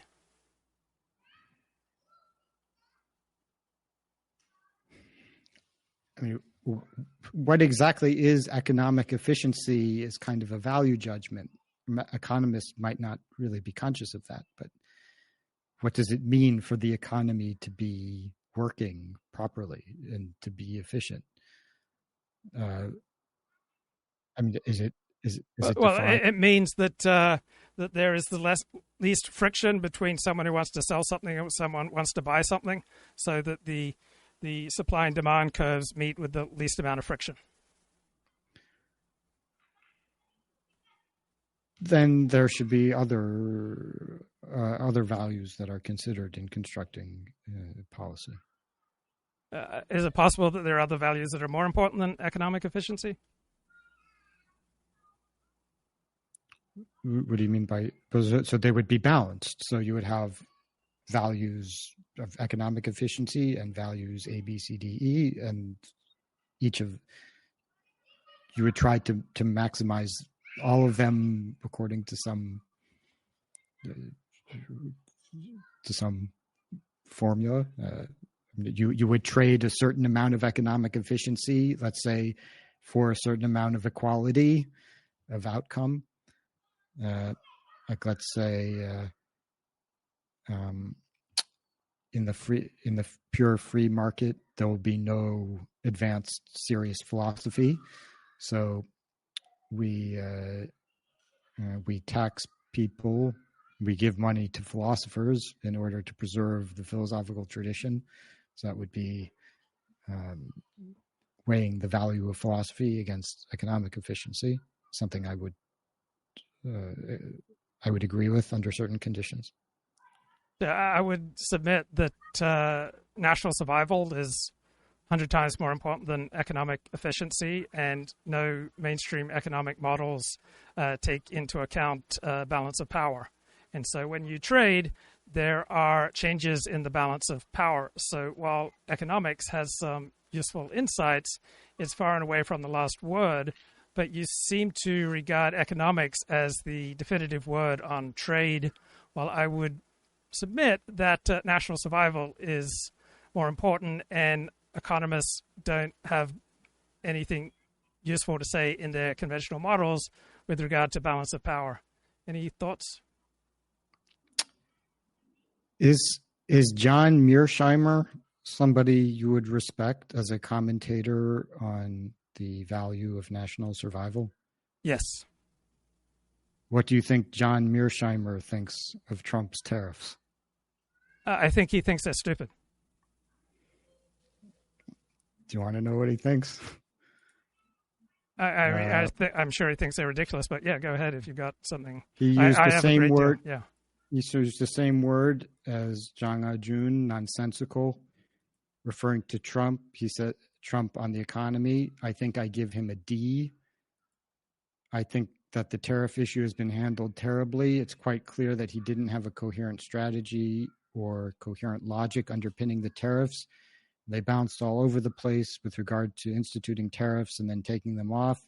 There's one thing the markets don't need. It's more uncertainty than is natural to those financial markets. And if anything, he's exacerbated the uncertainty, and the economy appears to be doing poorly as a result. So I'd give him an F on the tariffs. With respect to expertise, John Mearsheimer says exactly the same thing I do. Quote, "The same thing goes with tariffs. These are really tricky issues. The reason we rely on experts, and President Trump does not like experts, he prefers to rely on his instincts. As he said when he talked about how he makes tariff policy, he prefers to rely on instincts. You can't rely on instinct. You have to rely on experts because these are incredibly complex issues." Yeah, I think that's a very powerful analysis. I think criticisms of Trump's trade policies and many of his other policies are important. It just seems so 100 to 0 in the mainstream media narrative. That's where I kick back. But I have a great deal of respect for John Mearsheimer.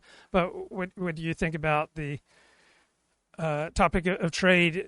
Are economists the one group that we should look for? Are there other groups of experts who might even be more important in their expertise with regard to trade? So some aspects of trade policy involve value judgments about which economists don't have any special authority other than the fact that they may have a better grasp of certain relevant empirical facts. But if other people can understand those empirical facts, then their value judgment about trade policy is just as valid as that of the economist. So,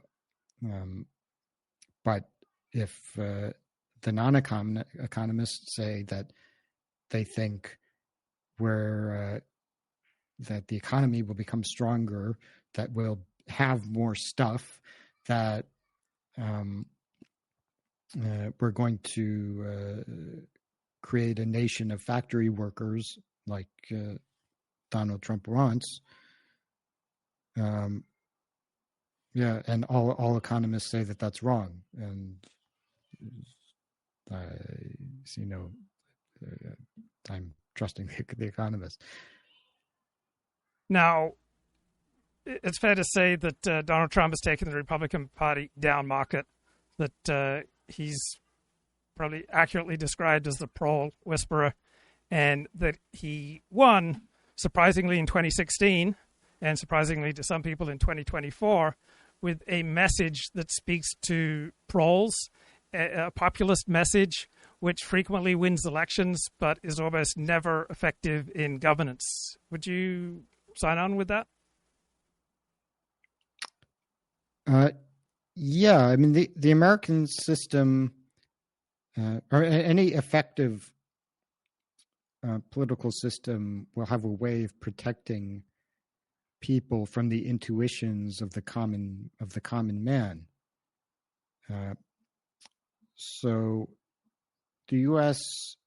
Kind of technocratic system was flawed, obviously, but at least we weren't looking to the proles to set trade policy.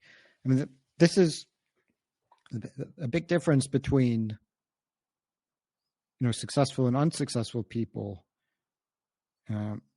Is that successful people very often are, or usually are, cooperative. They cooperate. They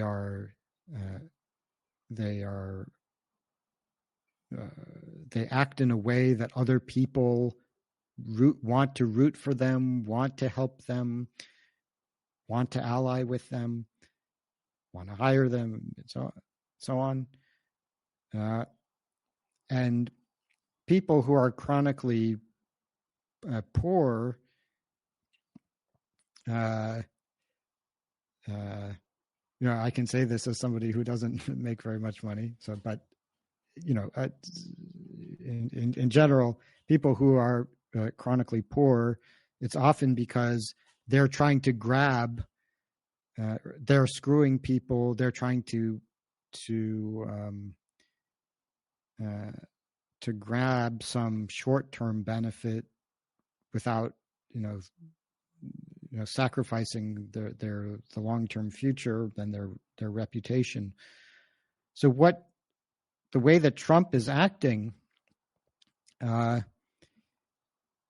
with respect to other countries, the rest of the world, it's like being a mugger.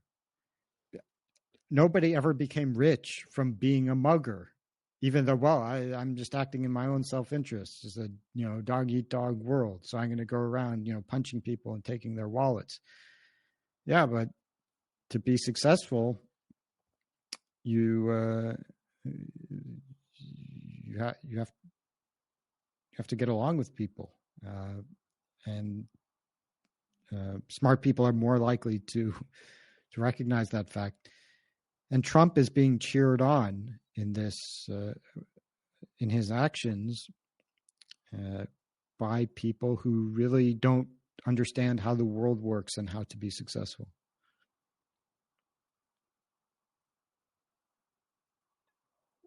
By what age did you have a coherent worldview, in particular with regard to politics?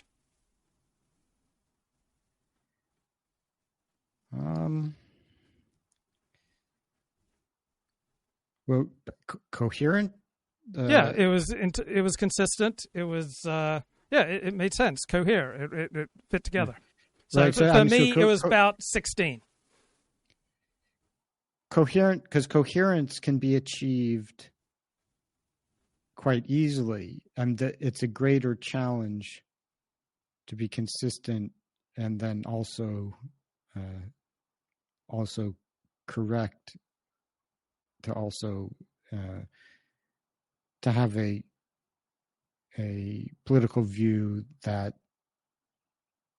embodies key truths about how the world works. Right, but I didn't ask at what age were you correct. I asked by what age. Like, I think that your reaction to Donald Trump could go back, presumably, to Nathan at 18 or 19 or 17. I bet that the essence of your reaction and critique to Donald Trump's second administration could go back probably 2 decades in your life, because that you have a certain worldview that started to cohere, I would assume, by age 18.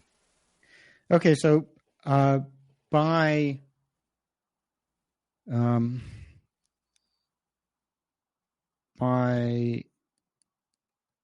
I was fairly young when I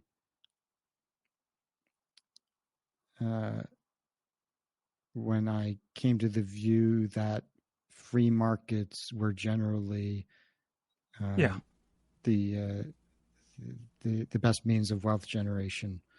So that's something that I have not changed.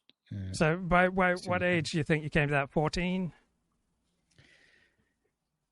Yeah, probably something like that.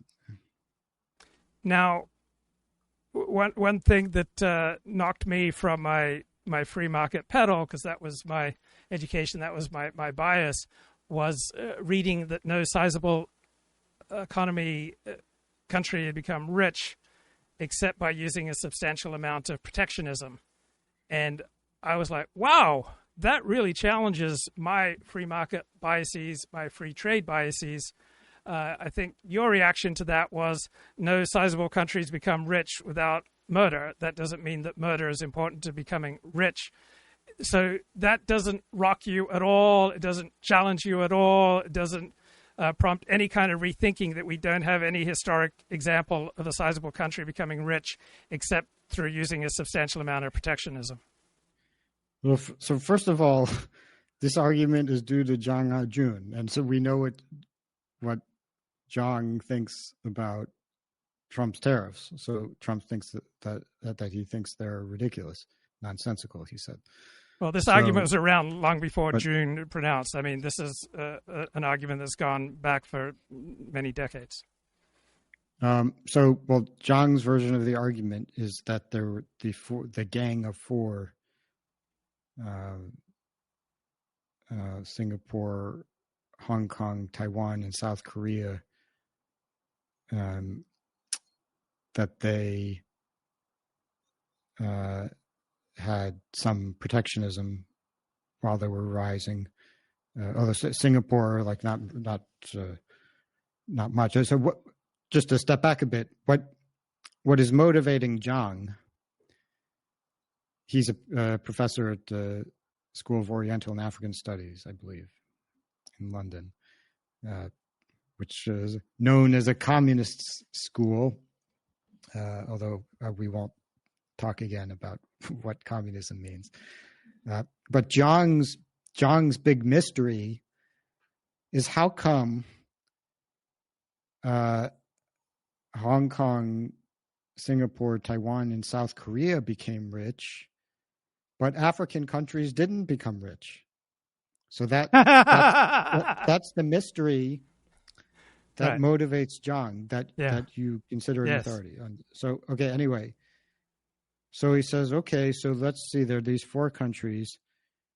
And, well, Singapore had a national airline that they actually were pretty,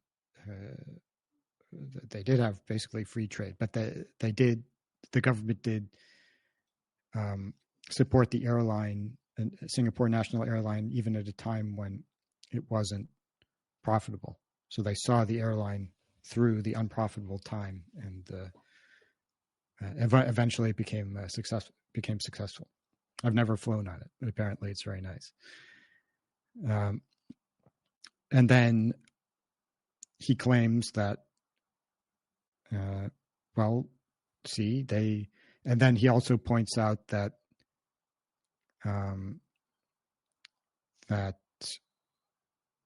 countries like the United States and some European countries that also employed tariffs at various points in time. And then so he says, see, have tariffs and then they become rich. And his conclusion is that, well, if Africa had, that's the magic ingredient, that if you just protect key industries, that is the ladder that you would use to advance to the higher stage of economic development. And so he says that the rich countries, by imposing free trade on the African countries, are holding them back. And so, it's a way of saying that, right? It's the white man's fault that he's the white man is screwing them. Now, some commentators have pointed out the gang of 4 East Asian countries that experienced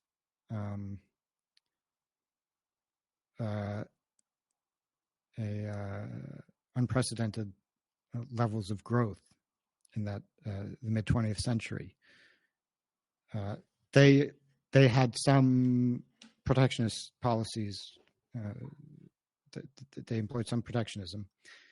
There was a 5th country that actually developed at the same rate, although it didn't continue, so it never became a rich country, but it was Botswana, which for a period of time was growing at like 6% a year or something. And Botswana didn't have protectionism.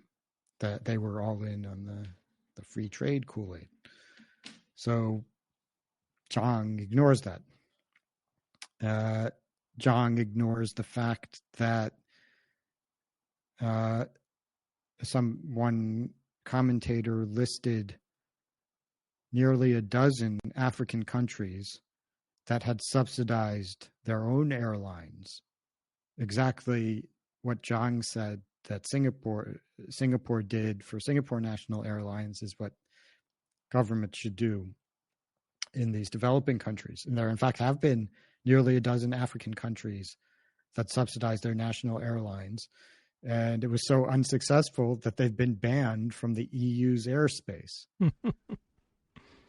So maybe there's another magic ingredient that Zhang hasn't put his finger on yet. And now, with respect to other countries,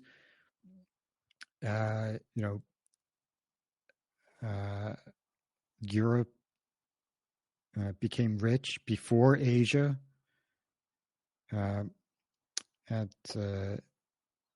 At a time when they had tariffs. For a lot of these countries, tariffs is just a way to get taxes.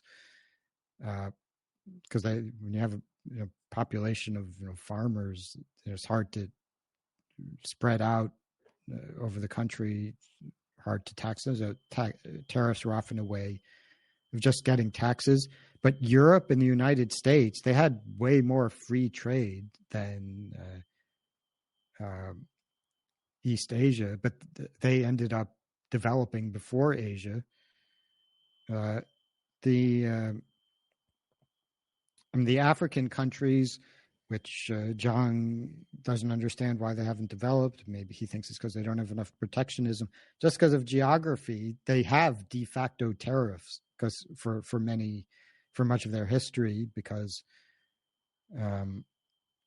it was just hard to deliver goods for them to physically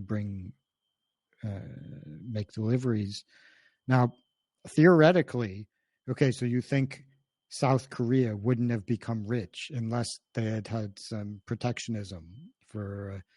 No, I just noticed that we don't have any examples. It could have been, like, just because it's only happened one way doesn't mean that that is the only possibility. Like, a sizable country could become rich through free trade. It just hasn't happened yet. Yeah. Well, anyway, a reviewer of John's book said that there had been a survey of in developmental economics of all of the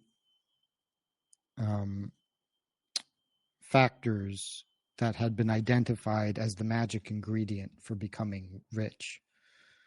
I doubt that genes were one of those factors, but anyway, 145. Yeah. So Zhang's was 146.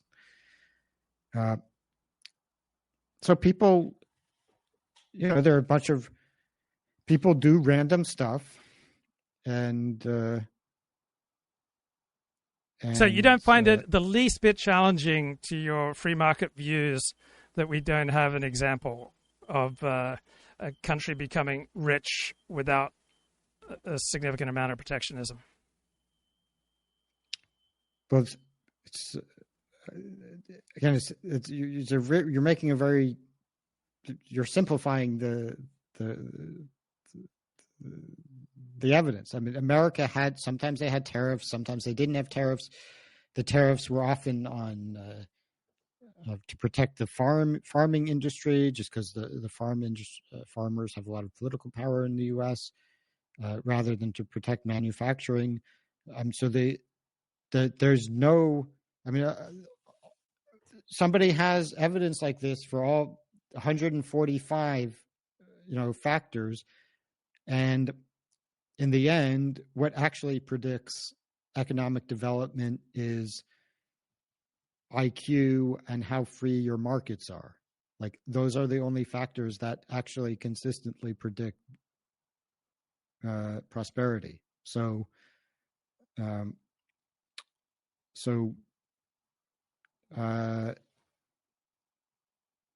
and theoretically, why is it that South Korea is now making computers and cell phones and advanced electronics?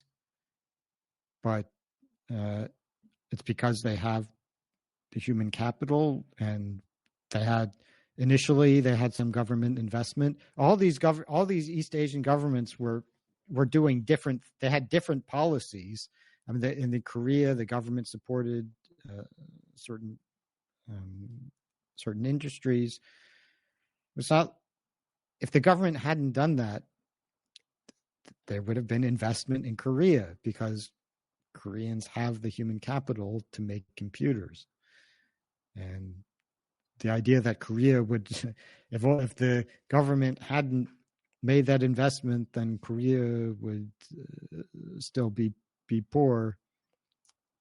I don't believe that for a minute. And I would agree with you that very few countries can operate industrial policy as successfully as Germany and Japan and I assume South Korea. So recognizing that Japan could pull it off and Germany could pull it off and South Korea could pull it off does not at all mean that the U.S. or other countries could do it. Like, very few countries can pull that off successfully. Do you agree? You mean to industrialize via government the action? Direction? Yeah, government. The model that Japan and Germany, and I assume South Korea, I'm not as familiar with that. Just because it was successful for Japan and Germany, those are the countries I'm more familiar with, does not at all mean that then's going to be successful model for different people. Oh, I mean that's certainly true. Although, again, your question sort of implies that those actions are the cause of the success, and I would question that. I don't think that if I think that Germany would have become a rich country more or less regardless of what the government did, and as long as they weren't communist.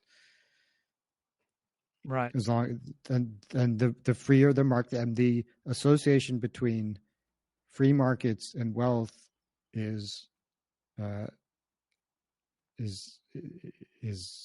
dramatic and indisputable, and as is the association between IQ and prosperity, and those are the two factors that explain the long-term success of a society.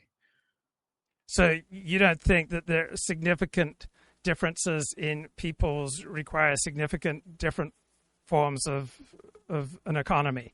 So you're down with different groups have different gifts, but you still see the two keys as average national IQ and free market. So the two keys are IQ and free market, and that doesn't mean I don't recognize that other things are important or real, or that people should respond to their particular situation, but or that the national character of people should influence specific policy. Sure, but those are the two most important things: free market, high average IQ. And the thing that we have control over in the short term is free markets, and making markets less free will predictably make you less rich. So I think you agreed with the thesis that I learned from the former head of University of Chicago writing program, that knowledge is a conversation down through time, and there's a tiny group of people who decide what knowledge is in different areas. Presuming that you do agree with that, then it doesn't really matter as far as knowledge goes what 100 IQ people listen to as a podcast, or does it?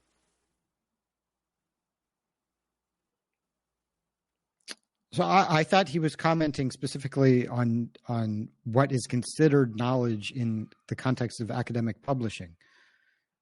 So I guess I'm extrapolating from that. I'm just wondering, why does it matter what 100 IQ people listen to on a podcast? Because they're not going to be making any intellectual contributions anyway. Because they're in a democracy, they vote, and also they because now our culture has moved online and everybody has a voice. What the IQ 90 to 110 crowd can amplify those voices that resonate with themselves, who will typically be people appealing to the intuitions of the average man, and they're very much polluting the epistemic environment and guiding policy in a bad direction. So it does matter what they think. Okay, and so what do you think 100 IQ people would be listening to if they weren't listening to these epistemically corrupt podcasts? Well, I mean, as I say, the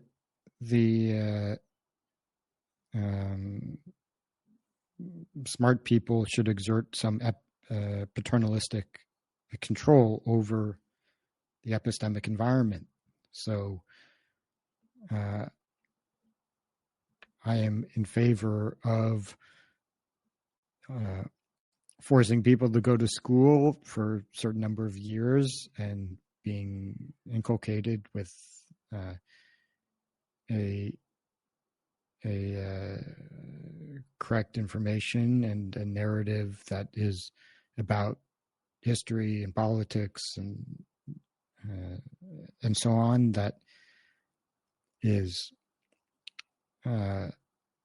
as close to the truth as they are able to comprehend.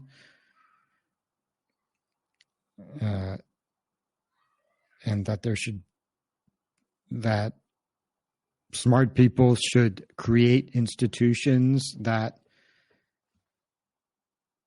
are able to attract, to enforce standards and communicate with people at their level in a way that they can understand and that projects credibility. So now, partly I'm just responding to a fact that we have discovered that in an open marketplace of ideas, it's very bad ideas that tend to be rewarded. And now those bad ideas are being increasingly implemented as public policy, and the result is not going to be good. So the first thing to do is recognize the epistemic disaster that we're experiencing and try to recover from that. So has anyone done this? I mean, I don't know how you shift 100 IQ people from content aimed at 100 IQ crowd when people are free to choose. 100 IQ people were consuming lowbrow content 20 years ago, 40 years ago, 60 years ago, 120 years ago. I don't understand how you can shift that. Well, things have gotten worse, and it's worse than it used to be. And in terms of the brain rot phenomenon that I referred to, just in the last several years, people's reported ability to pay attention, whether the number of people who've read a book in the last year, people who struggle with brain fog. There's been a precipitous decline in certain cognitive skills that are plausibly linked to the kind of the way that people interact with entertainment and information. So there's some emergency which is going on. I don't know how far this line is going to fall. But I mean, it's clear that the average person has been empowered in a way that he wasn't in any time in recent history. And so what do you think they were consuming 10, 20, 40, 120 years ago that if they were 100 IQ, that's significantly better than Joe Rogan? Well, they weren't consuming that. They probably were consuming a lot less information in the first place. They weren't allowing their brain to marinate for 3 hours at a time in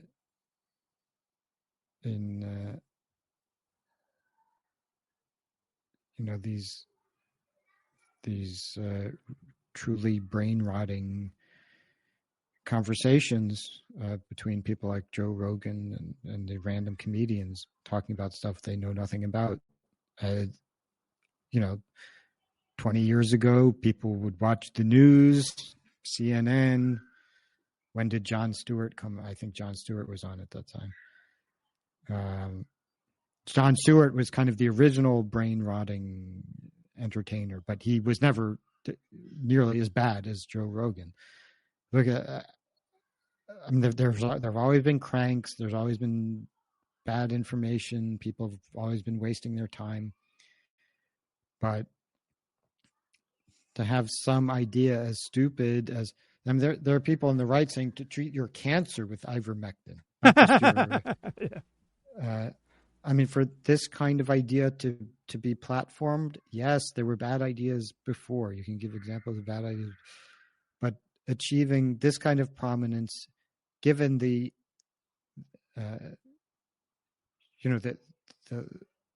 level of sophistication that at least some segment of our society has achieved, the level of knowledge, and the gap between that and what the median consumer of especially right-wing media is experiencing. Certainly, one solution would be to do what we can to stop glorifying this. Like, okay, if you want to spend 3 hours listening to Joe Rogan, and that's your entertainment, and you can't, you're not going to read an epidemiology textbook or learn about mathematical modeling, and you'd prefer to just hear Joe Rogan shoot the shit about COVID policy. All right, fine. But don't glorify it. Don't think that Joe Rogan has some secret shortcut to knowledge and wisdom that has escaped all the people at Harvard with PhDs in epidemiology. Like, just understand, label it as dumb entertainment. But this is not at all how people think of how Joe Rogan's fans think about it. Like, look at how offended Dave Green's audience was by me just pointing out, like, what is pretty obvious stuff, that in order to have an opinion about a topic, you should know about it. They're really offended by that because they're invested in this idea that that they have this wisdom that the eggheads don't understand, and the right wing anons. They're really the ones who we should be paying attention to, and we should listen to what they think then.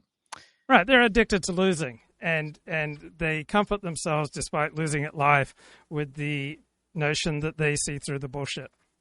And they see through the bullshit by listening to Joe Rogan and Dave Green and the equivalent. Yeah. But people of your IQ level have always bemoaned this. I mean, there were Romans with your IQ level who bemoaned the stupid low IQ preoccupations of the lower classes. Right? This is a perpetual upper class upper IQ concern. It goes down through history, right? Well, I can't remember the year, in the late 1800s. Nietzsche said that the time had come for higher men to make a declaration of war against the lower men. I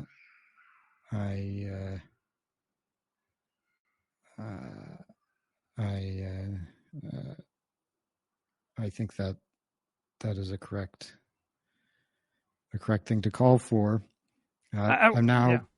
Because they have declared war on the higher men, so there should be a response. I think they don't understand this, but it will be worse for them if they win over the smart people. Like, they think it's fun to destroy the stuff that smart people built. Like, and yeah, maybe they have some. Maybe there are some legitimate grievances against some of the smart people or some of the people who claim to be smart. Like, you talk about success on the right is attracting this moronic audience, but I don't think anyone who's thoughtful considers it a success to have a huge audience of midwits. I would rather have one viewer who had a 130 plus IQ than 10,000 viewers with a 100 IQ. And there are dozens of right-wing intellectuals such as yourself who would like something similar. Right, but how much money do we make? You don't, because it's very unlikely that intellectual labor will provide a living, particularly if you're not serving the powers that be, which is the left dominates almost all our institutions. So there's virtually no way for a serious right-wing intellectual to make a living through his intellectual labor. Yeah, which is not the case on the left, because he can Right. become one of tens of thousands of university professors. Right. And there are also other leftist institutions like magazines and Right. Vox, Atlantic, New Yorker, and so on. Whereas there's nothing like that on the right that has the same kind of stature and resources. Yeah. And there are some promising developments, right, with Substack and with Rumble and X. I mean, there are some halting steps in the right direction. Yeah, I mean, I've been highlighting kind of the dark side of these platforms, but of course, I'm on these platforms. I was never going to be published in the Atlantic, so. Or even National Review or the American Conservative. My article, 4 Reasons Why Heterodox Academy Failed, which was obviously the most influential critique of heterodox academy, viral, widely read. It was rejected from the American Conservative in 11 minutes. So that's what the right thing. Another, I won't mention which outlet it was, but I approached one prominent right-wing outlet, said, "Oh, hello, I'm the Leverhulme Early Career Fellow in the Faculty of Philosophy at Cambridge. I think that there's the standard conservative critique of gender theory is based on a philosophical mistake. Would you be interested in seeing my article about this topic?" So I didn't even show him the article. I just said who I am and would you be interested in seeing it? And he said, nope. He said, I'm satisfied with our coverage of this issue, but feel free to pitch articles in the future. So, I'm the most outspoken philosopher of my generation on the right. I have an idea about this issue that conservatives care about. No one even wants to hear what I have to say. Like that, not even to see whether they like it or not. They don't care that somebody like me might have something to contribute to the discussion. Right. So when you made the decision, I think you're in high school, you went to, I think, a night class at Columbia University. A professor suggested that when Australian Aboriginals had a particularly large part of their brain, which made them so good at tracking, that might come at a cost to other parts of the brain. And soon thereafter, you decided to dedicate your professional life and your life in general to optimizing for truth. You probably didn't realize how painful and difficult that would be. I wasn't thinking about. Yes, that's right. I didn't know that it would lead to this point, but here I am. Right. Everyone wants to be a hero, but only that rare person can actually do the heroic. I mean, Michael Meany of Woodard or whatever, changed his name. He was like, oh, gung-ho, he's this edgy academic. As soon as the least, pushback came along, he folded like a wet towel and ran away. And that is how it's always been in human history. For every 1,000 people who want to be a hero, 999 do not have the fortitude. Is that fair? No. That's right. Michael he's a good friend of mine, by the way. We knew each other at Columbia. It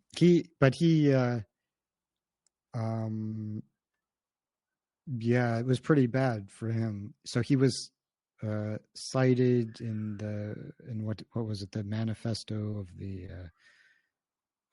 some racist shooter. Yeah. And it was totally unfair. So this guy, where did he commit the shooting again? I don't remember, but life is unfair. I would think that someone who's right wing understands that. I just whatever. So anyway, the New York Times wrote a hit piece about him, like portraying him as the inspiration for the shooter, which was totally insane. And the shooter had also cited like Robert Plomine and like David Reich and people like that. But yeah, that was a sad story. So. Yeah, do you agree that like 99 out of 100 people who want to be heroic and pursue truth simply lack the fortitude to do it? I don't know. I mean, I don't think I never felt that I want to be heroic. I'm just,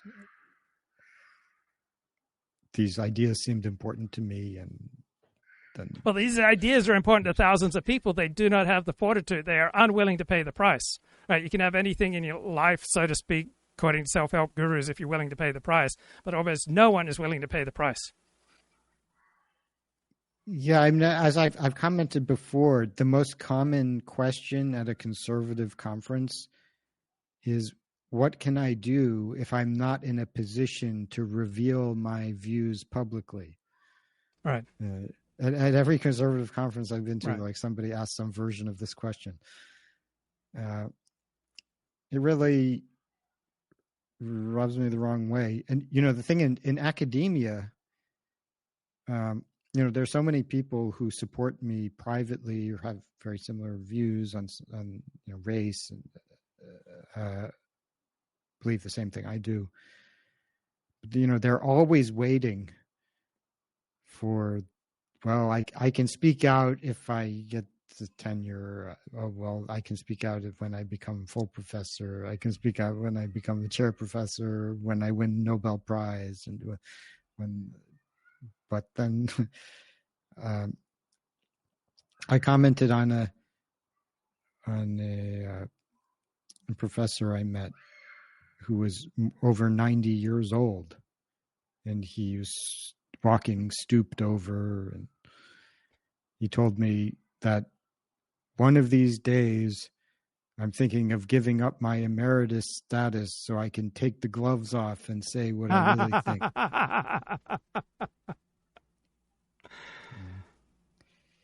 So most people just don't have the right stuff to follow through. I mean, there's so many people who want to optimize for truth, but they simply don't have the courage, the strength, and the inner stuff, because we're evolutionarily evolved to live within the middle of the herd.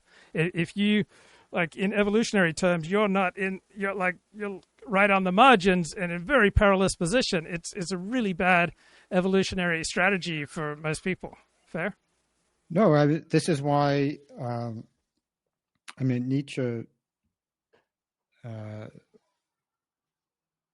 pointed out that he said no great philosopher has been married.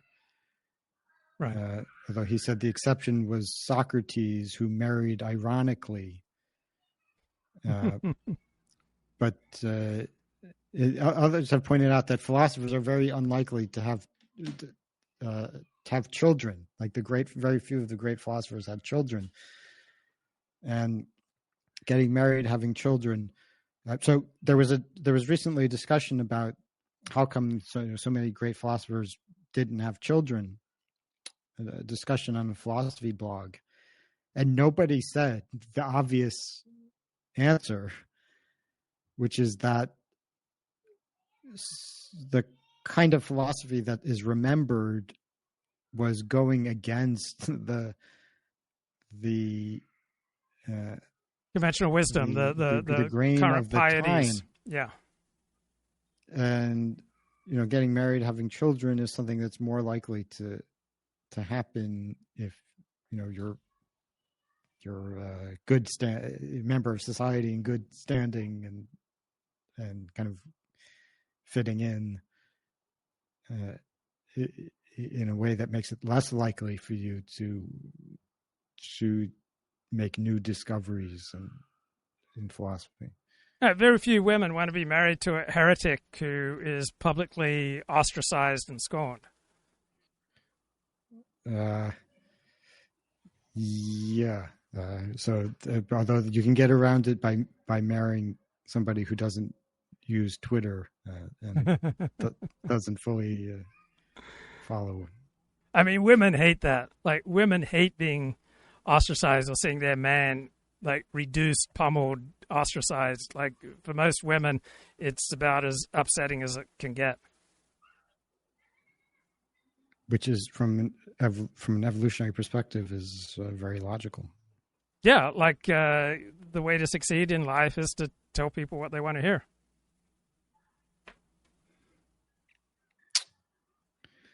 Well, I'm not doing so well in that respect. Okay. Any final words? Any final words of wisdom?